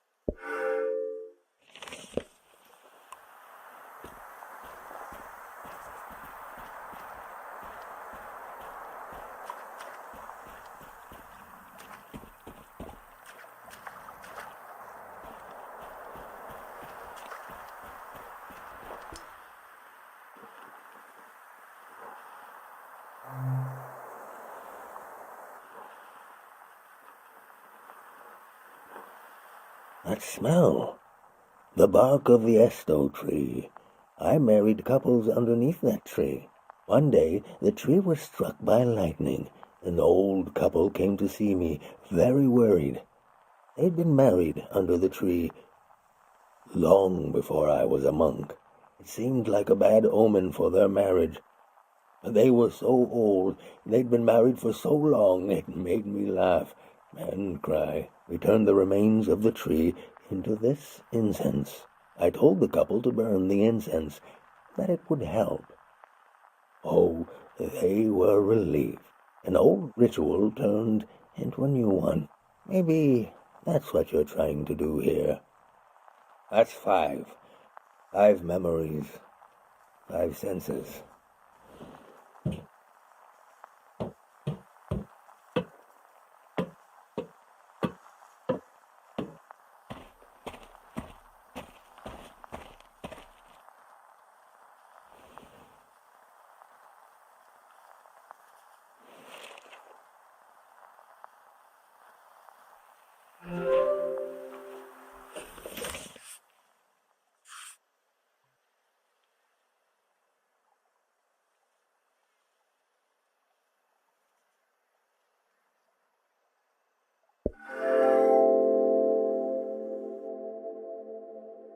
An old monk surrounded by his memories.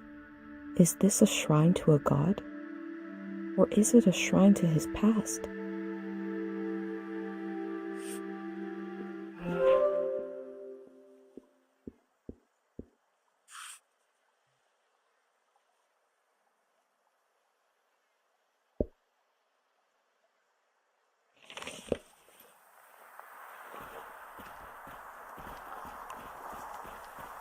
My name is Easel.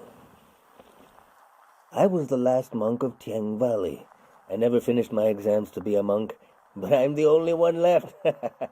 I took becoming a monk for granted because I grew up around them. If you're including a ruin like me, you must be serious about recording this season. What will you write about me?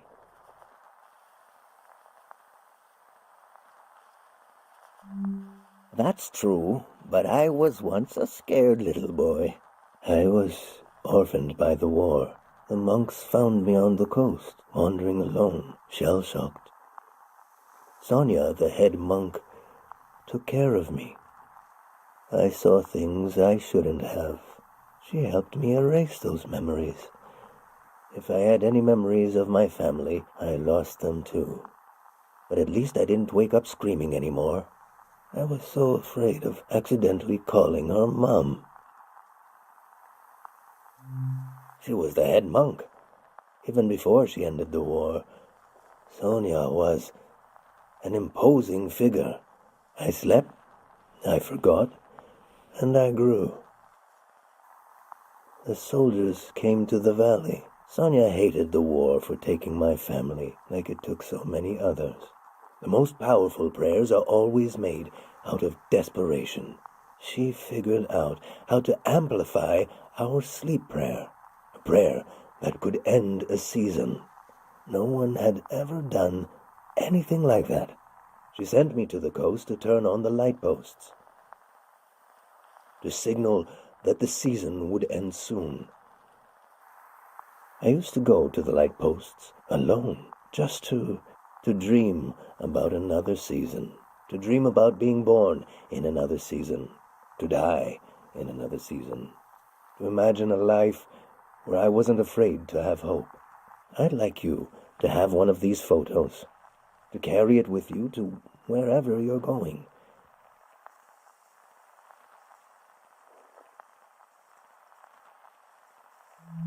These lights out on the coast, it's a solemn task to turn them on. And it's not too late.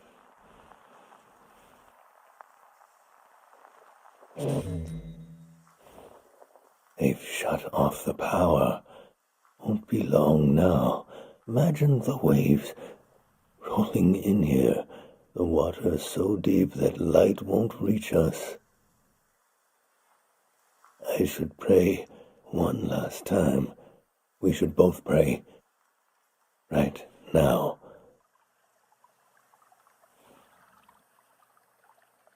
Your pendant, the sacrifice your mother made to keep you safe. It might be possible to pass on this blessing, to divide its power among the people you've met on your journey, to shepherd them into the next season. For a truly strong player, we would need to use up the power of your pendant. I'm not sure it would work. It's never been done before, but I know it would weaken your pendant. In that case, nobody would be protected. Before you light the candle, I want you to think hard about if you want to do this. Do you want to pass on this blessing and leave yourself vulnerable? Or will you continue your role as a vessel of memory?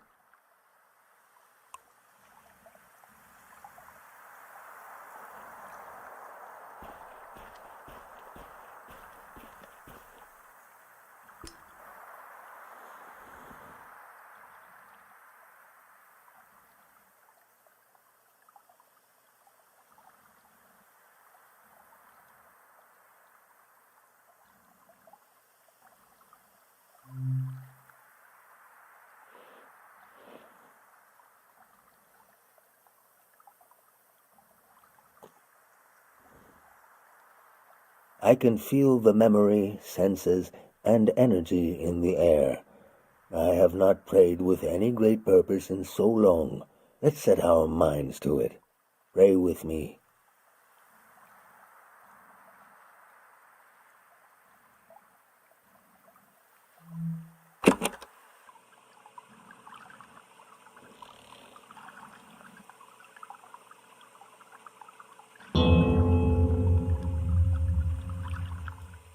We sink these words into the fragile earth to accompany lost souls. Listen to the record of our lives spinning, and the old woman tapping her foot to the music. Taste the fruit we stole from the orchard, and pretend to love the taste until you truly do. Feel the fabric of a lost doll. Smell the incense of an old evening sun, the caretaker prayer, the scent of the woods and the wedding tree. Turn your eyes to the colored lights. The faces in the crowd are the faces of your children. We offer this prayer on behalf of our companions. Let them find themselves with senses warm and ready for the life of the season to come. You have the sounds of the moment. The moment is already past. We've done all we can. I need to take you out of this place. It can't end here. Let's go.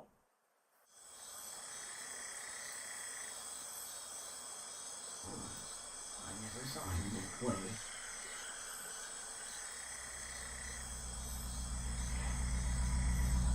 I was there. I saw it. Firsthand. The true end of the Tiang Valley was not the flood coming. It was when these people would go their separate ways. At the last possible moment, I saw them as a community. Without the protection of my pendant, I felt even closer to them.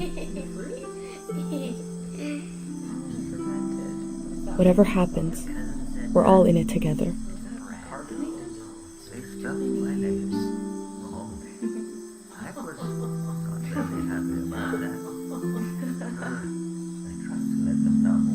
what context are you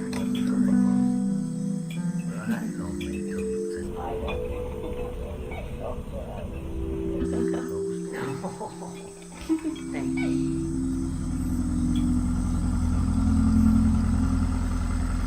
The Grey Hand arrived.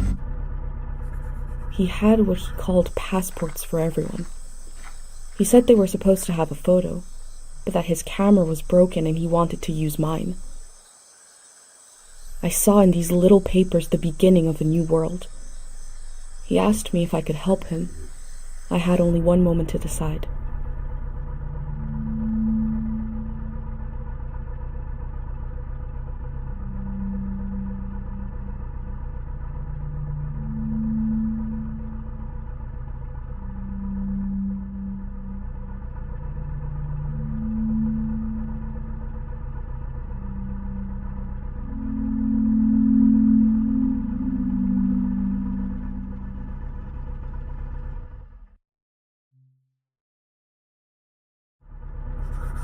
I said, yes. The Grey Hand thanked me. He gave me a pin and told me their new name would be Floral Path.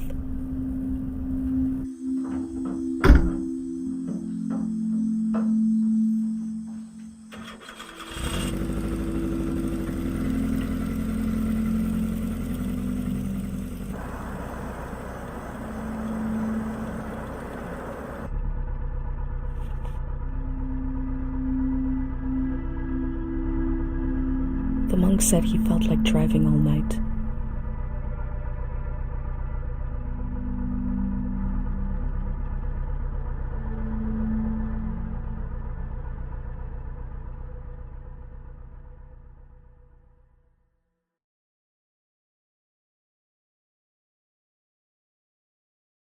Listen closely.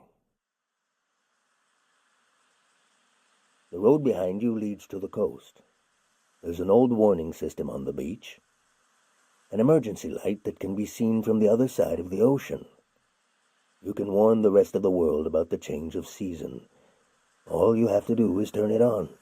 It was built to survive anything. I'm sure it still works. Do you understand?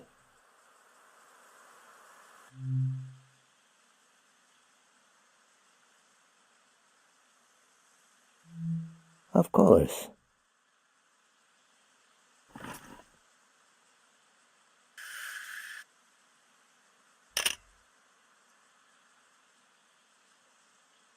Easel lives.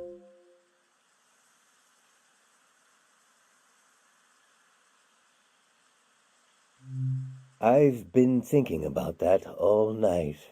I have this idea to turn my van into a shrine. For every sermon I preach, I'll listen to 10, and you will remember everything. You will survive everything. Rest transparent in the spirit that gives you rise. Farewell.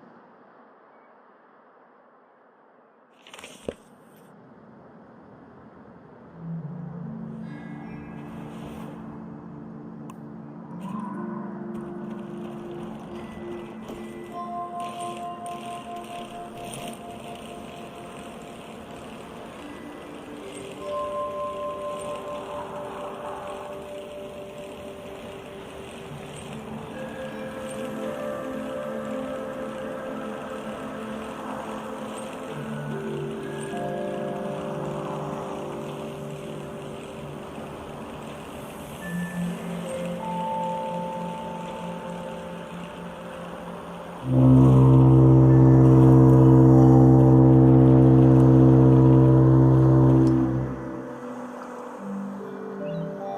elder told me she grew up on a watery republic.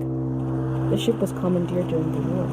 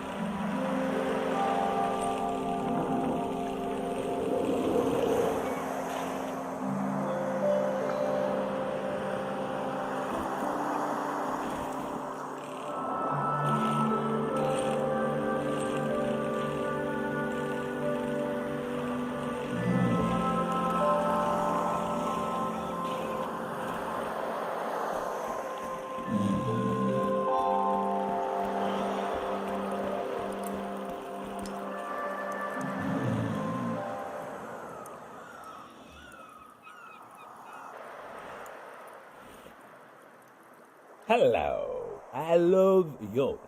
Ice cream.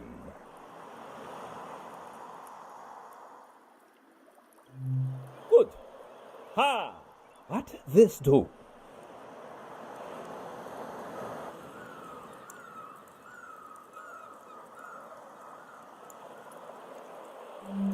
For people.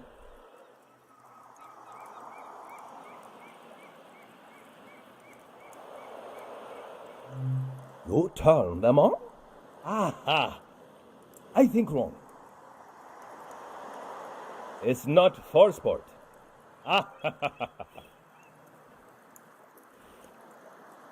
My village.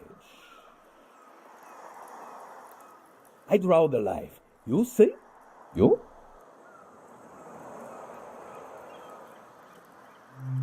Safe village. Show.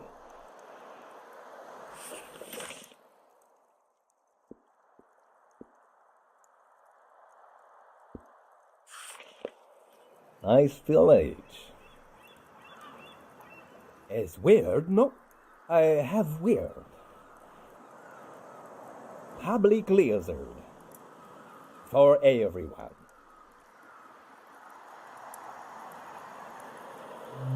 Oh, haha. I say I live home. My mother no cry goodbye. Your mother?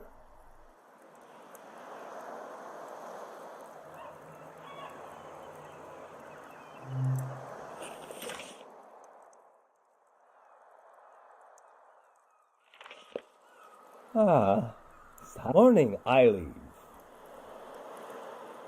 I go far, alone, long time. I leave home.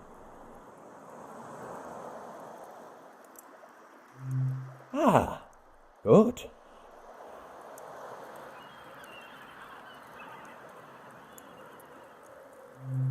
Amesta kaikel abe amamol. Noste Camila ek ohak. Nestala fo ak I mestast. O altam ek and ek admin. Look at crab now. I see. I like it. I draw. What you like?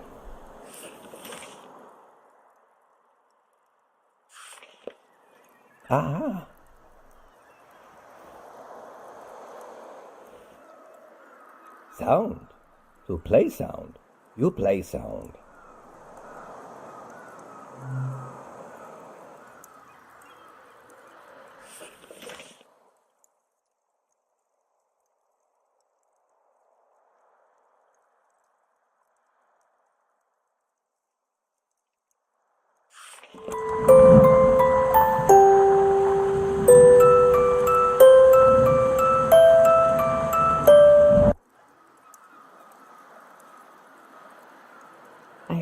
with music on my trip but never saw anybody playing it. Just instruments, recordings, echoes. Good. Here? 3 days together. Friend now. So that I go.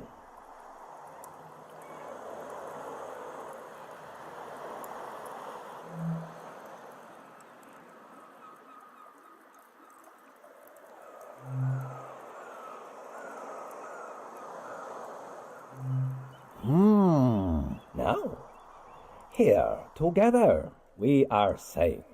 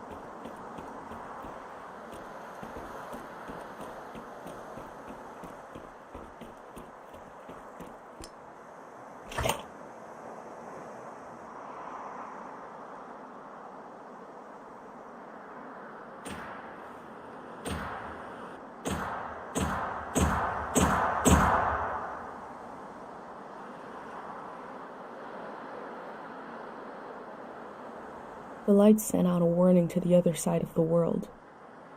I wondered if anyone was watching. I wondered if anyone remembers what it means. This season is over.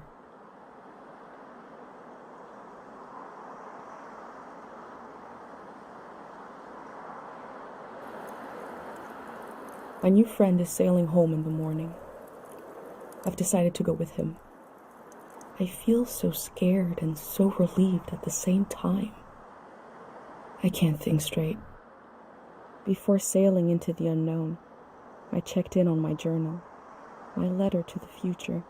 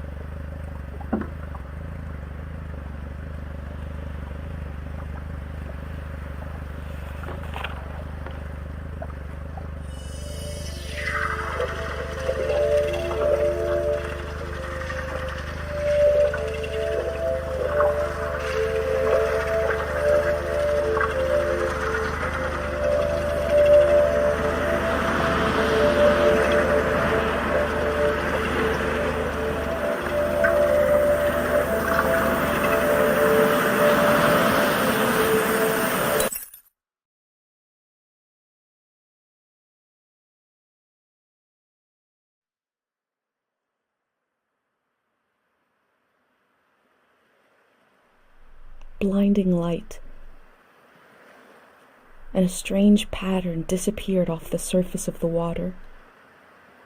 My mind emptied out. But then my senses came alive.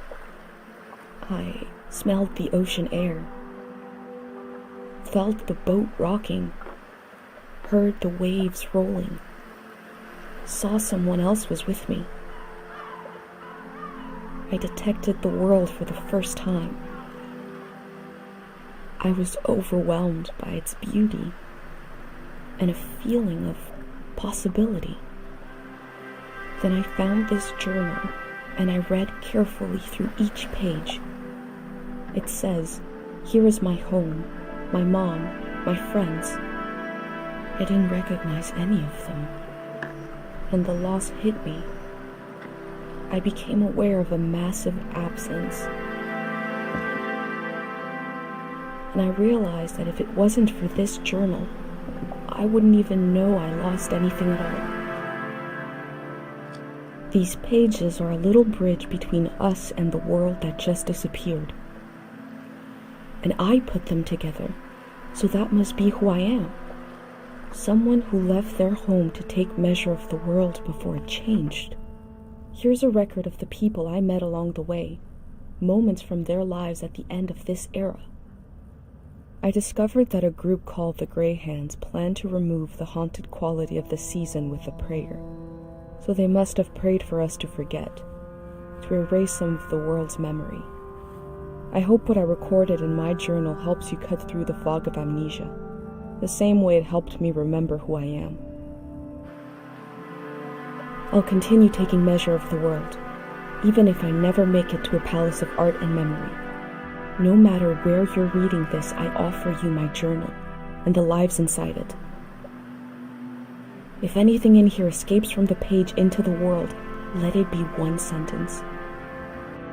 Just a few words you heard from a traveler on a bicycle. When at the end of the evening, she turned to you and said, "It is not too late."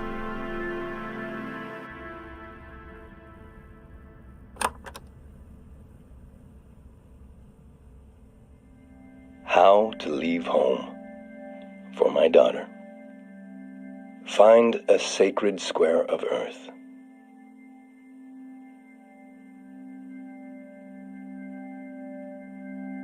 Lay down so you have the dirt at your back.